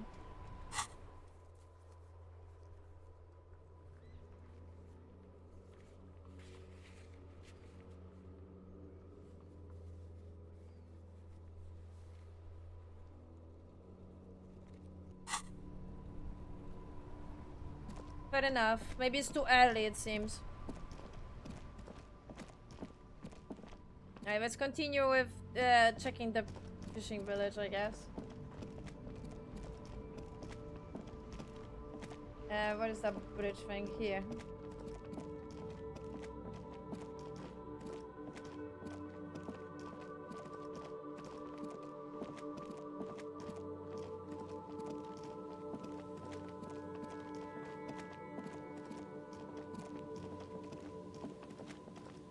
Hey, where's that little girl that has a part of the freaking armor?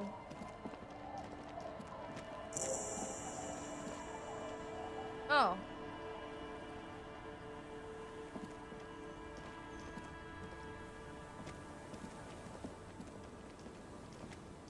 Ah.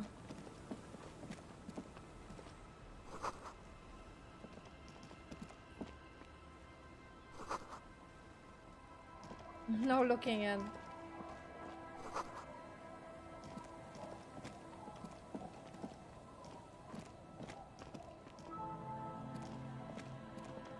The worn and beaten wooden planks of the bench do not look overly comforting. We can sit on benches after we've solved the murder. Let's go. You can revisit the... So this is the passing time thing.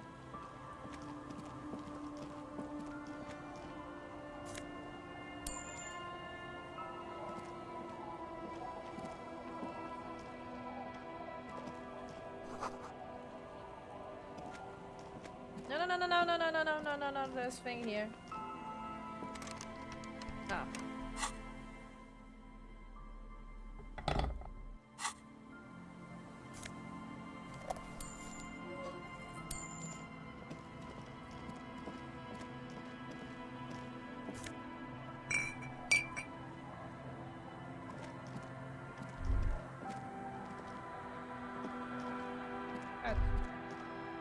You stop mid-step and put your hand on a garish necktie. That bottle, Bratan! Just look at that bottle! What? What? Where? Bottle? Where? What? In this drunk's hand, on the pipe there, glowing blue, a mysterious, otherworldly blue, filled to the brim with holy mysteries. Okay, cool. What do I do next? Oh, I think this is about so much more than cool. Please go talk to him. See what it's about. I'm drawn to it. Oh, no, necktie.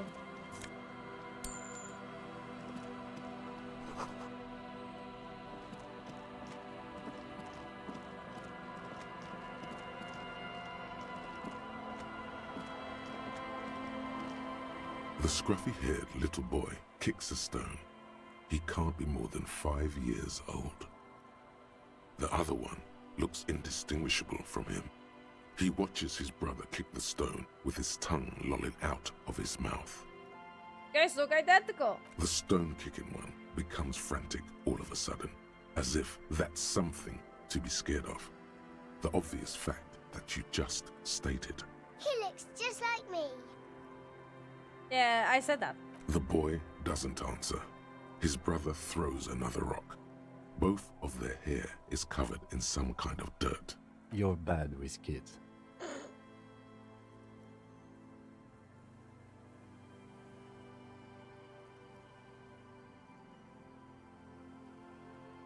And what are you, Kitmaster General? Maybe I am. Now, how about some actual police work? We are not getting anything here. Where's your mom? The kids don't reply, absorbed in their little game. Okay, that was funny. Never.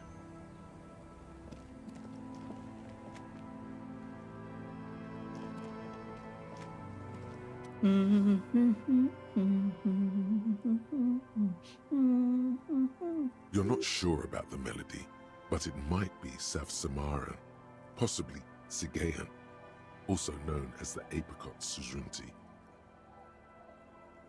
Welcome to the fishing village. Please lean in closer. I have cataracts.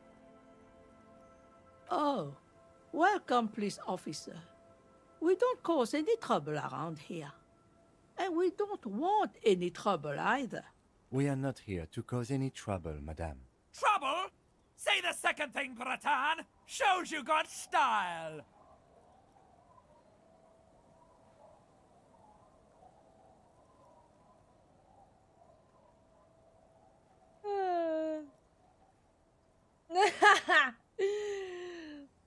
Okay, be normal, be normal.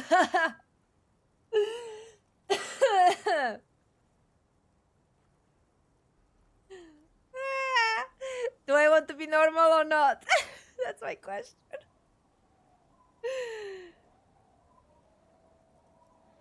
Oh my god. Okay, I'm gonna be normal.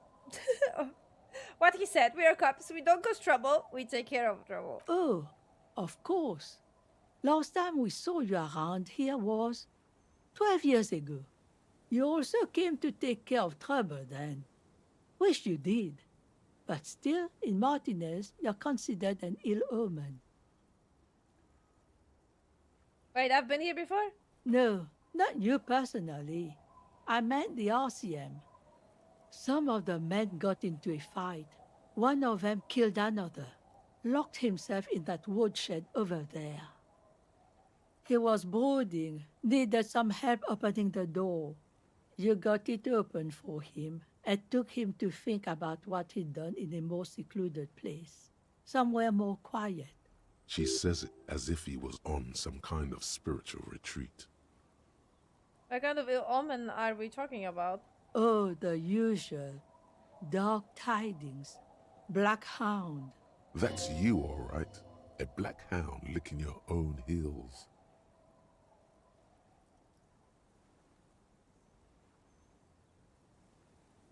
If I'm considered ill omen, why hasn't anyone told me that? Maybe they are afraid.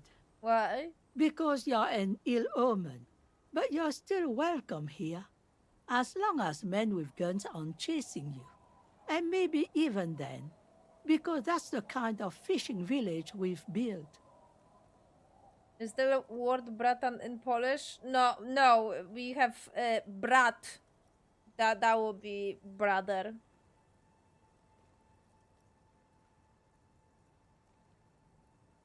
I'm sorry there's not a lot of room to park the motor carriage. And not a lot of houses. Or a lot of people. My kids are long gone, searching for treasure. So are others. Ah, look at me ramble on. What brings you to us?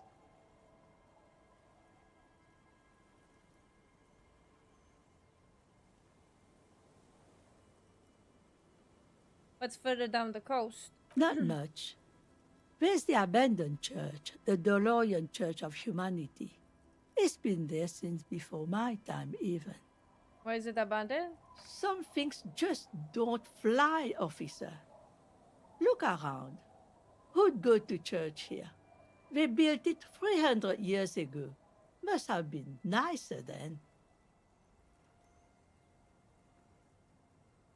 It's Bratanek spell, and it's still like a version of the word brother, anyways. So my brother from Chicago, I call him my brat in Polish.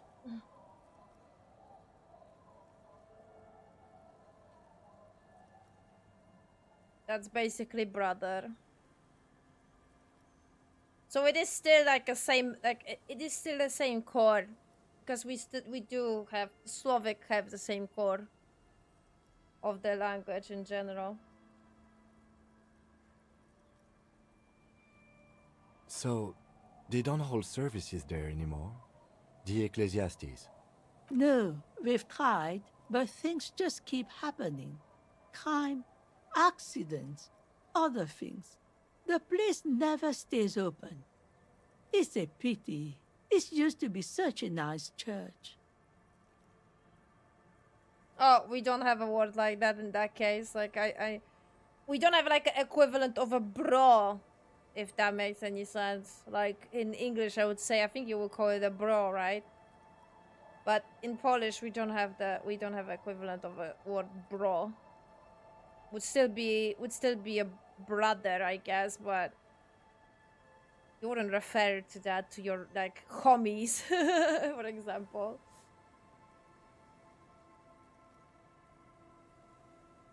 She's not telling you all she knows. Keep her talking. I get a feeling you are leaving stuff out. What else is going on? Well, there's that music. Music from across the sea. It started a few days ago, and now it's blasting, even through the night. And now, suspicious-looking people are sneaking around the church. I don't like that. Interesting. You could look into this ruckus if you have the time. Perhaps the mysterious music is somehow connected to the case. A Rusalka or a half-demonic Apsara singing. What else is on the coast? Before you get to the church, there's some ruins, an apartment complex, or some kind of electrical plant. Run-down bunch of houses, empty. Which is it then? Apartments or electric plant? I don't know exactly. A pre-war place. It used to be something. Before the war. I wasn't here then, you know. Was born in Samara. Anything else of note? Of note? The old fish market up on the boardwalk. But it's closed.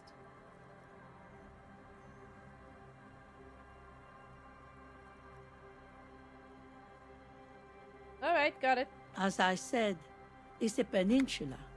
There's no one there, just ghosts and vagrants, and teenagers making out. Why could anyone stay around here? Stay? Most people here are trying to leave. That said, if lodgings is what you're looking for, I've got a free room in the shack. How much is it? I won't charge you for it. Take it as a gesture of goodwill from the village to the RCM.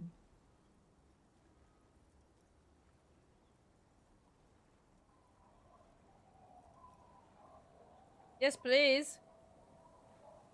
Don't make an old woman regret opening her house to the police. Well, if you are not in the hostel in the morning, I'll know where to find you. Here, in a shack. He's a little relieved you're no longer in that room. Finally, you have those lamos of matinees off your back, Bratan. This looks like a great place to bring chicks. What is in the fishing village? Just us. It's barely a village anymore. We almost don't exist. What do you mean? This is pretty much a non-place. A gap. A blank spot on the map. Just a cluster of nameless shacks on a nameless street. The place is so pornographically poor, it's not even funny.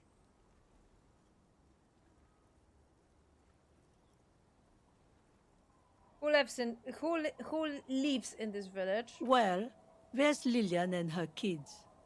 A few new folks live in the house to the east, but they're away right now.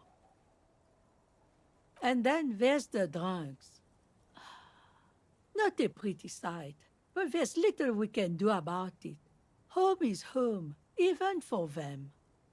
Oh, what drunks? Sooner or later, you'll see for yourself. Don't have to look long to find these guys.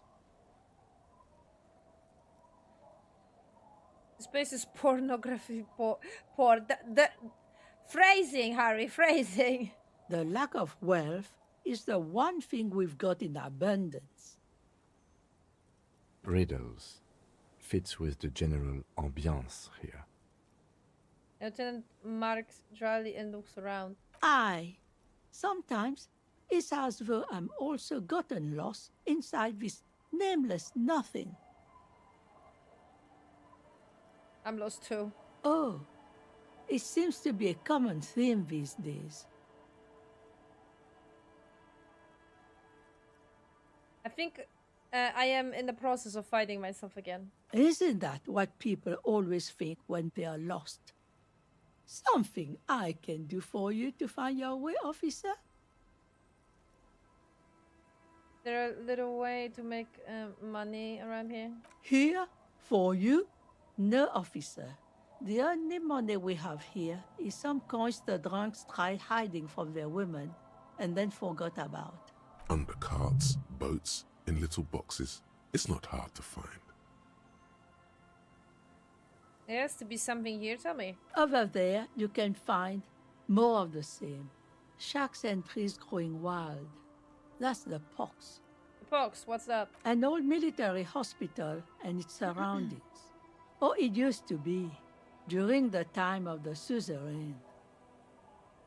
After the war, it was turned into a goodwill hospital for shell-shock veterans and folks looking for some quiet in the old sanatorium gardens. Now the area is crisscrossed with nameless streets and makeshift cinder block houses, shacks as far as the eye can see. What happened to the hospital? The goodwill ran out. The staff left and the place was shut down. It's long gone by now. She nods, rinsing another piece of cloth. Tell me about yourself. Who exactly are you here? Me? No one. Just an old washerwoman. Mother called me Isabel, if that's what you're asking. And my married name is Sadie. Now it's your turn, Mr. Lieutenant W. for Harry. Oh my god, I already forgot how you pronounce that word correctly. My brain is constantly want to read it differently. Dubois? Quite a handle you got there. So many titles. One of them double.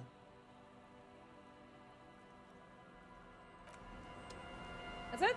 Our tenant, the that was policeman. everything.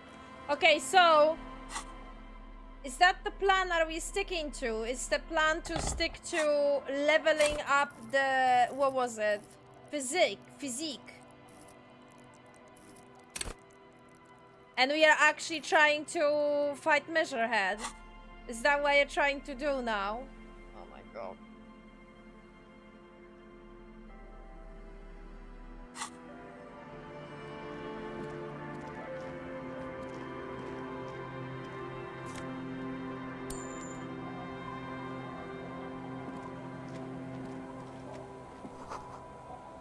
The door has seen better days. The layer of paint has started to peel off due to the salt and wind from the sea. Even the lock looks slightly rusted. I'll wait outside to give you some time and privacy to check out your new living arrangements. But just so you know, after we are done with the day, I'll still be staying in the Whirling in Rags for the night. We'll meet in front of the shack in the morning. The key turns with a satisfying click. You can enter the shack now. Are there any items?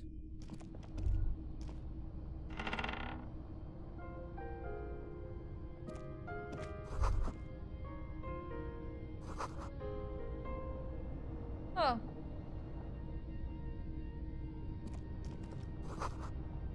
Some books.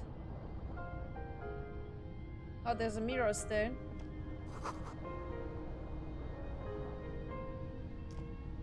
On the table, you see a bowl of water, a rough soap, and next to it, a small hand mirror. A straight razor soaks inside the wash basin. No, it's not. The water reflects back a vague image of your face. Nose bulbous and red, hair unkempt, wrinkles lining the eyes and forehead. The stash is gigantic. I will say thank you. Oh, nice. Logic, whoa. An old mirror hangs on the wall. You see the reflection of your face in it, Oh, still. adorned with the expression. Still not doing it. Not my hurry. No beard, no expression, still no. Don't approve this. Yeah, that's nice. Free place! Whoop whoop whoop whoop whoop whoop.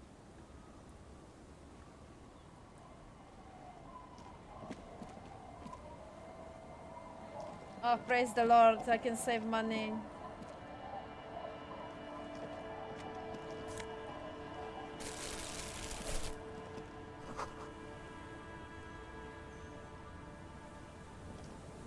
Hi, officer.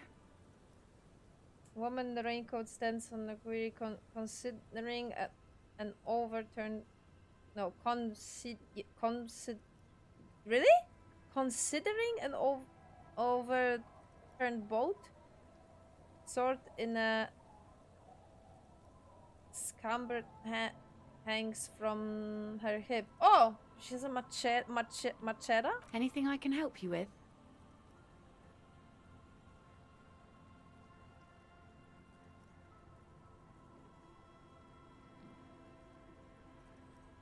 As always, I am the lawbridger.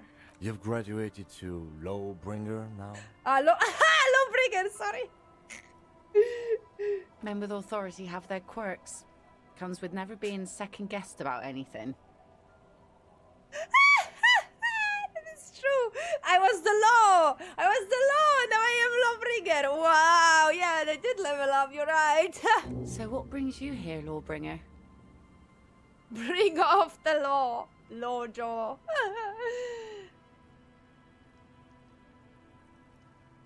I have questions. The first is, what's your name? The name is Lillian. People call me Netpicker.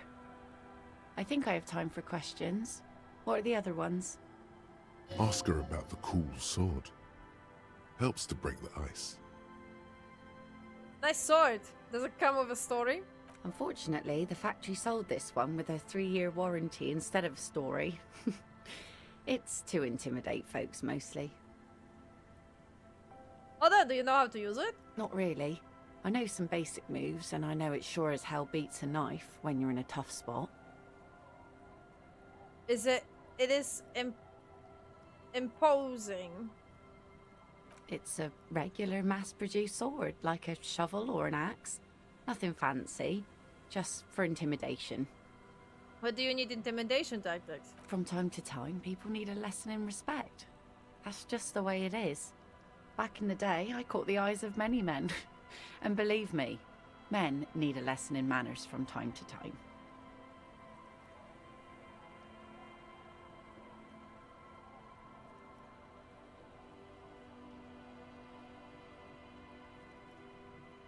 Why don't more women arm themselves if it's so effective? What makes you think we haven't? The truth is that almost everyone in this life is scared and tired and stupid and too dull for that. That goes for men too. But they put on an act for us. Pretend like everything's good and living in shit doesn't bother them. Like anyone falls for that. Behold!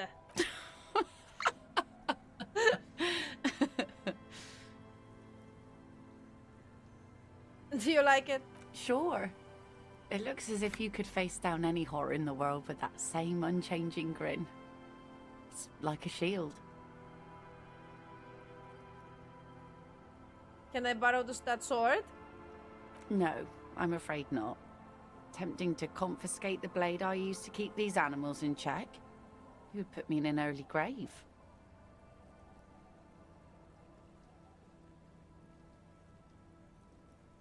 So where are all the men now? Some went to patch their wounds, their lesson learned. Others were more thick-headed. And one of them, I ended up marrying. Where's your husband now? Gone.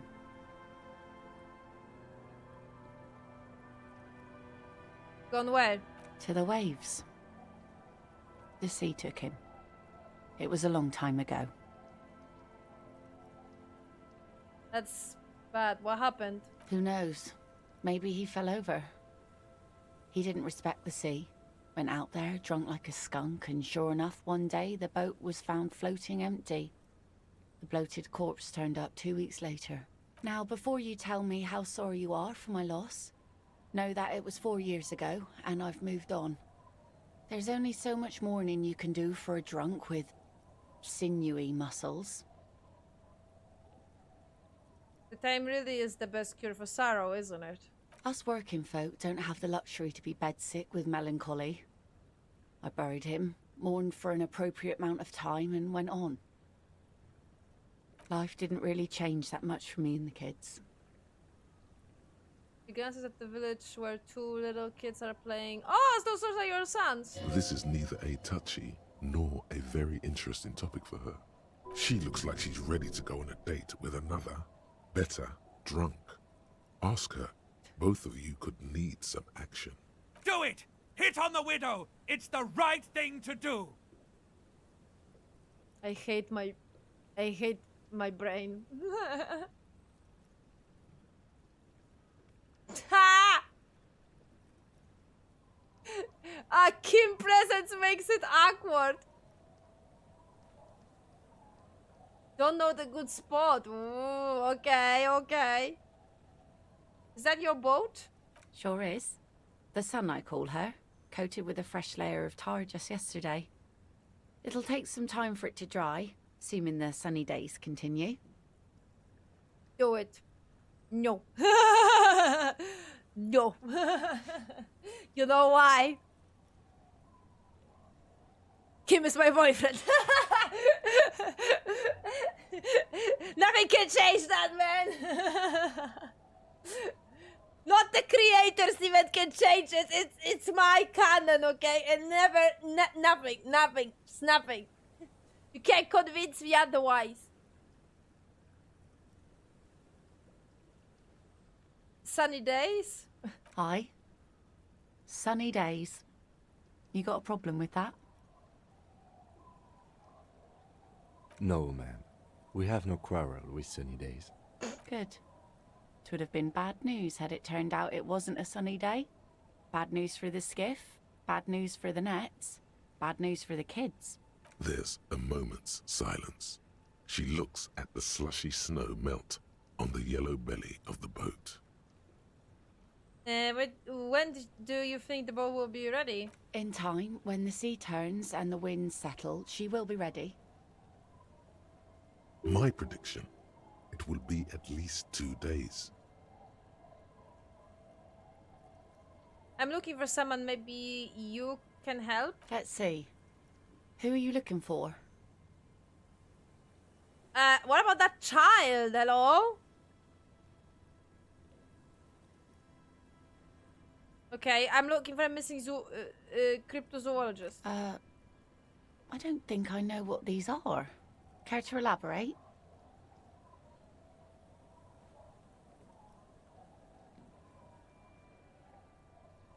People who look for animals. Mainstream scientists not exist. Aha!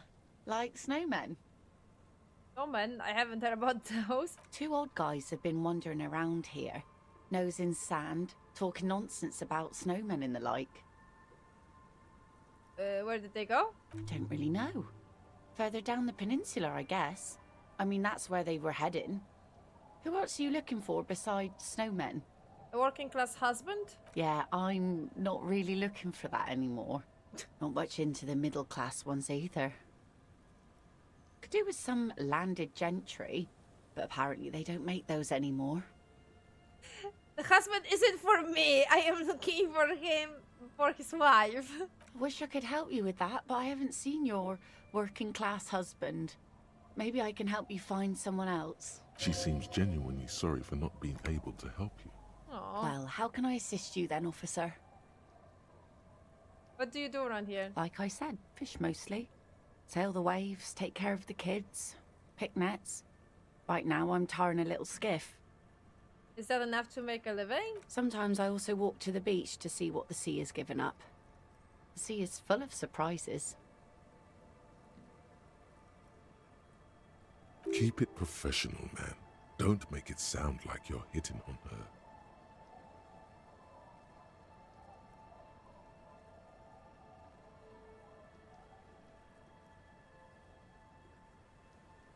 Interesting, and what have you found? Wood, pieces of glass.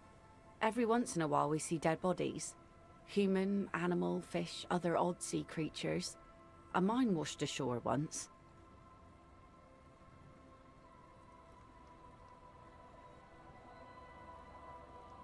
Bottles, drugs also. Lost cargo in general. Most of the time it's just wood and glass. All right. Major choice moment. You only get to ask one thing. It would be weird to say them all. Choose wisely.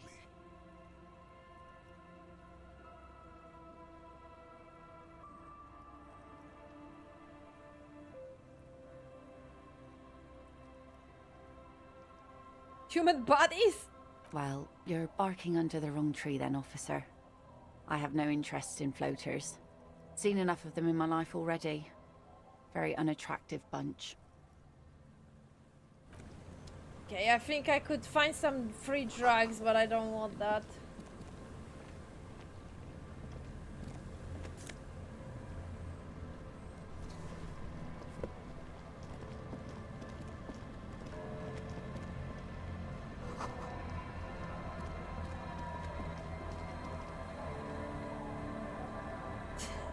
But no betraying! No betraying my best friend!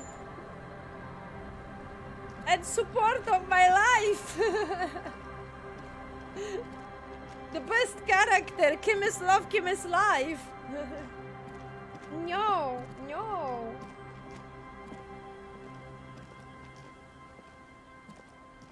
The scruffy-haired little boy kicks a stone while the other watches him do it. It must be... Is it Lillian's? Is that how you pronounce her name? This one doesn't say anything, kicking the concrete with his worn-out sneaker. Lily's our mum. I already said that. The stone kicker laughs suddenly. His head is too large for his shoulders. The other one laughs as well. Maybe there's some kind of reason why they're laughing. An interesting reason, somehow tied to the case. Definitely. What are you laughing about? The boy stops laughing and looks at his toes. Oh, okay. So now he's shy. Now he's not talking. Just wobbling around like he's afraid of something. You will never get an answer. That's how it is with these little idiots. Never mind. Don't say that, don't be rude.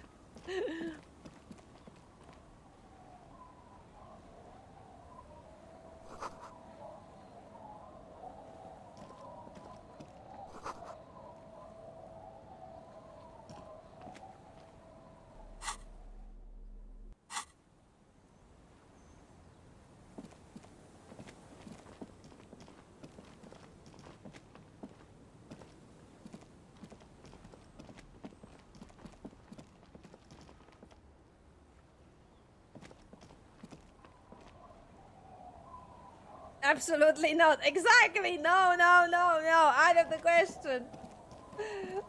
Out of the question. No, no, never. Never. Never.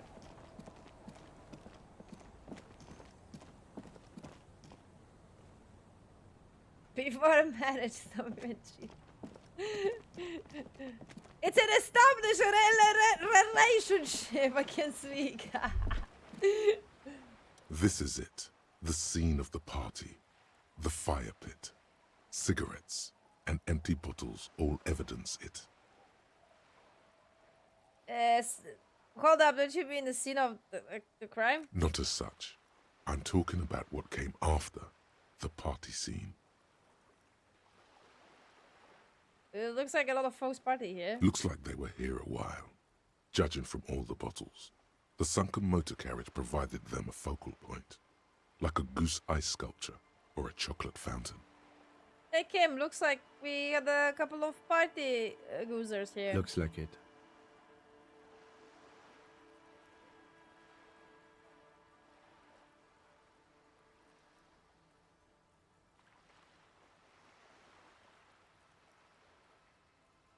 It looks like they had a great time laughing here. Hey, let's keep moving, detective.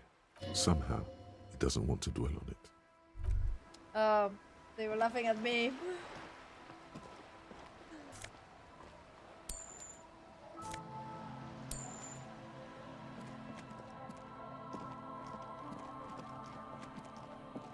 Probably.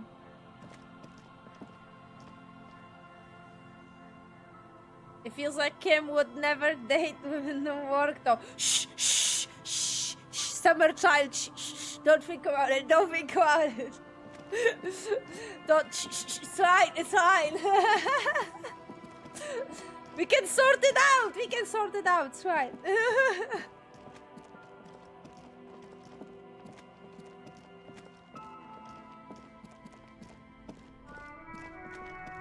Right, where am I going?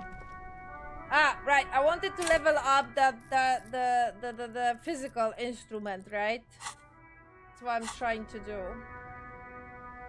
Can I find any more clothing actually that will increase my physical instrument?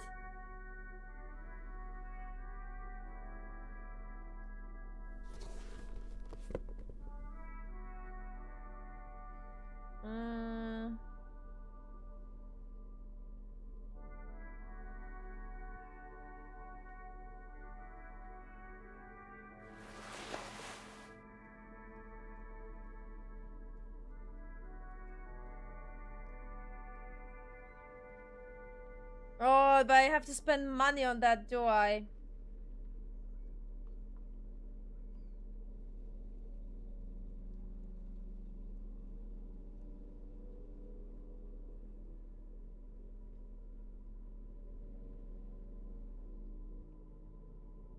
Because the only thing I have is that shirt, and that's it.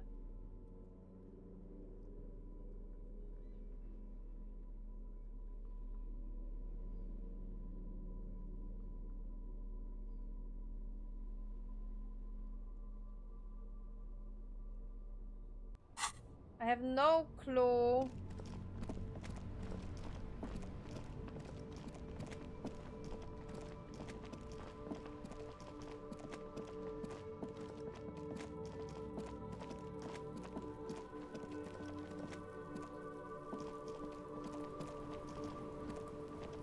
Kuno's like Kuno's dad. Kuno doesn't give a fuck about anything. Where was it?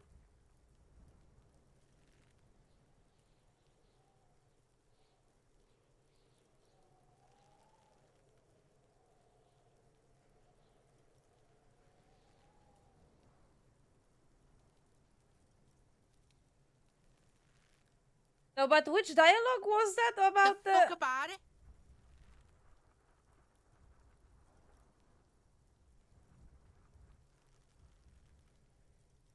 You're testing. Get lost. Yeah? The kingdom of Kuno? The fuck do you want with it? Yeah, whatever. Kuno doesn't give a shit. I don't think I have it anymore. I only had it once. Kuno doesn't.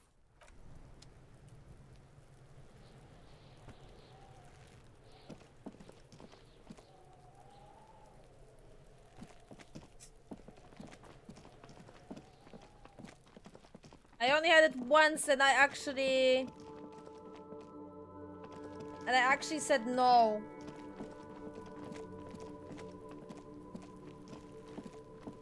The trash containers stand. The smell of rotten food rises to greet you. You see soggy cartons, dirty rags, and organic waste.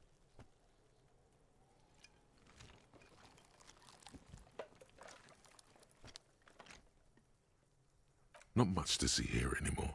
You see milk, a box falls into pieces. The container sounds a muffled gong.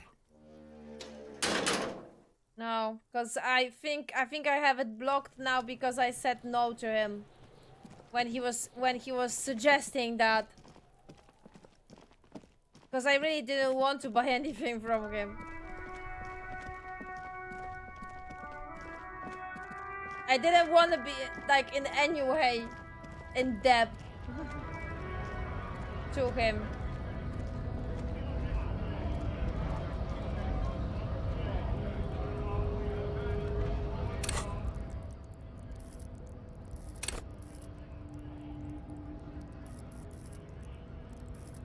So is it physical instrument?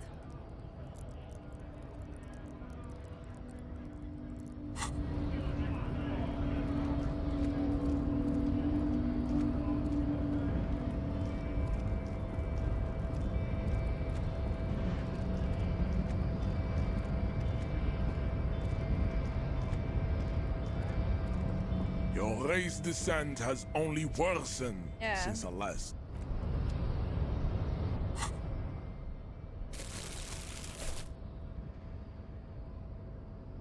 I already have the shirt. I don't have anything else.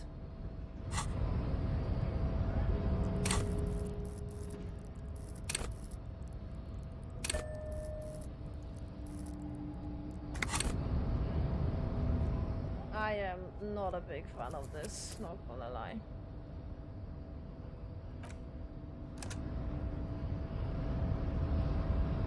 Your race descent has only worsened since I last saw you.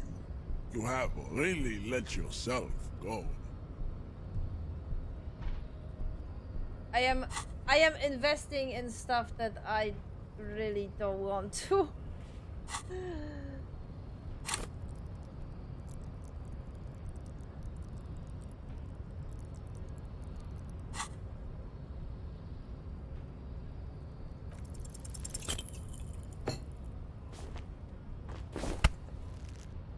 I At this point, I am serious, man. It has happened again.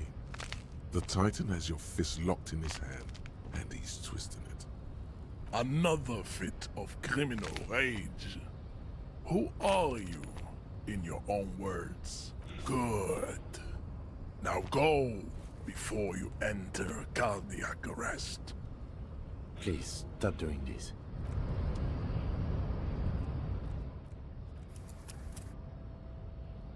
I give up. I seriously give up. I don't have time for this. And this is another thing. I am not doing alcohol. You can't convince me. How many fails are gonna be there? I'm not doing the alcohol. This is the only promise I can keep to myself at this point. Your race descent has only worsened since I last saw you. You have really Why let it yourself wasn't like that for the first time? Why?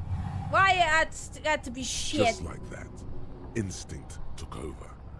A solid strike straight into his throat, into the cartilage. I give up. You could swear you felt the soft palate break. I give up. I seriously give up. I can't fucking handle this fucking RNG. I give it a shot. I was fighting for 4 streams. I was seriously giving it a shot. I really did. At this point, my frustration is like 97%. I am not having any enjoyment whatsoever. I don't fucking care. Seriously, I don't. I'm gonna save Scum. I don't have patience. I really don't. I really don't. The man is reeling, gasping for air. Time stands still around you. In the distance, the sounds of the harbor are falling silent.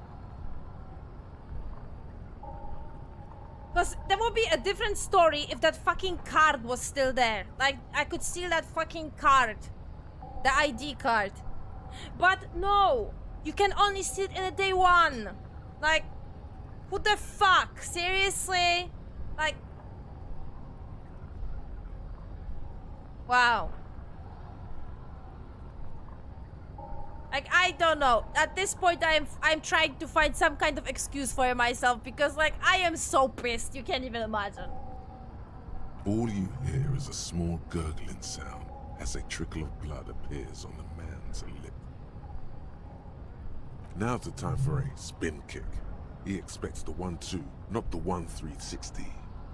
No, don't be a fucking ballerina. Rip into him. Right hook. Get intimate with him. Bring the hurt closer. I lost all the fucking healing items. I lost all the fucking points to this motherfucking thing. Constant failure. Yeah, I just can't anymore. I just can't anymore.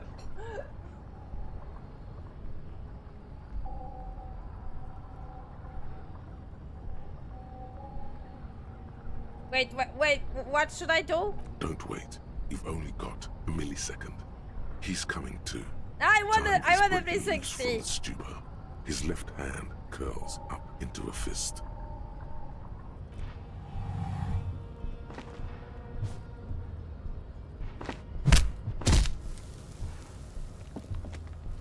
The man lands with a dull thump, like a broken down puppet of muscles and sinew. For a moment, he still tries to keep his head up, dazed eyes looking at you with unimaginable surprise. To your left is the button. Disco Inferno. As you slam your fist on the button, the man collapses entirely, his head rolling to the side. Looks like you're the new measurehead now. Her voice is surprisingly calm. No one is the new measurehead. Let's go, before he gets up.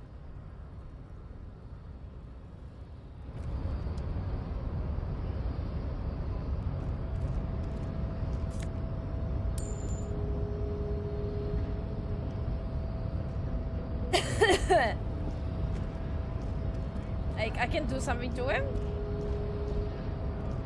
The man is still knocked out. Okay, nothing.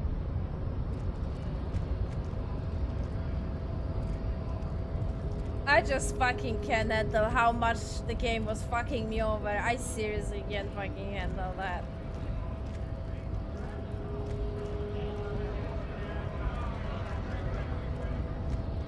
So where the door is open? I thought this gate opened.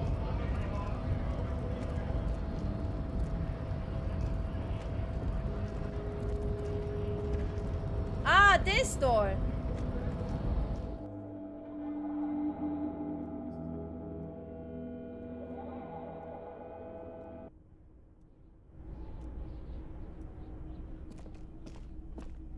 Oh, it's... Oh.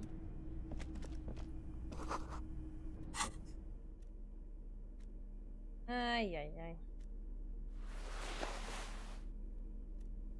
Whoa, nice.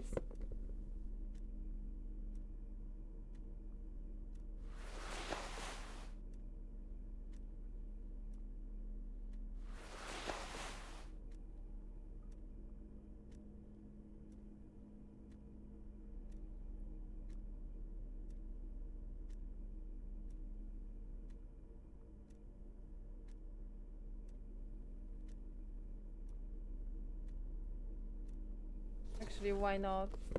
That one is actually not too terrible.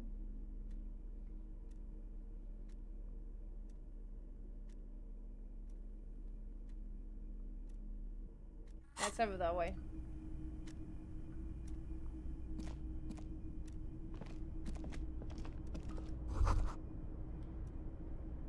Every worker member on the board. Union logo and demand democracy.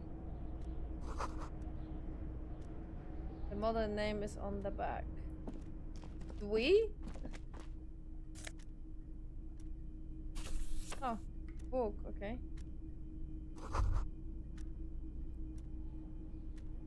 Coffee machine. Oh, nice.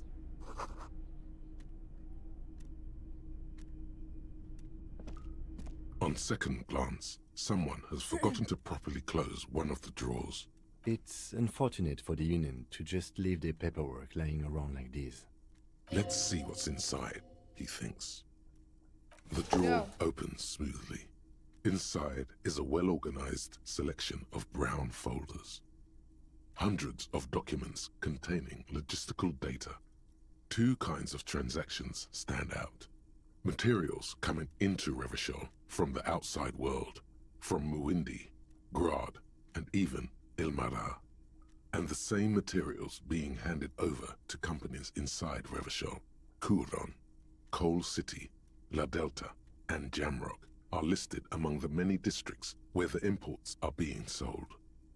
Anything interesting? It's hard to make sense of this thicket of company names, dates, quantities, and percentages. You try to focus, but the lines are getting blurry. The drawer slides shut. Do I have anything?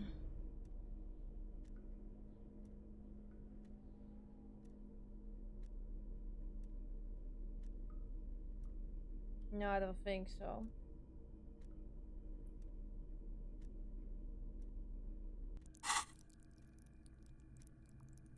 No.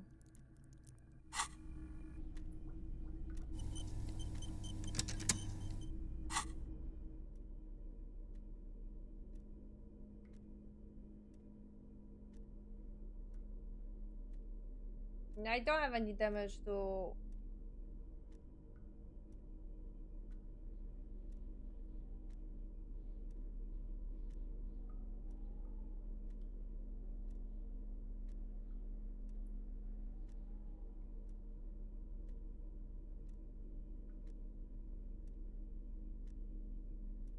I don't see any damage to the violation or whatever that statistic is. Violation?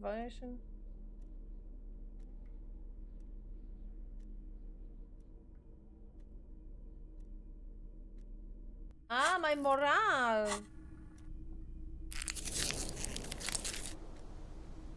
The file cabinet stands steady as ever, Oh. and the unlocked drawer slides out to greet you. So maybe Wait, so maybe that's why some percentage was like lowered later, like before. The drawer slides shut.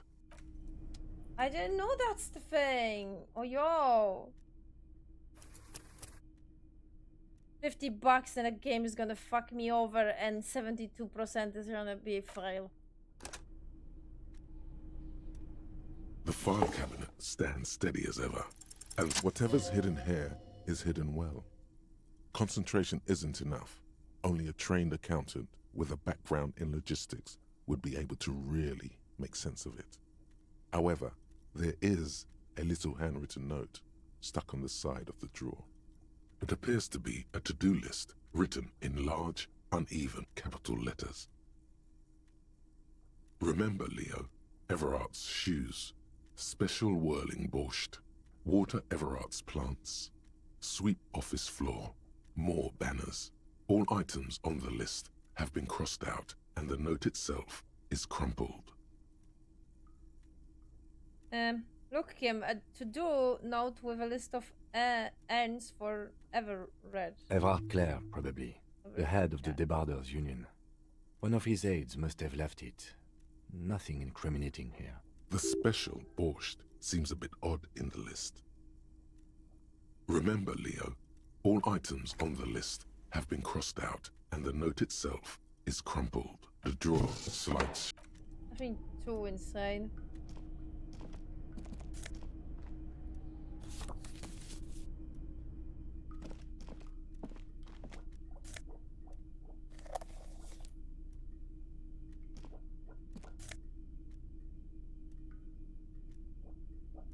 Visual carcass.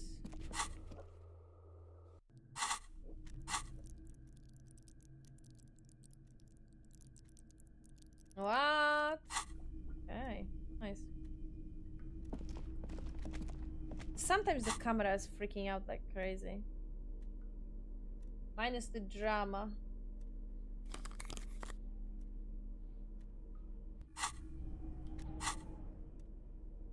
Another one.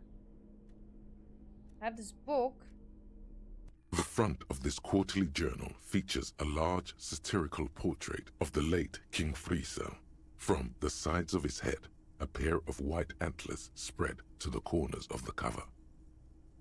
Why Friesel? Because Friesel was incompetent, foolish, and cruel. In short, the embodiment of everything the communards wished to overthrow. It's satire, you see. Flip through the pages, see what catches your eye. To your disappointment, there aren't any full-color pictures to direct your attention.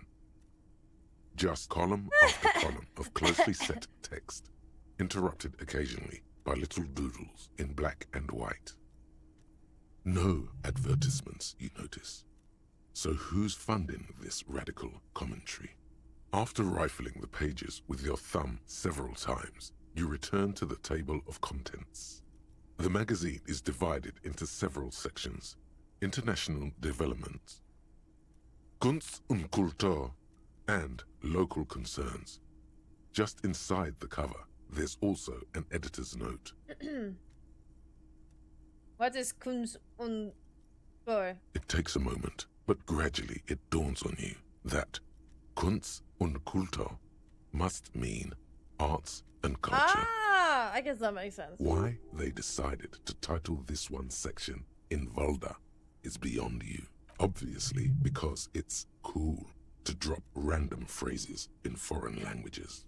It evokes a sense of recognition and fellowship among those privileged enough to understand.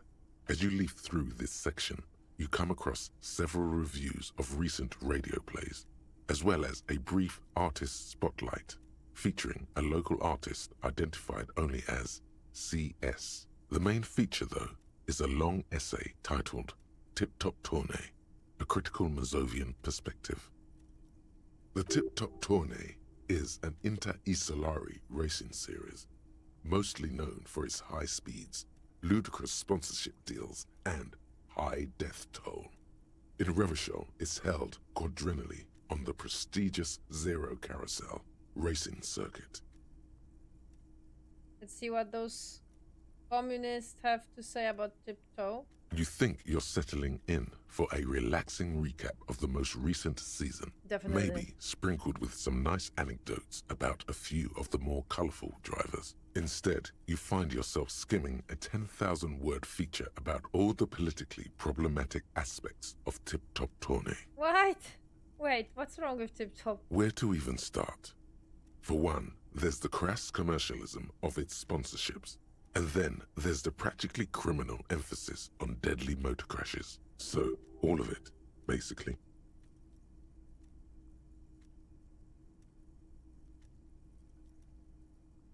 I know, who wrote this stuff? Oddly enough, this article has 2 bylines. Nasteb Encolada Bernal and Exilus Buka. There's no way those are real names. Why aren't they real? Have you ever met anyone named Exilus? Come on, they're plainly pseudonyms.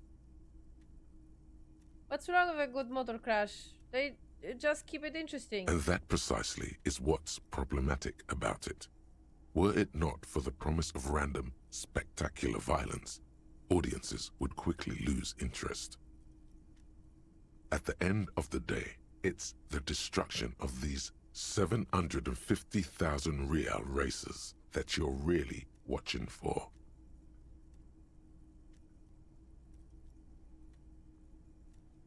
I'm pretty sure I like it for the racing. Sure, you think that, but subconsciously, it's the visions of brand names being engulfed in flames that you crave. This flimsy magazine is right. Deep down, you know the only true stakes are life and glory, or death by fiery dismemberment. I guess I never thought about it that much. That's because you haven't been reading critically. But don't worry. The whole point of these sorts of articles is to let someone else read critically for you. Kim, this article says that no one really watches Tip Tourney for the races.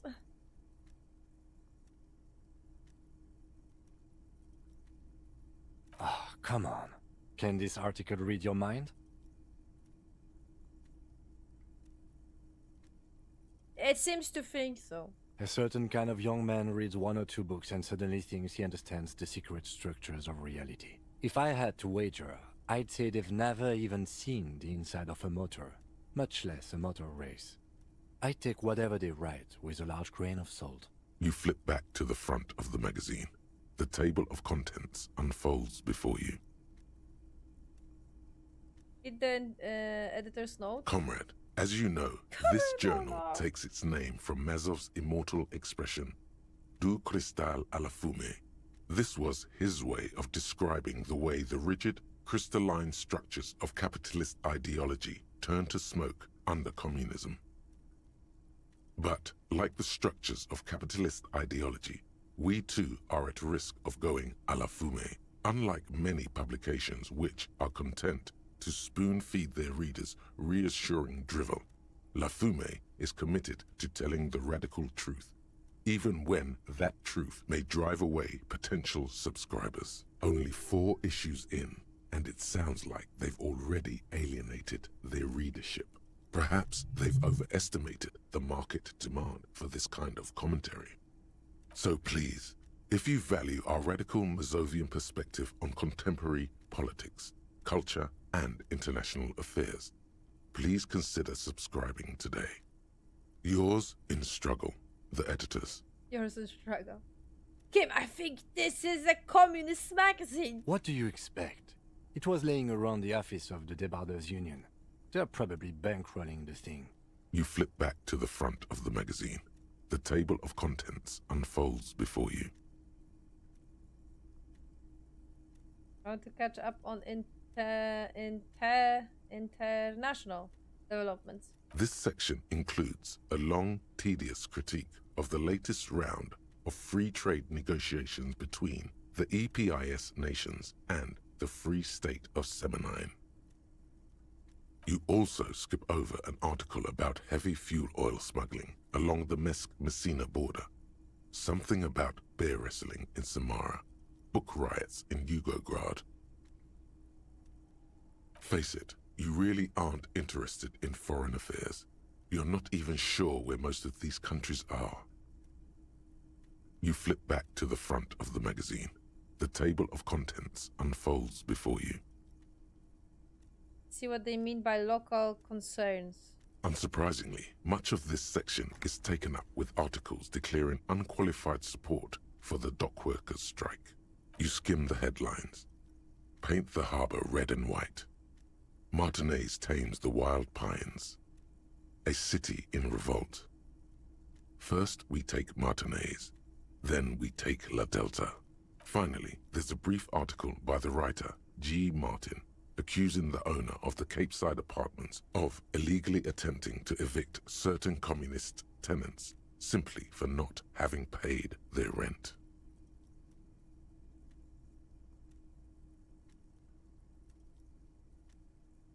Will it be better for anyone if labor and capital could reach some reasonable accommodation?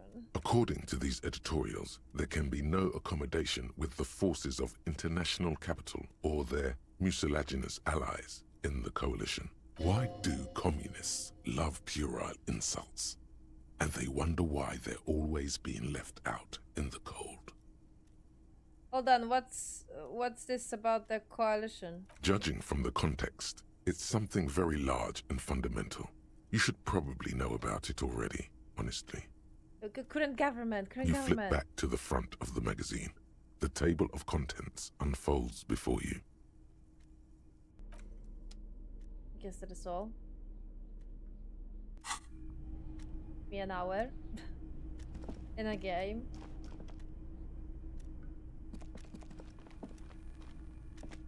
An imposing combination of a punch clock and a payphone is looking down at you from the wall.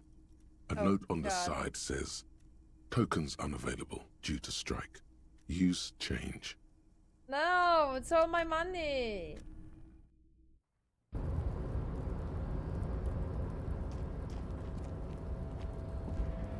The tarpaulin cloak is still hanging on the railing. The white rectangle of the Revachol Citizens Militia is clearly visible on its back. As your fingers touch the tarpaulin, it almost feels like the cloak wants to deliver a message of comfort through your fingertips. I will shield you from the elements and give my life for yours. That's what the cloak is relaying.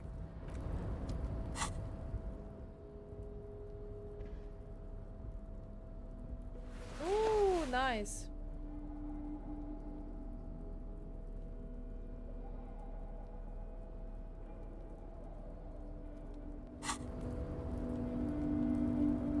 Anything in the pocket? You said there could be something in the pocket.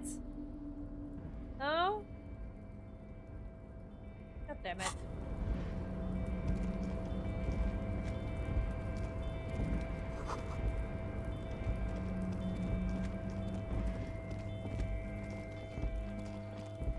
Oh.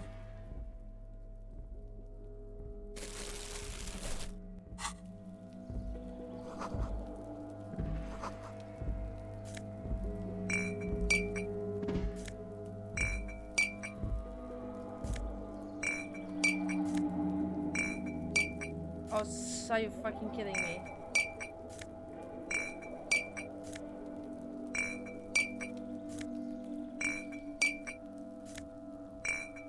Wow.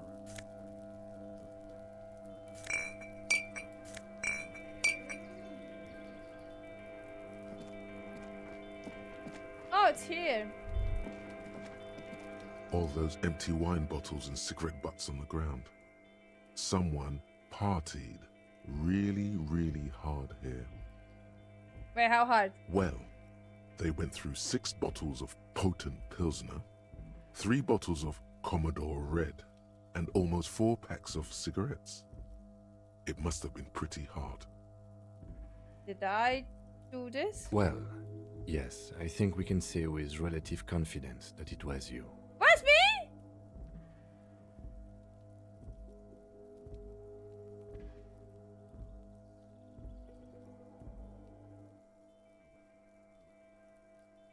This is really sad. I must have been miserable. Yes, This scene isn't exactly ripping with joy. Let's just move on. What the hell?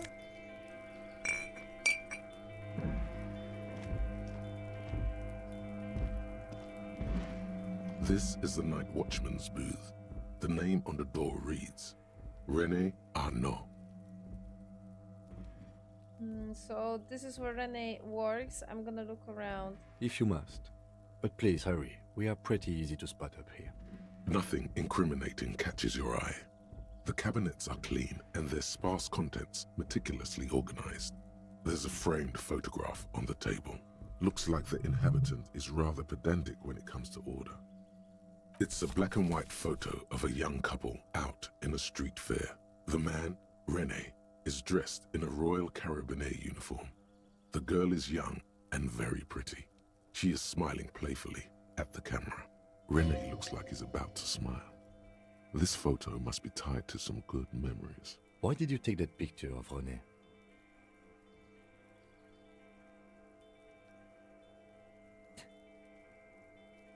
I'm gonna ask him about it. You're really interested in that old soldier.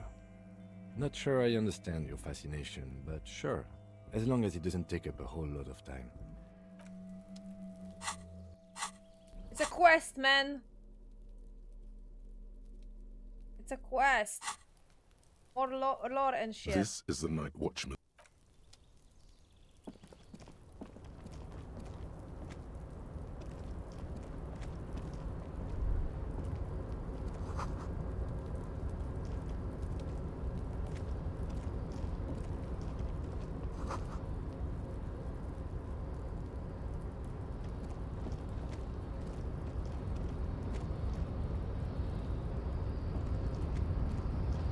Oh my god, I'm like behind here. What the fuck?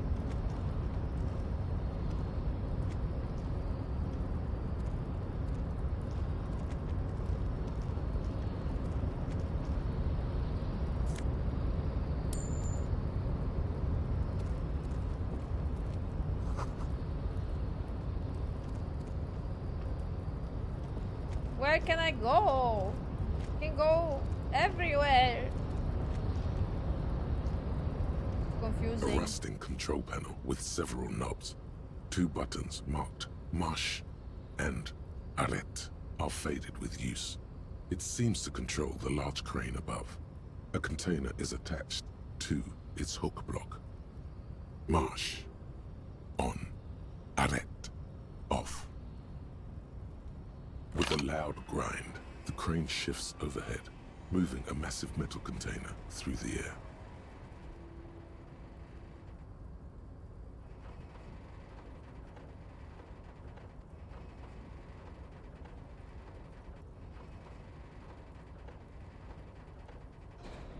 Oh.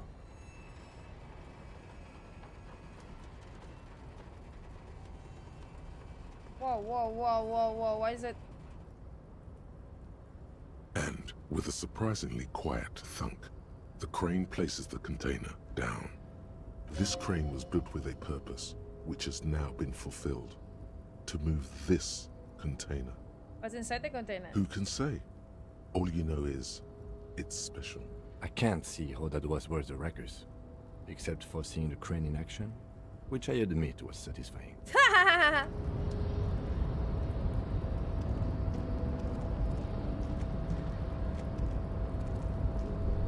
Before you stands a cargo container, just one of many in the yard.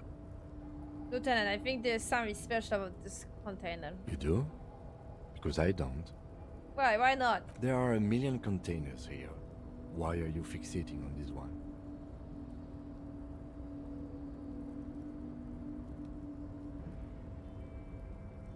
I don't know, Kim. It just feels special. It's a cargo container, detective, just like all the others. He doesn't even look at it. We are not here to interact with containers. We are here to get the body down from the tree. True, and I'm struggling for 3 days to do that. Knock on the door. No reply. Open. You attempt to turn the handle, to no avail. The doors seem to be mechanically locked. To your left, the lieutenant considers your actions. with some puzzlement. What the fuck?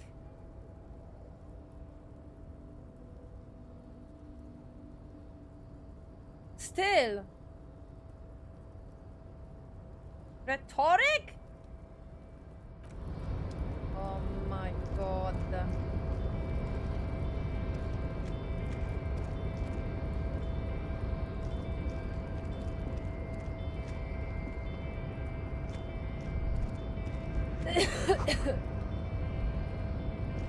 Sorry.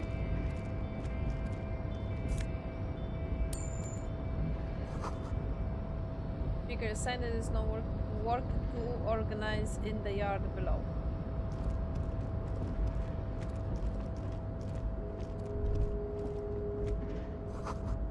Mask of oil and rust comes from the trams in front of you. Smells like blood.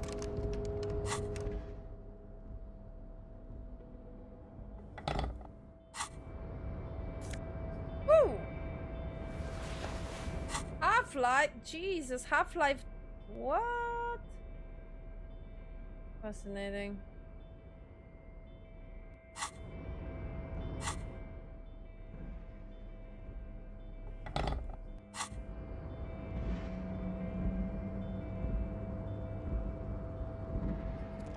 Okay, okay. You check it out later then. Smells like burnt coffee.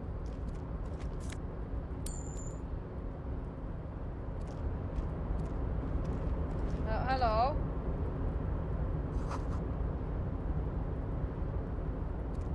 Container, container, I'll turn you nice and red. Container, container, put the logos on. The lyrics to this container song are being made up as he goes along. The accent is so thick, it's impossible not to notice he's Ubi, from the vanishing peninsula of Ubisunt on Muindi. Container, container, used to be Wild Pines. Container, container, now belongs to Everard. Hi. Everard, Everard, Everard, he looks after everyone. Huh? Well, hey there. How can I help you, mister? The look in his deep blue eyes is as sincere as you've ever seen. Kind of makes you feel like an arsehole for no apparent reason. I see you are not a union man, mister. Did you get lost? You're not one of them scabs, are you?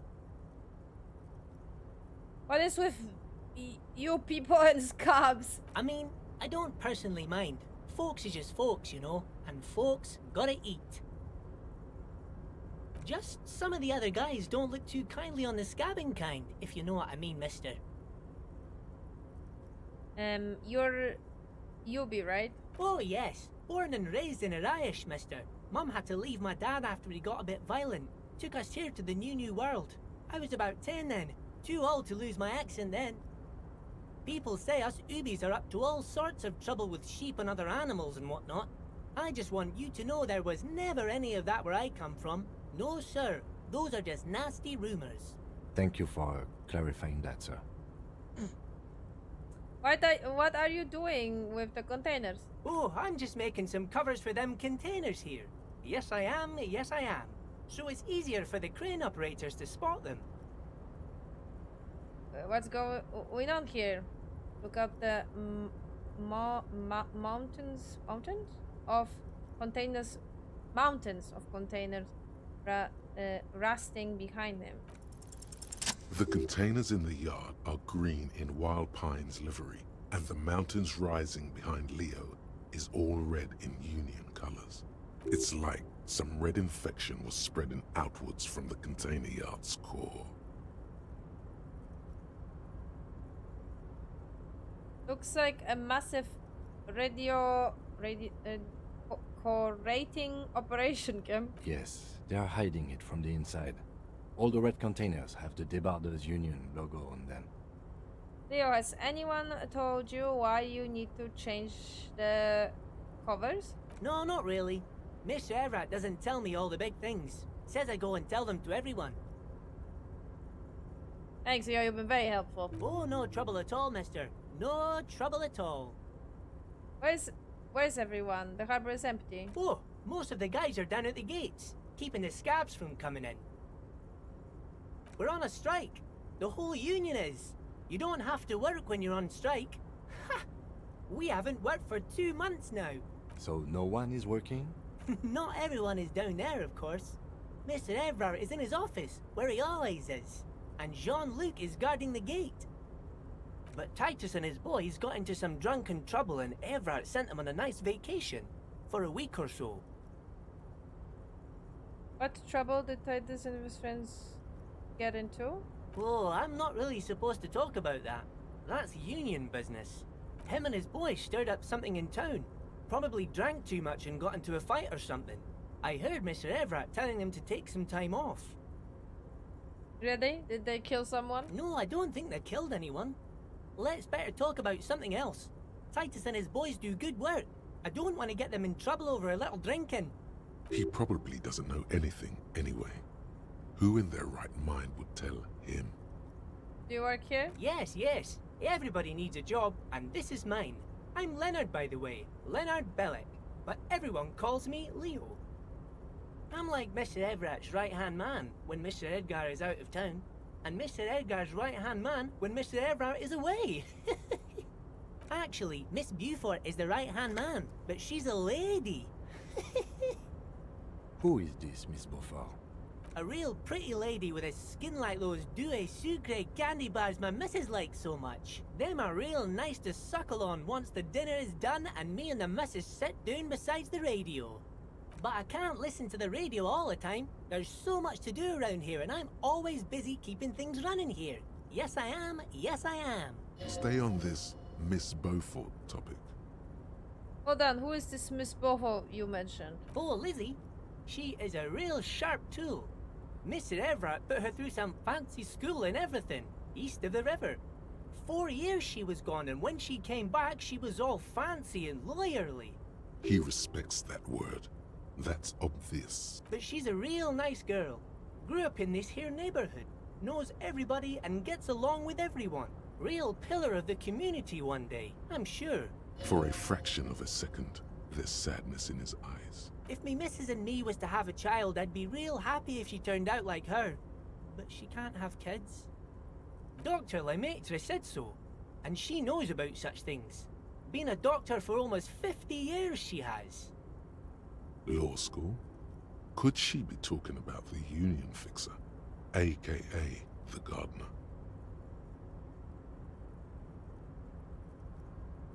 Okay, so this is the union fixer, the gardener. Looks like it. Ah. I'm not sure what a fixer is, but she is a real nice girl. Smart as a whip, too. Telling the gardener you know her name might throw her off. Perhaps something to consider later. Are you the Leo who wrote the note to make more banners? Oh, yes, yes. I leave all kinds of notes for myself. That old head of mine ain't so good at keeping things in no more. I almost forgot about the borscht. I have the same problem. What was about the borscht? Oh yes, I've been taking special whirling borscht to the men every day since the strike started. It's very, very good. Makes a man feel so warm and happy. I feel like I could take on Mr. Renadan's boar dogs every time the lunch is done. What do you mean by taking this soup to a man? Is it for striking? Yes, yes. I'm taking it to them.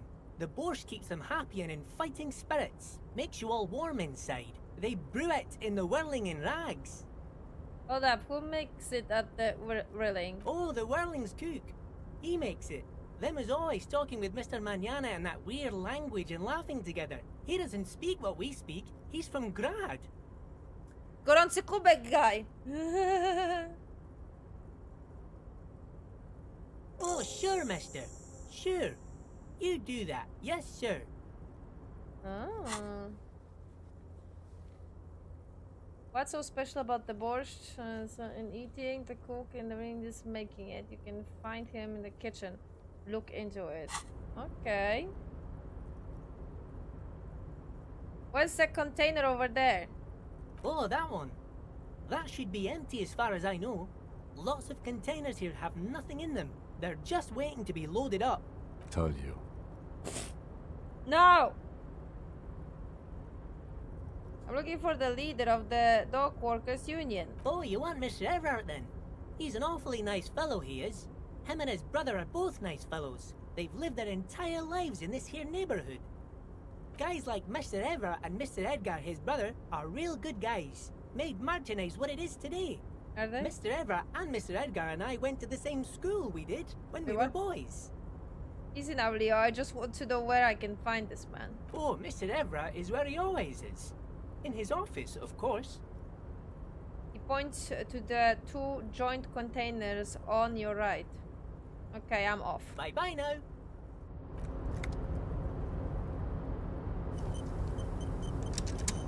Yeah, thanks game. Actually, autosave is a good idea.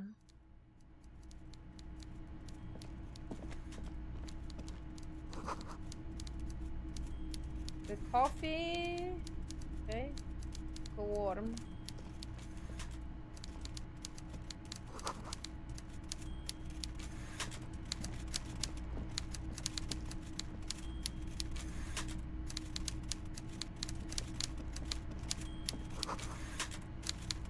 Taxidermy fish that tells time. Right, finally, Jesus. Before you is a walrus of a man seated behind a large desk. He looks up from his work, not the least bit surprised to see you. With great effort, he straightens himself up in his chair, yet says nothing. He simply stares at you. Let's get straight to the business. There is a dead body in the tree. Welcome, Mr. Dubois, Mr. Kitsuragi. It's good of you two to stop by. Please, have a seat. So what would happen if I didn't know my name? I would be like, whoa, whoa, whoa! My name is, my surname is Dubois. Thank you for the follow. Middle alcoholic. I'm Everard Clare, head of the Debarders Union here in Martinez. The man relaxes into his chair and continues. I'd offer you my hand, but unfortunately my health prevents me from getting up. You understand? Does it? He looks extremely comfortable. The tiny folding chair, on the other hand, looks like a torture device. You go ahead, detective. Whatever he has in store for you, it can't be good, he thinks. I'll do my best. I rather stand. Please, Mr. Dubois, let us converse in a civilized manner, as equals. Take a seat. I insist. He's trying to throw you off your game, thinking you don't know your name. But you do. So the joke's on him. Ha ha. Ha ha! At first you can call me Harry because that's my name. Excellent, Harry. Of course, that's your name. What else could it be? Now, please, have a seat. I don't see it. It's kind of my thing. Very well, Mr. Dubois.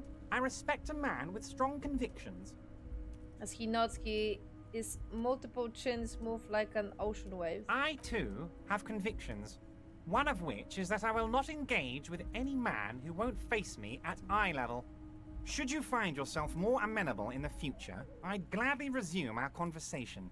But until then, I'm afraid I must ask you to leave. You're no Titan affiliation, buddy. He's got you in a fork. Sit down or leave.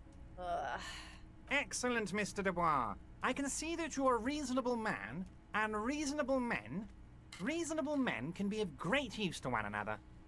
He gives you a silly wink.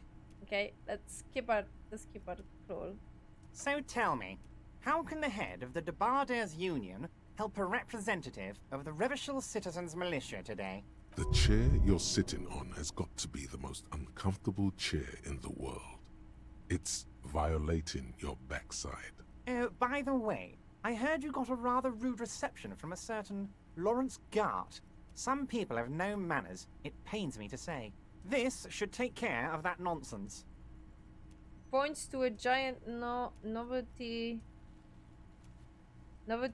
what? Check on his desk. It's absolutely huge. It should be sufficient to cover your expenses for a few days and patch over your differences with a cafeteria manager. Go ahead, take it. Wow, that's 25 real. That's good money.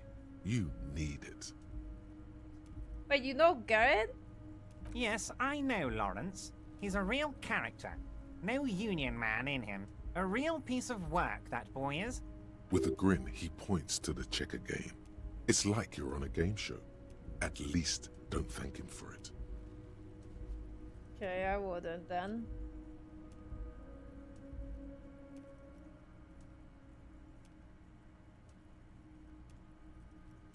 Is there anything you'd like to say to me? Or... No.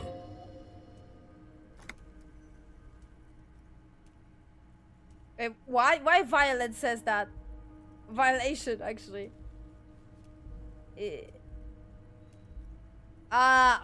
Because, okay, he's insisting for me to thank them.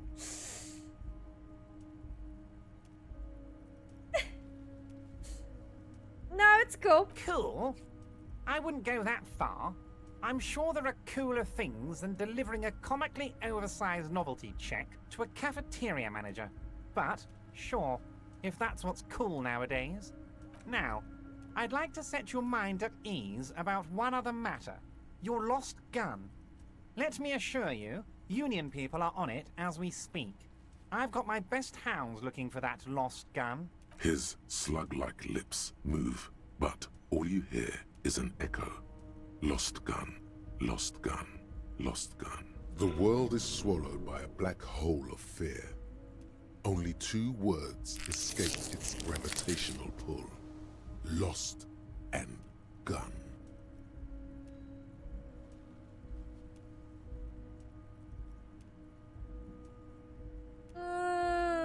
I don't know what I have mixed feelings about this man, to be honest. I don't know how I should approach him.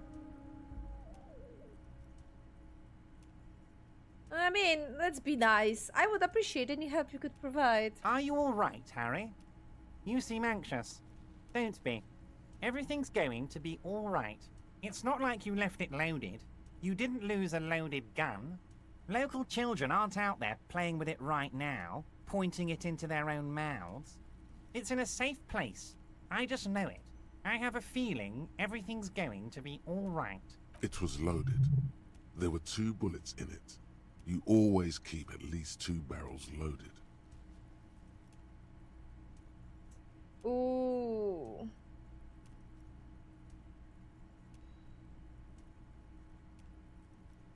Wow. Took the ability check -1. Don't say thanks to him. The chair is killing you. How can you even do anything about the chair? Kim, Officer, we will deal with this later. We don't need Mr. Clare's help with this. I wouldn't be so sure about that. oh my god. God, you're sweating. Your knee is jerking. You're about to cry, aren't you? You're about to cry because you lost your gun and those children are gonna shoot themselves with it. No, I'm not about to cry. Mr. Dubois, you don't look so good. Mr. Dubois! Mr. Dubois! Harry! Dutchman snaps his finger, but to no effect. You are in some stopper?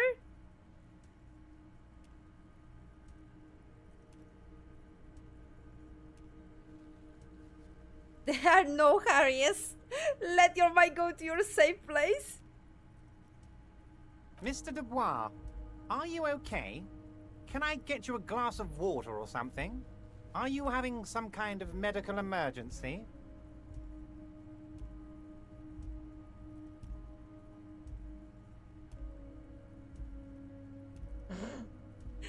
Yeah, but I'm fucking great. Actually, these chairs are comfortable. I could use the glass of water. What an odd demonstration of... you got me, Harry. I don't even know what. As entertaining as it was, I'm afraid we're wasting our time. And I'm an extremely busy man, as I'm sure you are too. Okay, enough. We are here to ask you some questions pertaining to a murder investigation. Quick, here's your window. Get yourself together and ask him questions. Police officer question. It is about time to stop embarrassing yourself. Questions will help you regain some of your lost dignity. I'm told the union is involved in the local drug trade. No, don't ask that.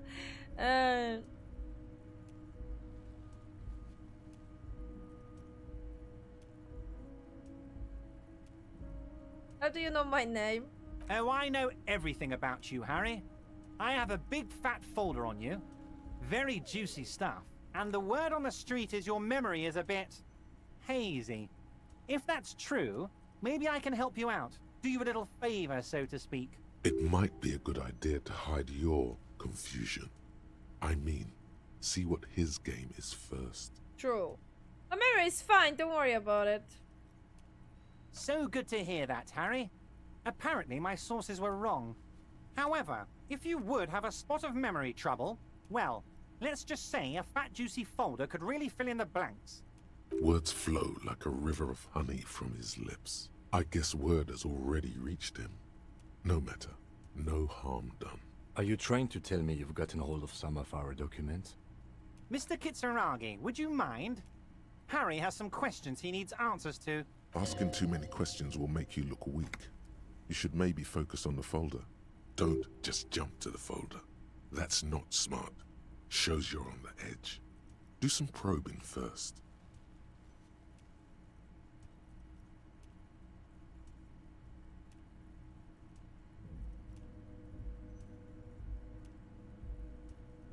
Where did you get that folder? Ah, this? My friends in your organization gave it to me, Harry. This translates into, haha, you guys are so corrupt. I find that very suspicious. May I have a look?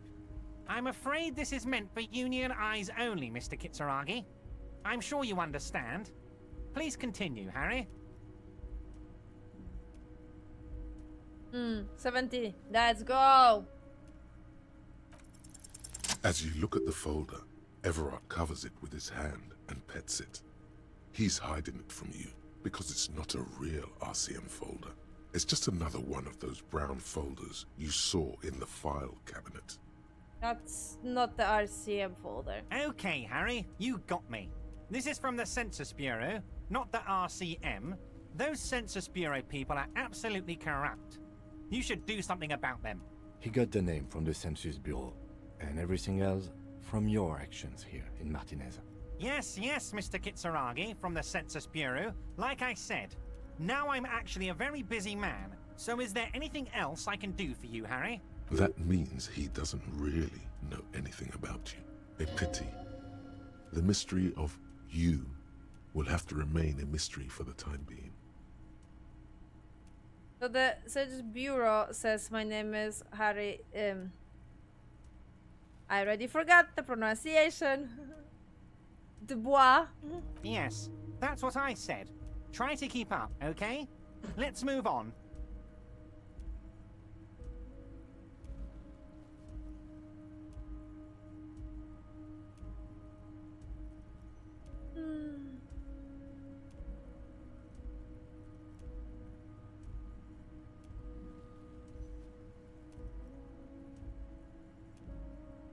I met Joyce, the company representative. Oh, that's very nice. I haven't gotten around to her yet. I'm very, very busy, you see. You repeat that. I hope you're getting along. One thing I want to make very clear, Harry, is that this is not some kind of union versus corporation situation. Everyone is just pals here. Just pals? Yes. We're all trying to do what's best for Martinez. Don't feel like you shouldn't work with her just because you and I are such good friends. I'm not a jealous guy.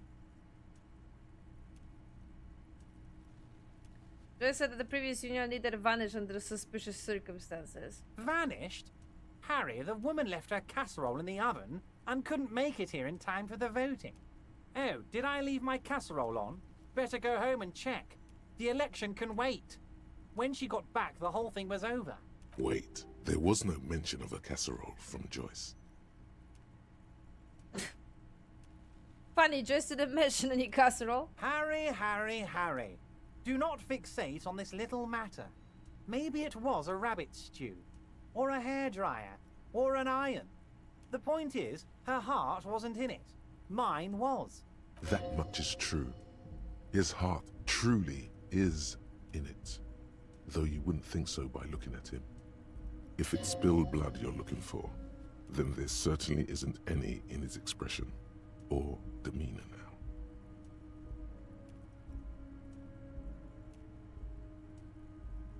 You can endurance physical instrument you out of with your passive and active. Whoa. Well, yeah, that sounds hard. What happened to the previous negotiator? What do you mean, Harry? Nothing. I let him go.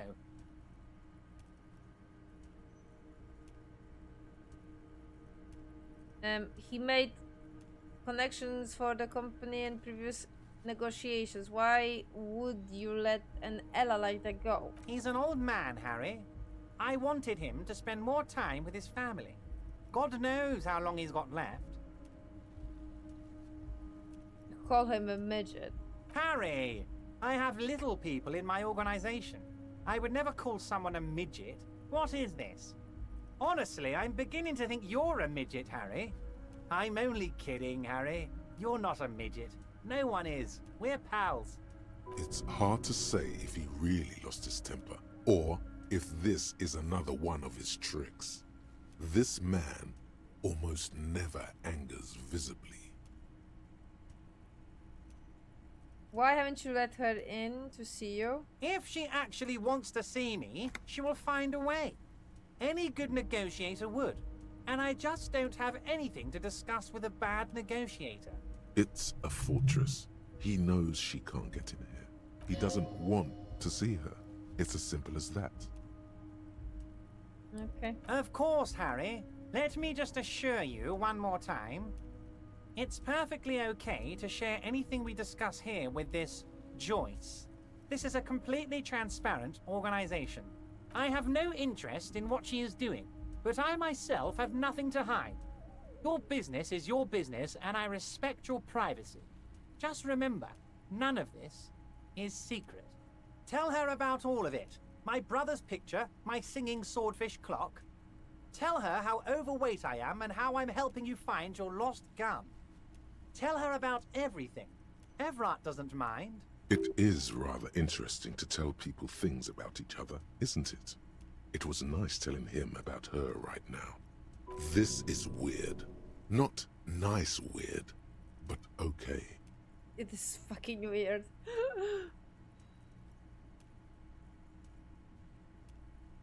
Okay, I want to talk about the hanging. Oh, of course. That's your main thing here. That's why you're in Martinez. I know everything that goes on around here, and I would love to discuss it with you. I mean, it's no secret that the lynching is connected to the strike. So much to talk about. Honestly, it's been weighing on me so heavily. I understand you need to interview me. I sense there is a but. But there's a thing that's been keeping me up at night. I want to talk about the hanging. I mean, if we could just calmly talk, exchange information, we could blow this thing wide open. Yes, that sounds good. Let's do that. Lieutenant says with a slow nod. But I can't think straight with this thing weighing on me. You're police officers, aren't you? I have a crazy idea. You guys are basically door-opening machines. Incredibly talented at opening doors.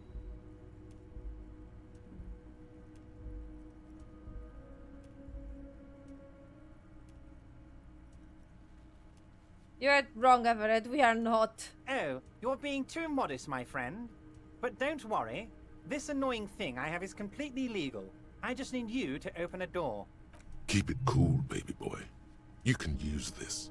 Groove with this. Play along. Let him throw his weight around. And when he throws it too much, and you've got him off guard, that's when you trip him up.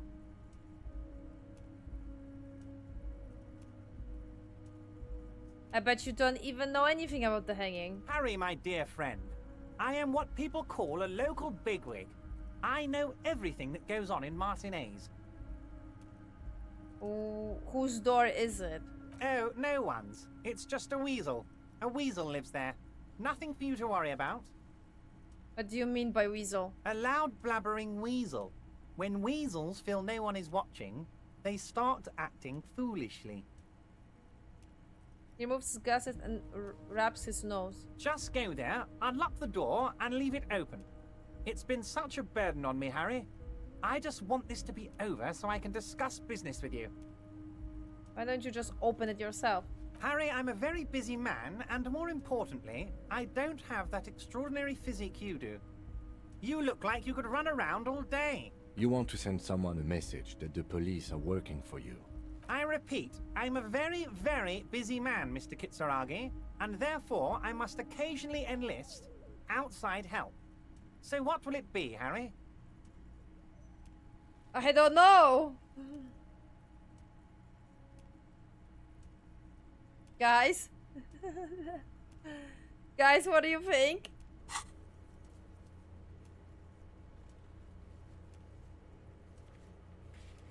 I am curious, not gonna lie, but considering that he just fucking manipulate me with this whole file, I don't trust a motherfucker. Like, he's not gonna know anything.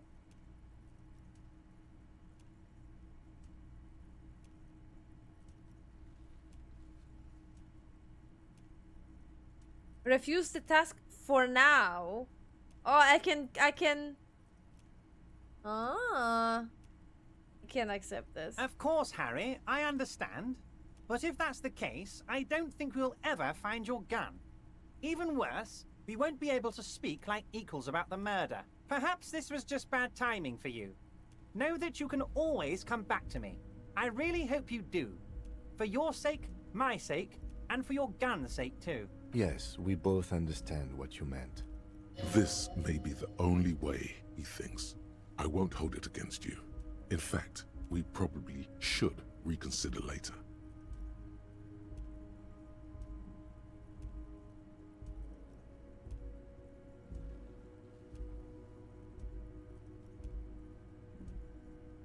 Could you help me get a dead body down from the tree? You might have noticed there's one hanging on a tree behind the hostel cafeteria.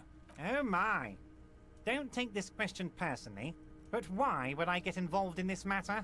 Mr. Clare, the man was hanged with a cargo belt. A steel-reinforced cargo belt. It's safe to assume the Union had something to do with the murder. Besides, getting the body down would benefit all of us. It's a stain on the neighborhood.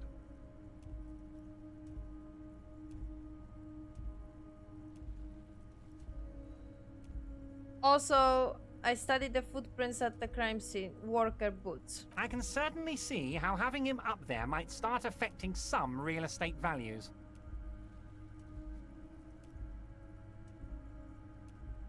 But of course, all joking aside, I am going to help you. Beeps up the headset of the radiophone to his right and clicks a button. Jean-Luc, the cop who bested you in physical combat is here, and he has a little dead body in a tree problem. Namely, he needs it to be taken down. Please extend him this courtesy. You can find Luke down at the gates, but you already knew that. Anyway, he's going to help you, now that he's back on his feet. Haha, he knows! What the fuck?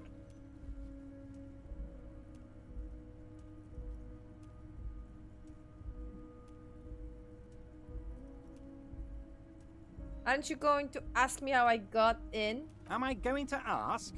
Hell, Harry. You spin-kicked my strongest man in the face. I saw it from my window. Would you ask a man like that how he got into your container yard?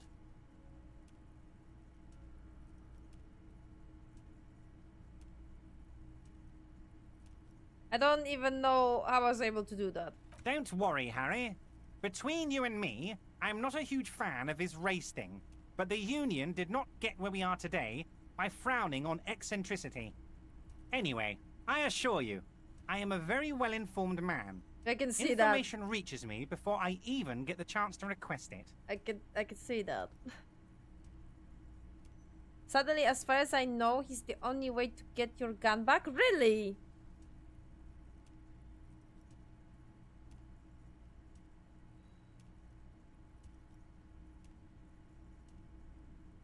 Let's talk about my lost gun. Yes, Your lost gun.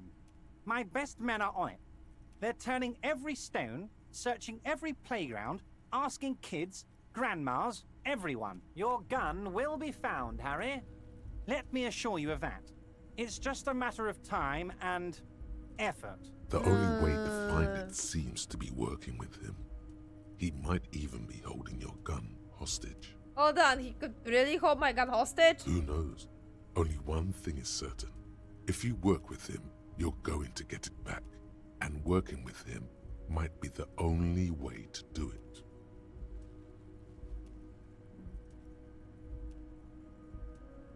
Does this mean if I do things for you, I will get my gun back? Damn it, Harry. That's exactly what it means. I'm only kidding, of course. He is not. Of course. I understand. We help you, you help us. The lieutenant replies dryly.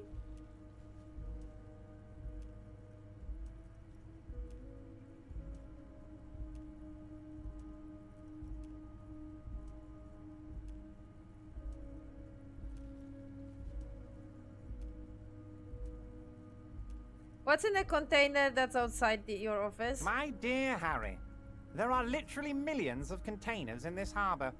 I couldn't possibly remember what's in all of them. There's something special about it. It was attached to the Calveson crane. Harry, you smooth-talking son of a bitch. Time is a precious resource, and I don't have enough of it to count containers with you. Smooth talking. Maybe that's the way to go about opening the container. You should at least try convincing it. Yeah, that's how it works. Looking into your shady brew. I don't know what that means, Harry. Shady brew? There are so many moving parts in my operation, I can't keep track of them all. You know what? Don't even tell me. Whatever it is, do it. Surprise me. Just one thing. If you can, make it even shadier. He sincerely has no idea what you were talking about. And he doesn't care either. Of course he doesn't. So is he gonna care if I mention the drug trafficking?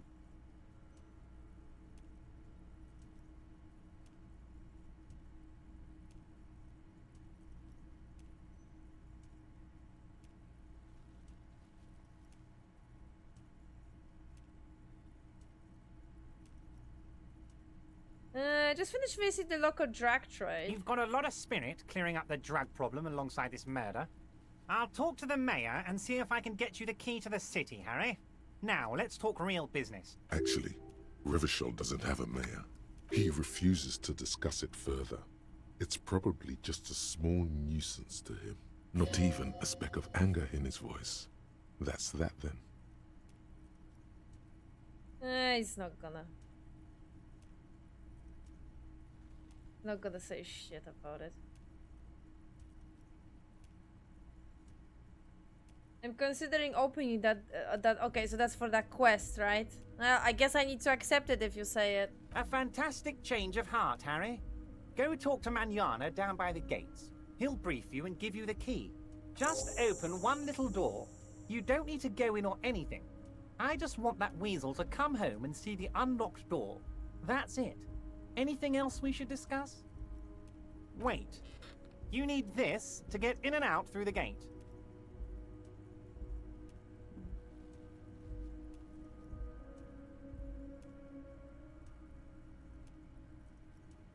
Great. We want to get stuck here. Here. You're one of us now. A real red and white union man. Take care, Harry. See, I am actually not sure that you are correct, Gray, because I actually recall... I don't know if I recall it correctly, but I do recall that when I was playing for the first time, I was very suspicious towards Everett, like insanely suspicious. And I think I didn't agree.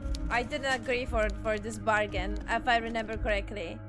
And I remember that I found my gun very, very late in the game. I remembered I found my gun in the fishing village. That girl had it. I don't remember the name of the character. I don't remember what was with that character, but I remember like a woman or a girl. I think she had like some kind of boombox or something. Or she was playing music. But I think she had my gun. And after talking with her, and I think doing some checks, I think she gave me back my gun. But I could remember it wrong. But then again, I'm sure, I'm like 80% sure that I didn't do that task for Everett. I really didn't do that task. But I could be wrong. I could remember it wrong. There is a possibility.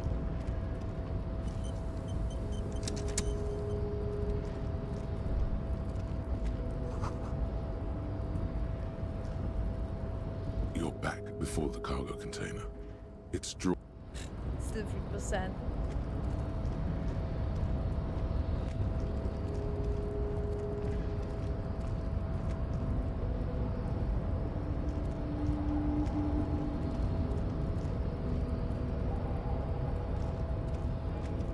Really? Because I actually think that I actually just like, I don't know. I just found her.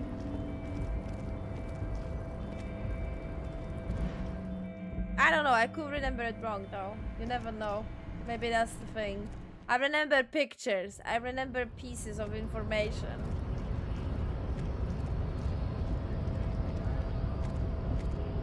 Do not presume this has drastically altered our race dynamique.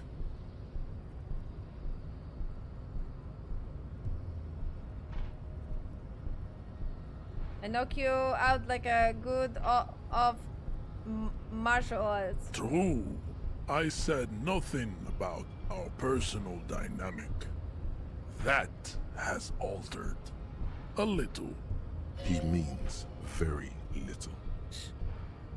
Everett told you to help me, help us get the body down. So it was. You bested me in race combat to reach my superior, then had him give me an order. I salute your cunning, enemy. I will go and remove the body from the tree with my bare hands. You're so noble, Measurehead. There's a but. But while I am gone, someone must stand guard on the bridge. That someone needs to be you. Both of you. That would mean you're openly showing the people that you're taking the Union's side.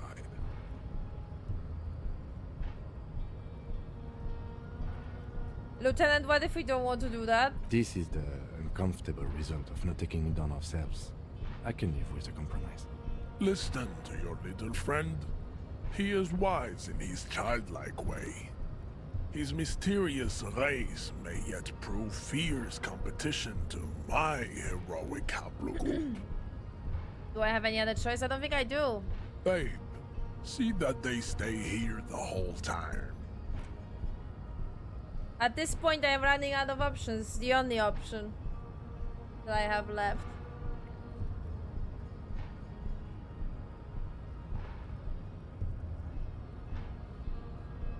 The woman's gaze follows Measurehead as he leaves. So, you guys are like cops or something?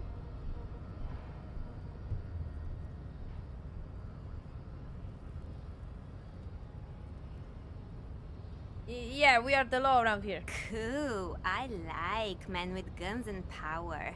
I'm Katya, by the way. You hear that? That sound. He's breaking something. Yeah, Jean-Luc must be really tearing it up over there. I wish I could see it.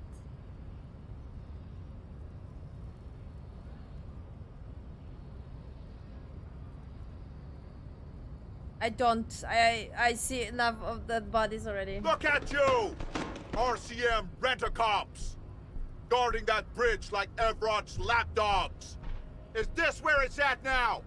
The RCM is for sale! Spoken by a mercenary pretending to be a worker.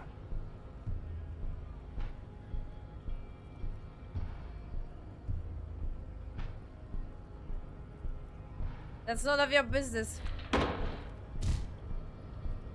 Please tell me he didn't broke the Shrill body. laughter interrupts you, echoing across Martinez. It's Kuno. Then the man turns to look behind him at the behemoth appearing around the corner, approaching him, walking past him.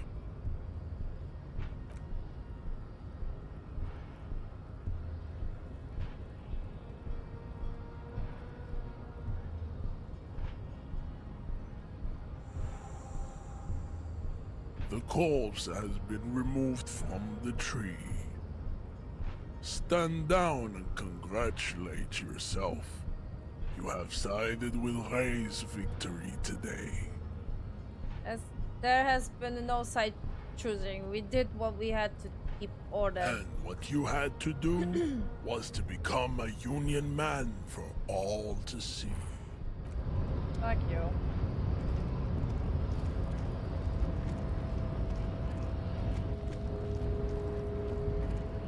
Finally, I have some kind of fucking... So, how'd you like our harbor? You've been in there, he means. Talked to the boss man too, probably. Was nice enough. It's but a rest area on the path leading across open plains. Right. You talk to the boss, eye to eye, like men of the plain. If you have any more questions, I'm set to talk. Any idea who killed the hanging man? The mercenary, eh? Who could have killed him? That's indeed the question. Why even do such a thing?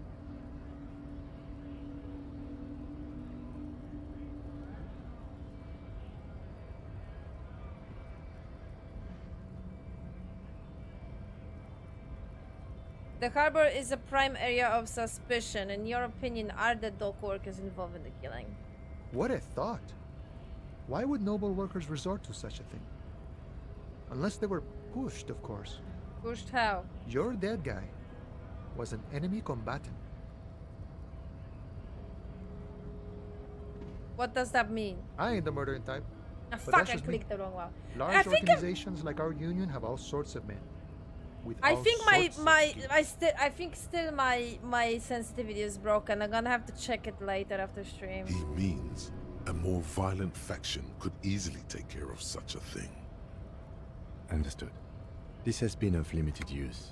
Still, thank you. No problem. I wish the best to you in your search. The mercenary, eh? What a thought. Your dead guy. He was an agent of the opposition, attempting to undermine our honorable efforts. So that was like an extra dialogue. I ain't the murder. He means. Understood. Okay. No problem. I wish the best to you in your search. Sure, I'm glad it's not my search. I read said you have a key to a door. A key, huh? What door is this key supposed to open? He said it belongs to Weasel. Oh, say no more. I got you. I got that key right here. And let me tell you, it's mighty good of you to help us out during the strike. Working class solidarity, as they say.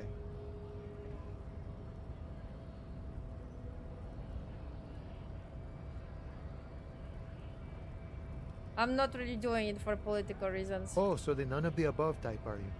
I get it, I get it. I like to keep my distance too. But it doesn't matter.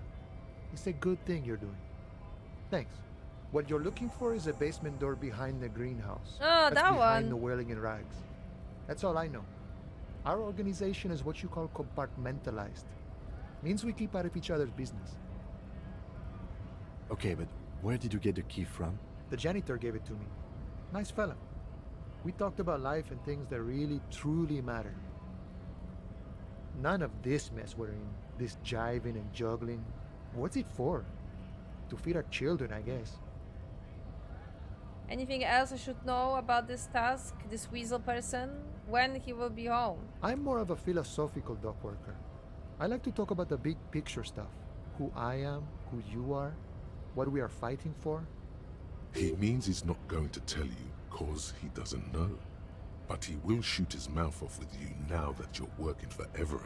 Who he is, And what they're fighting for? This is interesting. Actually, what do you know about the Hardy Boys? Los Ardis? They're an independent militant group. A bit too high-strung, but it comes with the responsibility. They're sort of like you. Preserve the rule of law and all that. Except it's Everard's law. But really, they're just like you. Is he actually comparing you, an officer of the law, to some neighborhood vigilantes? Come on. He's just trying to keep the peace.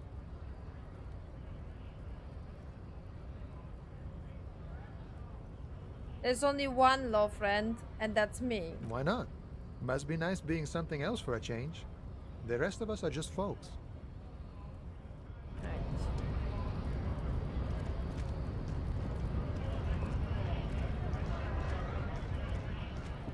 Oh my god, one success in this one freaking dice throw, and finally the plot is moving. Like, see, I'm sorry. I'm so sorry that I had to save Scum, but I got so fucking mad, man.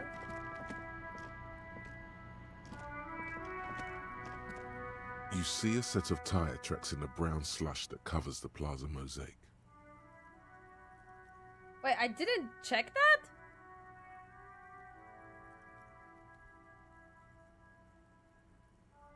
Why am I looking Cop at this? habit. You look at everything. This isn't case related, you think? Hard to say. The tire tracks were left here by an unknown event that took place some days ago. This is my car, It's right? a message, written in the language of burnt rubber. Some What? of that rubber stuck to the tiles right in front of the whirling in rags. This is point A. The driver started there, and then accelerated straight into the fence, left a hole big enough for the Franco-Nigerian cavalry, according to the cafeteria manager. Why that pang of guilt again? What happened next? The driver proceeded to back out of the yard. Yeah, that's. I barely think it's my stopping car, before is it hitting not? the adjacent building. Before heading south. Must have been in a hurry.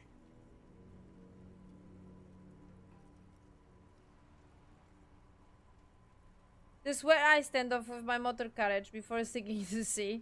No wonder the cafeteria manager seemed frustrated when he was giving us directions to the yard. Oh, okay. Yes, it's just like I thought. Okay. Well, you did provide us with a very convenient access point to the crime scene. That is true. How I didn't realize this? It's yellow. Maybe I didn't press the button and I didn't realize that I can click it.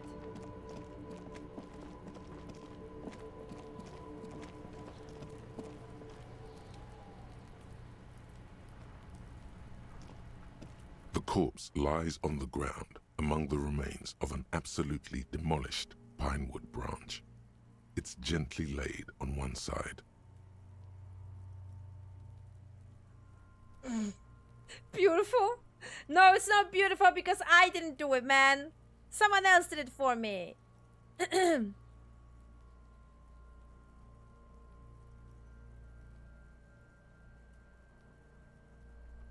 Well, it's done. Mr. Measurehead has done a good job.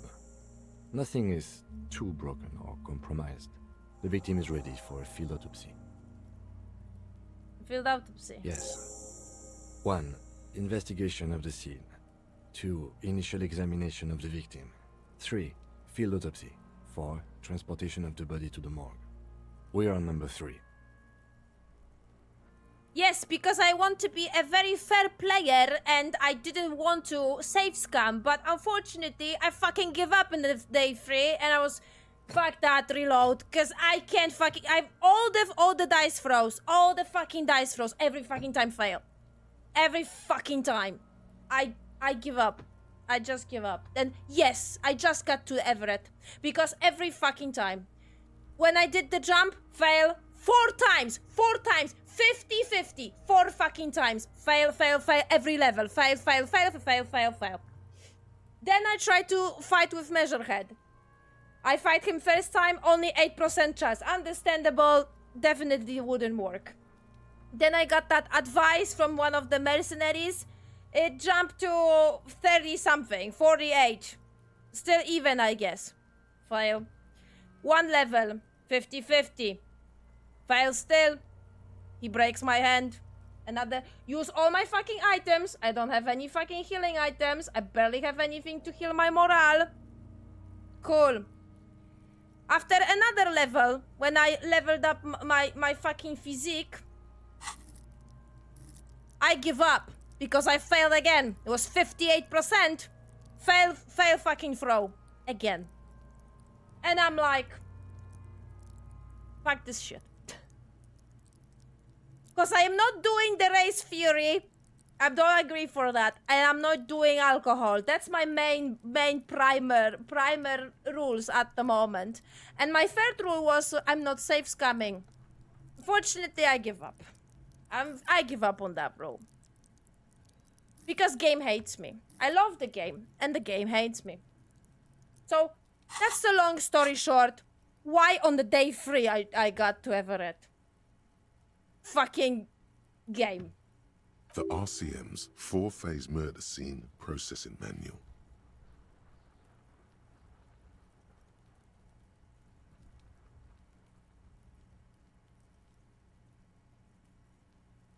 The fuck are they on about? Cop's gonna cut his shit up. It was even more grey. Cause I did the savior to the max. I did one jump without any upgrades towards the savior. Then I upgraded to the max. It was 2 levels. So it was 3 tries. No, it was more, because I think it was 4. Why do I remember that I did 4 attempts to that fucking jump? Because right, so I did 1 when it activated. 1 with 1 level. 1 with the 2nd level. Maybe it was 3 in that case. I remember 4 attempts, but maybe I am wrong. And then there was Measured Head. 1 attempt without any level. 1 attempt without the advice from the Mercer. And then it was 1 with a level. And then I give up. And I reloaded.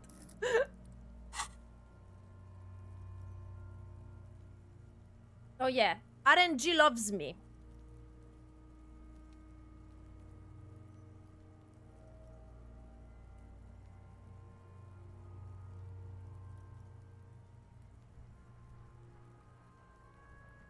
Don't we have someone else for this? A doctor? No, you and I are detectives. The honorary rank of detective signifies our ability to handle the entire incident chain. From autopsy to cleanup, to social work, everything.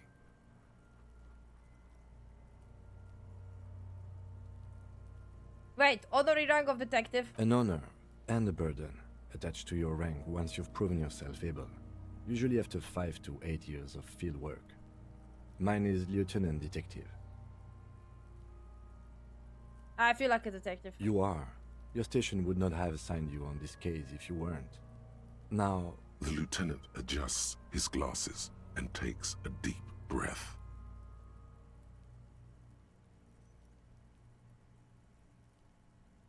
Chris, what exactly is a field autopsy? Come on, officer. You know what a field autopsy is. You've done 100 of them. What you do know is, at 18.9 kilometers, the dormant shield volcano, Corpus Muindi, is the world's highest summit. And the failure of the 38 single, Et puis descend, to crack the top 20 was the death knell of disco. But what a field autopsy is, you have no idea.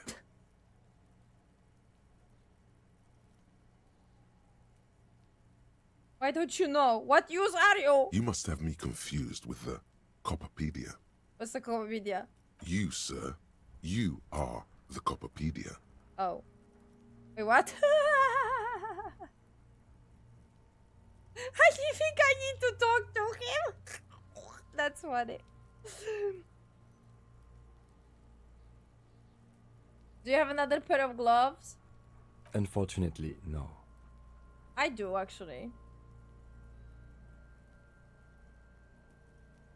I have gardening gloves. Maybe they They are better than nothing. Tell you what, I perform the anatomical side of things while you will take notes. Okay, sure. That's right. You knew it because you inspected your ledger.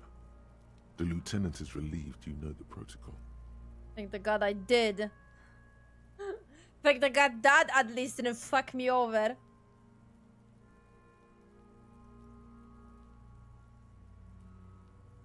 The dead man stares in silence as you crack open the ledger.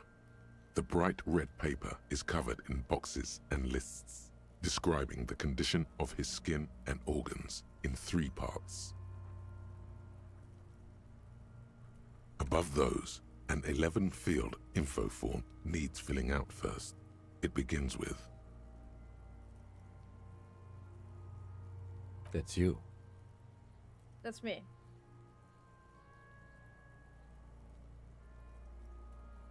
The corpse is indifferent to your scribblings, just lies there. The next box says, It's more than twice of the Mount Everest. What the fuck is up with that mountain? Some biblical shit. KK57. That. KK equals Kim Kitsuragi. 57 equals Precinct 57, followed by his date, 0803, and time of arrival, 0815, on the scene. He's indexed the case after himself, not you. That's because he doesn't want to bring up the messy question of your initials. Never feel the corner case under me. Technically, I arrived at the scene before you. And what would that make the alphanumeric? HDB 41 0803. Help me out with the time of day, anyone? 11:11. It's meaningful.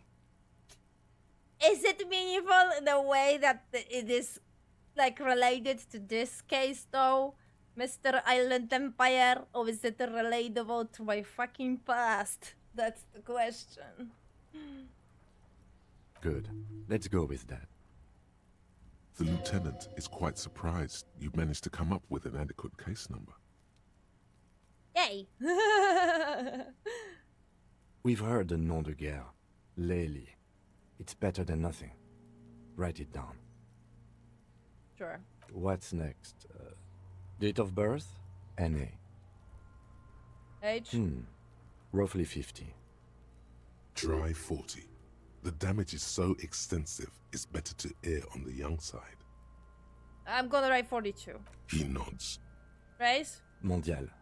Fair to olive-skinned, from the Isola of Muindi. This is as vague as it gets. You might as well say whitish. The pudgy mess of curdled meat looks neither mondial nor anything other. Fucky! Male. Pigs can have sex!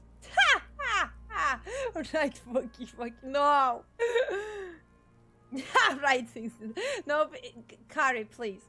Nor does he look male, with his pregnant belly and indistinguishable face. We're still going with March 4th. 51. What else? 9. Body identified by is non-applicable. 10. Case number is the same as the coroner's case. HDB 41 0803.1111.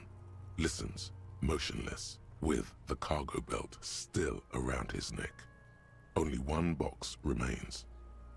Okay, you know what? I actually think that's a lot better to take the body down later and do this autopsy later, because at the moment we actually having like an actual autopsy. I remember when I played for the first time, I didn't have a lot of information and my freaking character was so confused and I didn't know what to put there. So I think it's better if you do it later on. None. At least not after the initial examination. A strange word. Treatment. Treatment?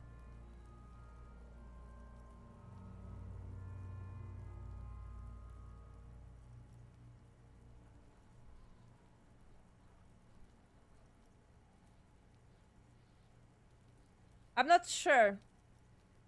Didn't the footprints look like he was carried over? They'd have to have incapacitated and carried him over.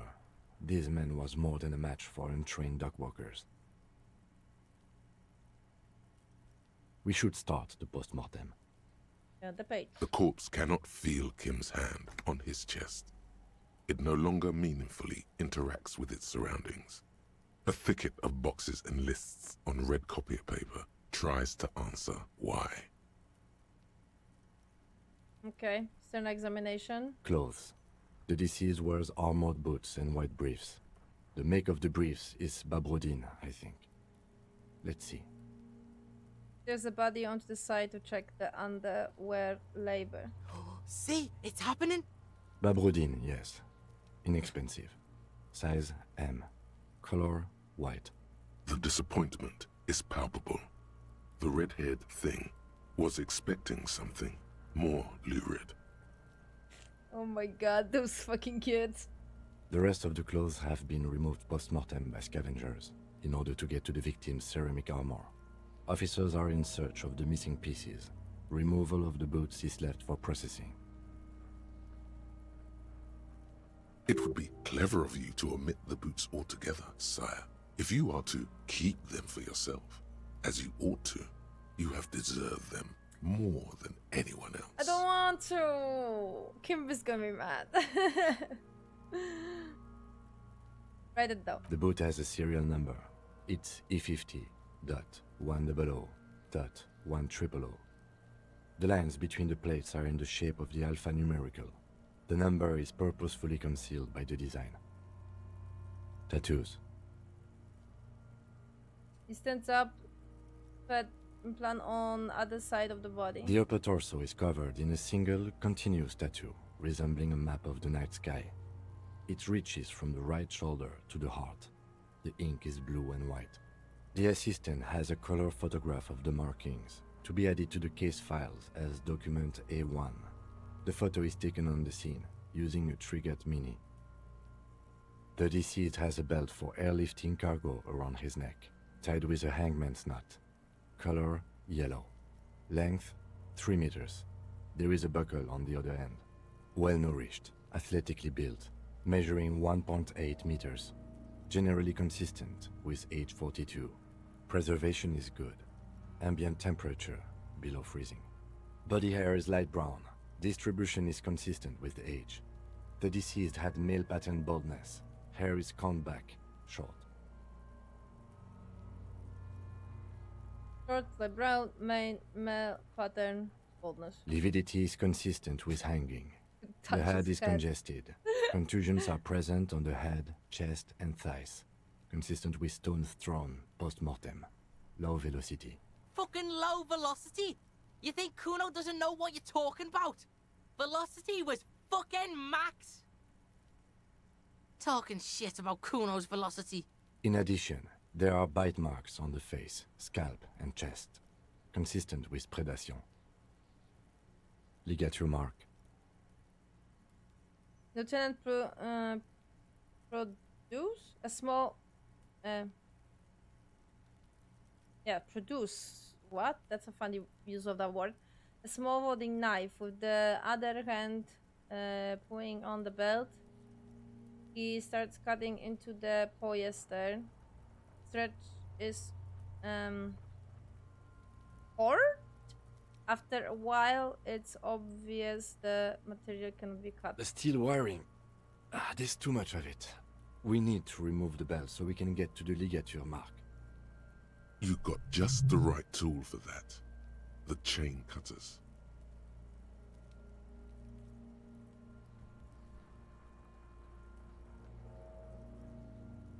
Oh, the chain cutters are gonna be... okay.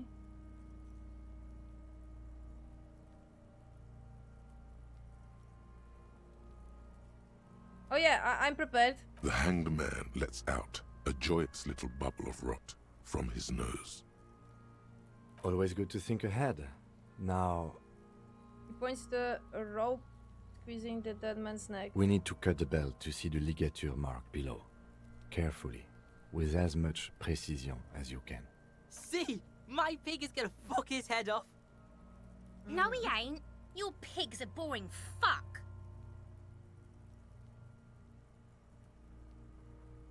The belt is equally tight around the whole circumference of his neck, swelling over the edges like white bread rising from the east. This is gonna not work, right? As per usual, any fucking 50-50 is never working. Or even 50-50, whatever, whenever the game says even, never fucking works.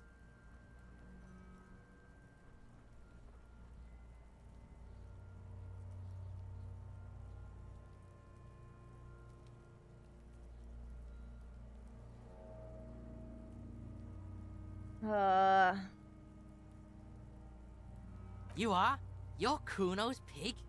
Concentrate on the belt, not on who is whose pig. There is no pig. There are only the chain cutters and the belt. Oh my god. You jam the cutters right under the knot. That seems like a smart idea. Yeah, somewhere there. Already they're buried deep in the man's flesh. Then you rotate them to get a better hold. Then... Yeah, he has a fucking... He has a fucking shot that I failed. Now this. The lieutenant looks by, somewhat worried as you summon power words to your aid. Yeah, fuck him! Fuck that faggoty! Corpse fucking time! Told you my pig was hardcore. I should have a go first. I think I have a strategy.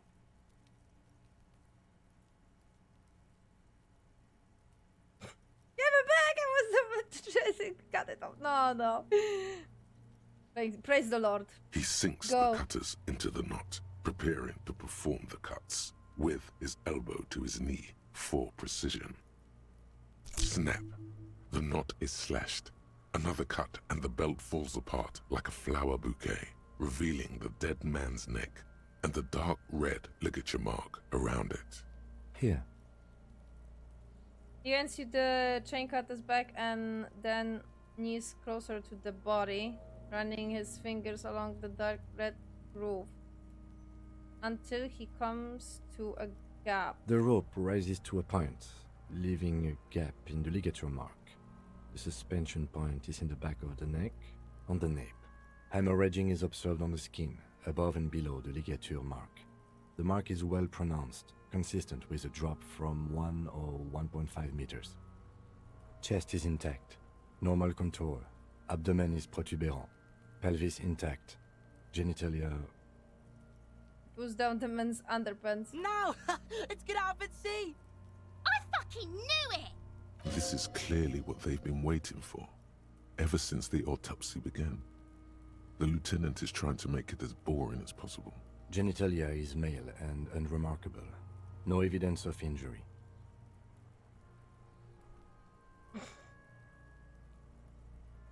Move on. Don't entertain the kids. Or... The dead man's penis is average-sized, congested from the downward collection of blood. The testicles are uneven in length, hanging underneath. The genitalia is greenish. Marbling is present around the crotch.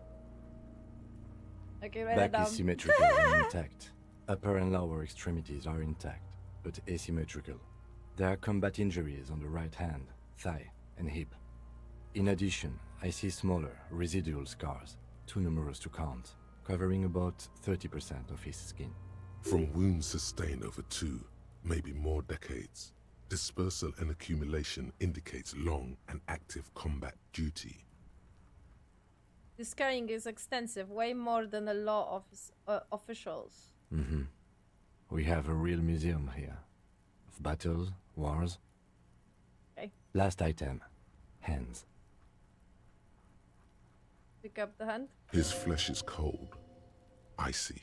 Pleased to meet you. Where are you from and what's your name? Not again. My name is... I'm only fucking with you. I know where you're from. From Cappadocia. And your name is Il Corbo. What can I do you for, Il Corbo de Cappadocia? Nothing, I got nothing. Nothing does. This was pleasurable. I sincerely thank you for touching my hand. We should do this more often. Be close like this, I mean. Hands are clean. No sign of injury from struggling. Were we expecting any? I was. Maybe I'm just not seeing them. Honestly, this stench is making it hard for me to think at the moment. Ooh. That's all for the external. Well done. What next? Internal examination. Central nervous system. I have nothing. Do you have anything on this man's central nervous system? Of course, there is a moral to be drawn from it. A moral to this story. If I may add the moral of the story. What would that be? The dead man looks, too, with barely contained excitement to hear the moral of his story. The brain is very what? Vulnerable to compromise in its blood supply. I think that may well be the moral of every story, officer. An A. Good. Musculoskeletal. Purge fluid is coming from the mouth. Not injury related. Eyes and tongue protuberant. Hyoid bone. Let's see. With his eyes almost closed, the lieutenant puts his hand on the dead man's throat and begins to massage it, gently. A rotting smell erupts from the mouth. Purge fluid runs down his lips, black and viscous. Yeah, jack that fucker off! The hyoid bone is fractured. The rest of the musculoskeletal system is intact. Unremarkable. Respiratory system. Backhunched as if in prayer. He begins to pray. Open the dead man's jaw. He stops to exert more focus. Both hands are used. Oral cavity shows no lesions. The victim has received dental implants, possibly after a combat wound. Mouth swollen. Hemorrhaging present in mucosa of the lips and mouth. From here, it looks as though the clown-faced man is screaming. The tendons of his jaw are torn apart. Hyoid, ripped from the force of the lieutenant's hands. No scream, no sigh of relief rises from the darkness inside. It's humid there. Sickly sweet air, unlike anything living. You feel like you're about to throw up again. Straight in that mouth of his. I don't want to. Okay, I'm giving up on this because I really don't want to puke. Hepatobiliary. NA. Why don't we have anything? Are you a hepatobiliary expert? He looks at the corpse stomach with a mixture of tiredness and disgust. Hepato means liver, and biliary, the gallbladder and bile ducts. Am I expert in those things? Nothing in your alcohol-soaked memory directs to having forensic expertise on either one. I don't think so. Neither am I. Okay. And that's it? That's it. Okay. Same for toxicology and serology. NA. Both? Unless you have untapped reservoirs of knowledge there? Reservoirs? No, but do they take obscure trivia and odd tidbits? Would obscure tidbits and odd trivia fit the files? No. God damn it.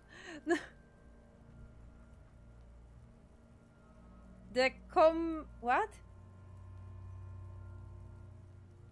Completionist. In me wonders if there is something we could still do. Like a toxicology screening?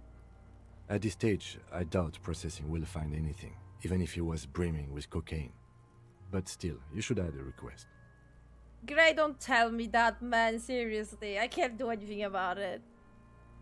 Cardiovascular. The body exhibits heavy lividity. Blood has gathered in the hands, feet, and neck.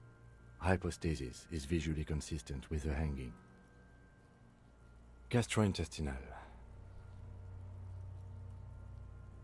He breathes a sigh of approaching relief. This is the last file on the list. He looks around to the ground, full of pieces there. This will do. Digested semi-solid food in stomach. Voila.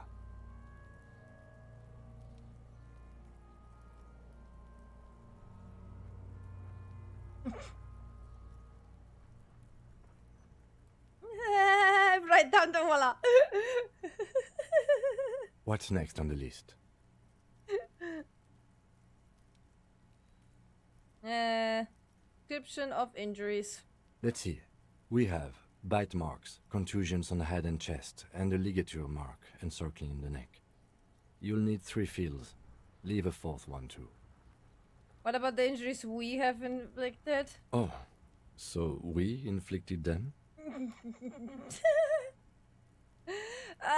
Yes, this is a team effort. No. I don't know. Okay, I have inflicted. Okay, so there's a spin-stabilized munition from a Kiel A990 muzzleloader lodged in his lung, and an incision on the thorax from a chain cutter. I wouldn't mention those. Better not to muddy the waters. Isn't that sloppy? Be pedantic if you like, it doesn't matter. No one else is going to investigate this man's murder. And if they do, such details would only confuse them. See? These pigs are fucking corrupt. Why don't you fuck him if you love him so much? Now, injuries. Okay, bye, Mike. Head, chest and scalp bite mark injuries. Predation by birds has caused damage to the body. Odontologist does not need to be consulted. And your opinion, officer?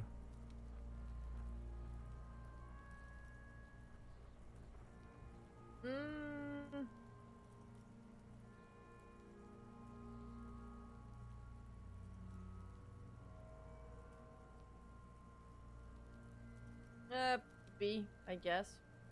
Agreed. Next injury? Contusions. So, the scalp bleeds from a post-mortem head injury, a stone. The injury does not have the rim of an early inflammatory response. The perpetrator on the scene has confessed to causing it post-mortem. At maximum velocity, fucko!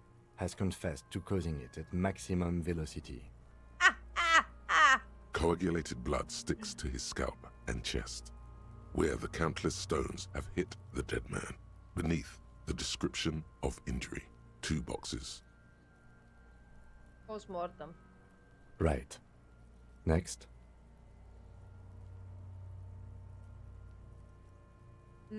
Ligature mark? Jesus, that's a funny word. A dark red abraded ligature mark encircling the neck, with a gap on the nape measuring, let's say, 7 centimeters. The hyoid bone is fractured, the cervical column intact. I see hemorrhaging on the skin, above and below the ligature mark. Depth of the mark, 1 centimeter. No signs of clawing on the neck. Below the note, 2 customary boxes wait to be ticked. The man's head jerks to the side. The ring around his neck is visible. I was a fatal. That's it. We have established cause of death. It's not much, and it leaves much to be questioned. But it's a start. Let's wrap this up. I pronounce this field autopsy over. First, how did it go? Well, we established probable cause of death. Some would say that's the goal of an autopsy. We also requested a toxicological screening. That was thorough. The results should arrive in a couple of weeks, if we are lucky. I would not hold my breath. What else? We were thorough with the list of injuries, too. We described them all in detail. What is there to say? Given the circumstances, it was a professional field autopsy. Woohoo! What now? I need a copy of that autopsy form. Then I will drive him to Faubourg. Rip out the copy. For processing. He looks at the dead man one more time, then at the slip of red paper in his hand, then at the corpse again. He's thinking, did I miss something? I'm sure we didn't get everything. There's always something. Oh. Perception? Stop wasting time? Is that because I didn't do it in the first day? What?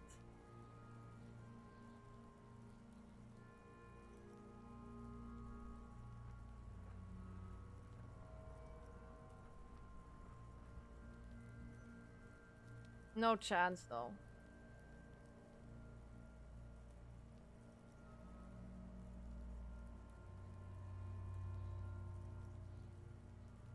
I'm actually... What? Stop wasting time, you're smart, -1. Establish probable cause. And did I made a mistake?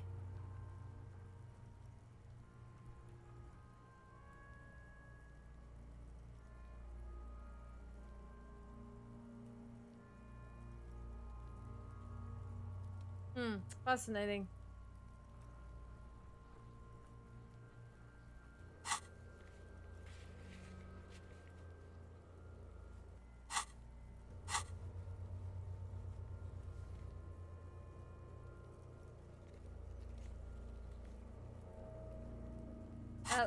I don't see...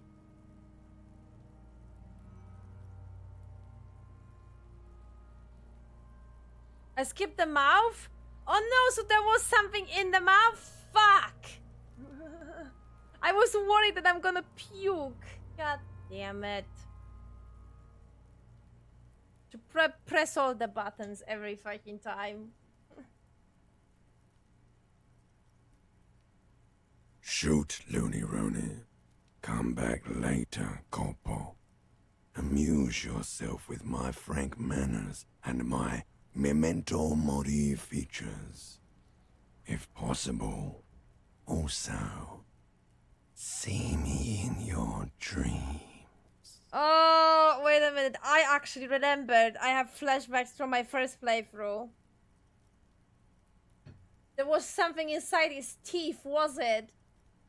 I don't remember what though, but there was. Oh, never mind. Never mind. God fucking. All the memories are getting triggered. But after I actually play, it's like, oh, wait a minute, I remember that.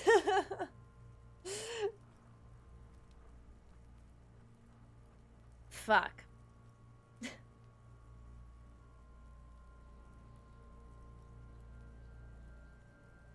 Oh well, we will deal with the consequences. I guess. No more, no more. The fucking, you know, safe scamming only in very dramatical situations.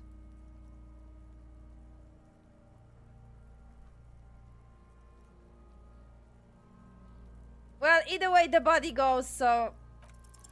You run your hands over the victim's cold body. His limbs, his torso with its swollen organs. Maybe you should be more thorough. His fingernails have turned dark. They're chipped and quite long. There is dirt under them. That's all. Do you think we missed something? You can't shake the feeling that there are more secrets concealed in the flesh before you. There's something we are not seeing. Okay, well, we are in livor mortis here. He is disintegrating. We need to refrigerate the body if we want to conduct another examination, and we need to do it fast. Oh, we can use that fridge in the building.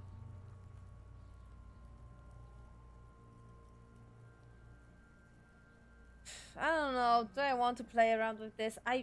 What do I have to level up? But still, even if I get leveled up, it's only 3% chance. So what 1 point is gonna give me like what, 20 something? Still too little. Hey, wasn't there a giant ice bear sarcophagus below that building? Why, yes there was. It was massive. Red eyes glowing in the dark.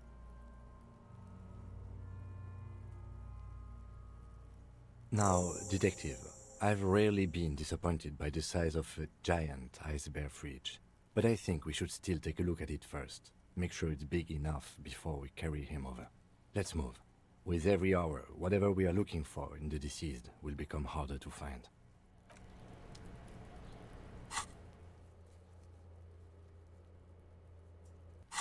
I don't know if I want to do this.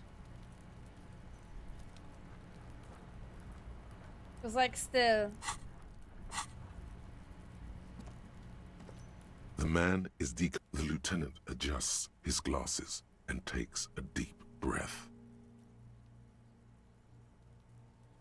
Perception. Oh my god. Another one of the yellow ones.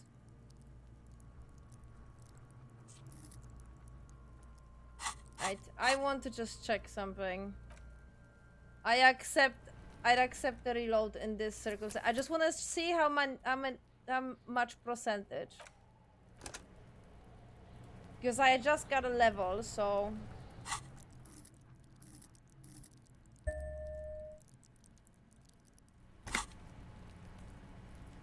The man is The lieutenant adjusts his glasses and takes a deep breath. Yes, shit. Doesn't change anything.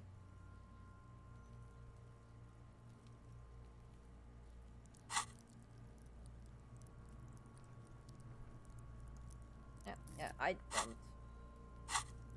Wait, did I level it up? Wait, what did I do? Or did I have 2 points and I don't realize? Oh, it seems I had 2 levels.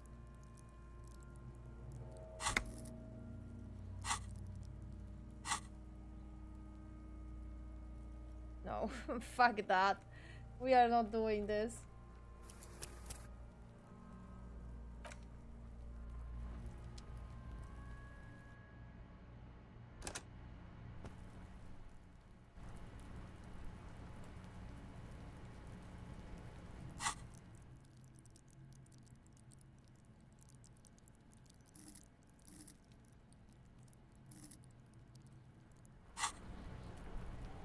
The man is decomposed. The lieutenant adjusts his glasses and takes a deep breath. So is it worth it?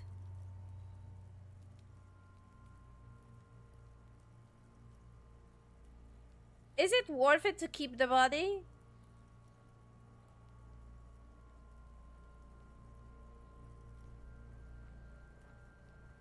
At this,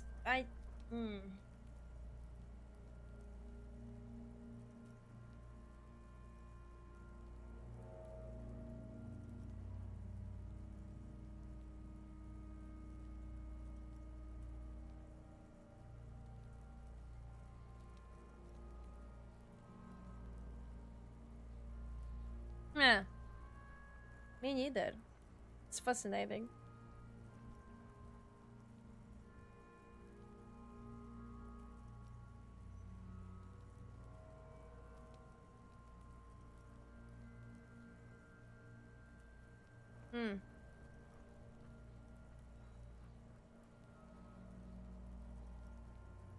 Okay, you know what?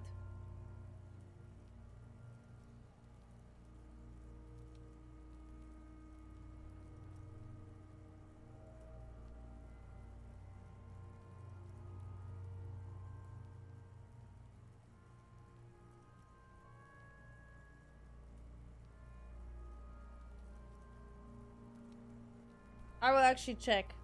Sorry, cheating again.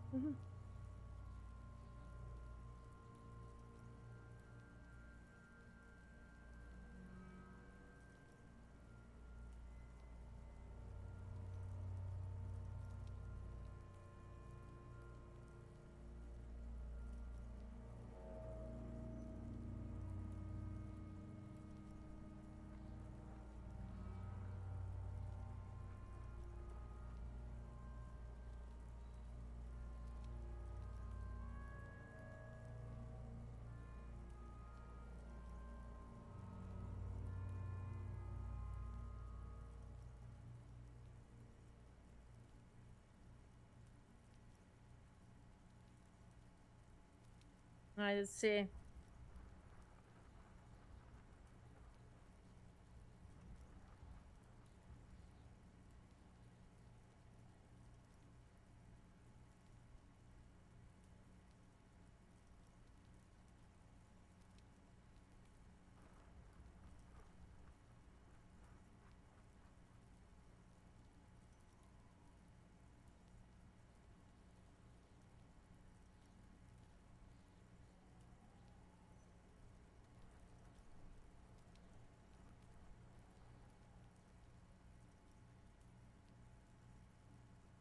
Okay, well, that's pretty obvious.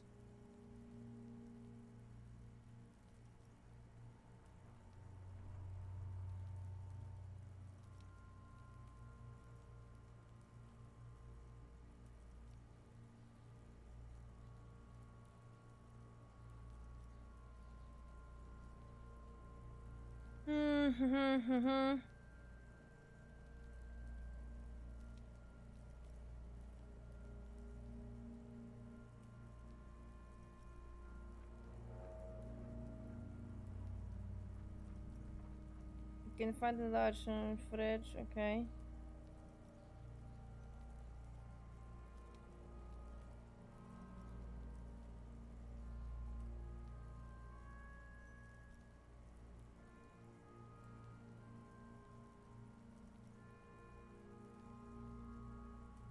Able to stop the project so you gain more time to examine more.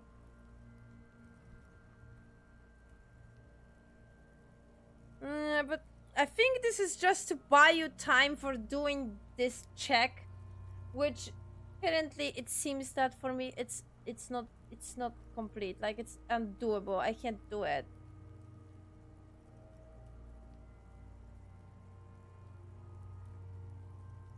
I don't know.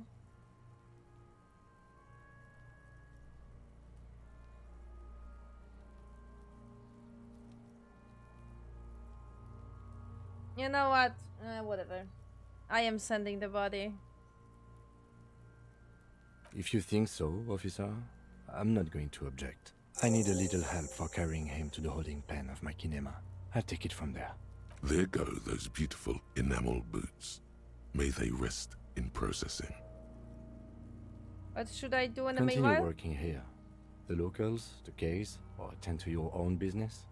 I will meet you downstairs in the Whirling in Rags tomorrow morning, 7:30 sharp.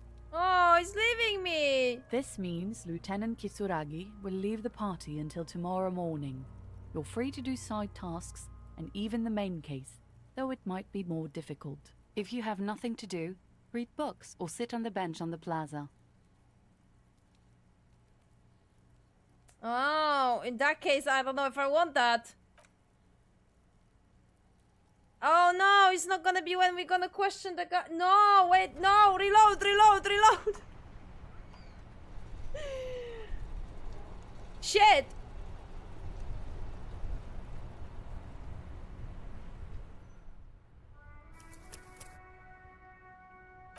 What? I just... Oh god, wow. Who would have thought that I'm back in exciting spot just like a second ago?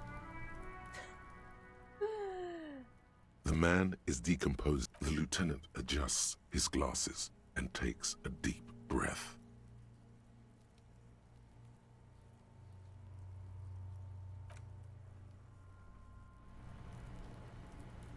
Well, I think I'm gonna leave him like that for now then. And I guess when it's gonna be closer to the end of the day...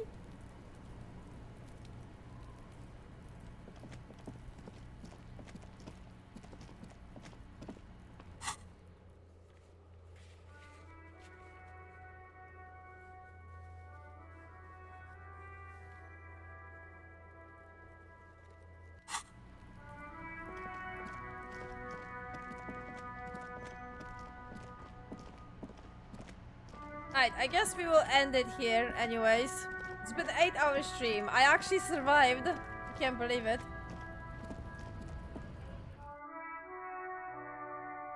I survived 8-hour stream from this Elysium. I can't believe it. Not gonna lie, after the first 4, my brain was actually dying. The tear machines. Your bottles clunk. But I got used to it.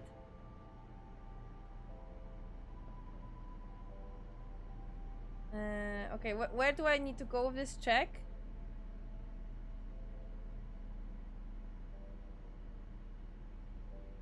Ah, it only covers the rent.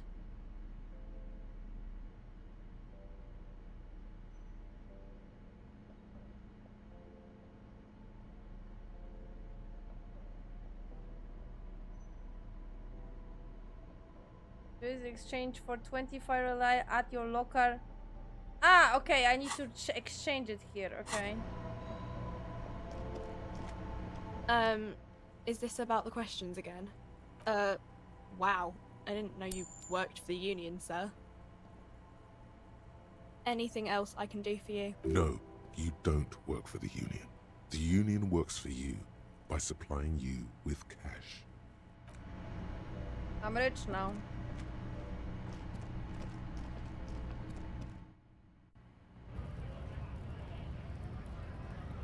Right. So I guess that is all for today. We'll continue this morning.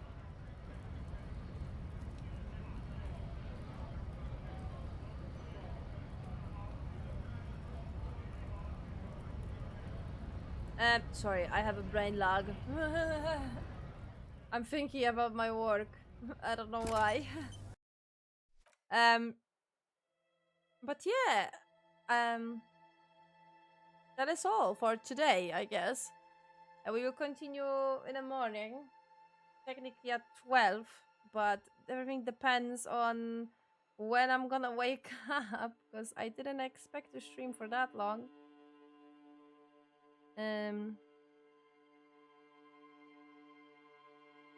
So, yeah. And tomorrow's stream is definitely gonna be like max 4 hours, max, because I am working the next day, so you know.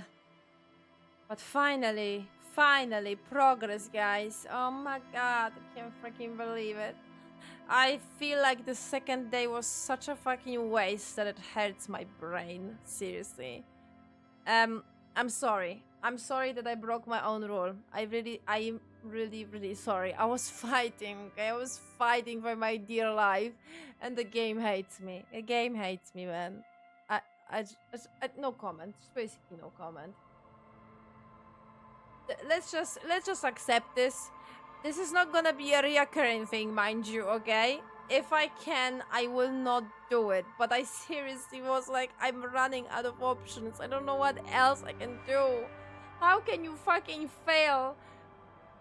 I think, how many was it in total? 6? 6 fucking throws?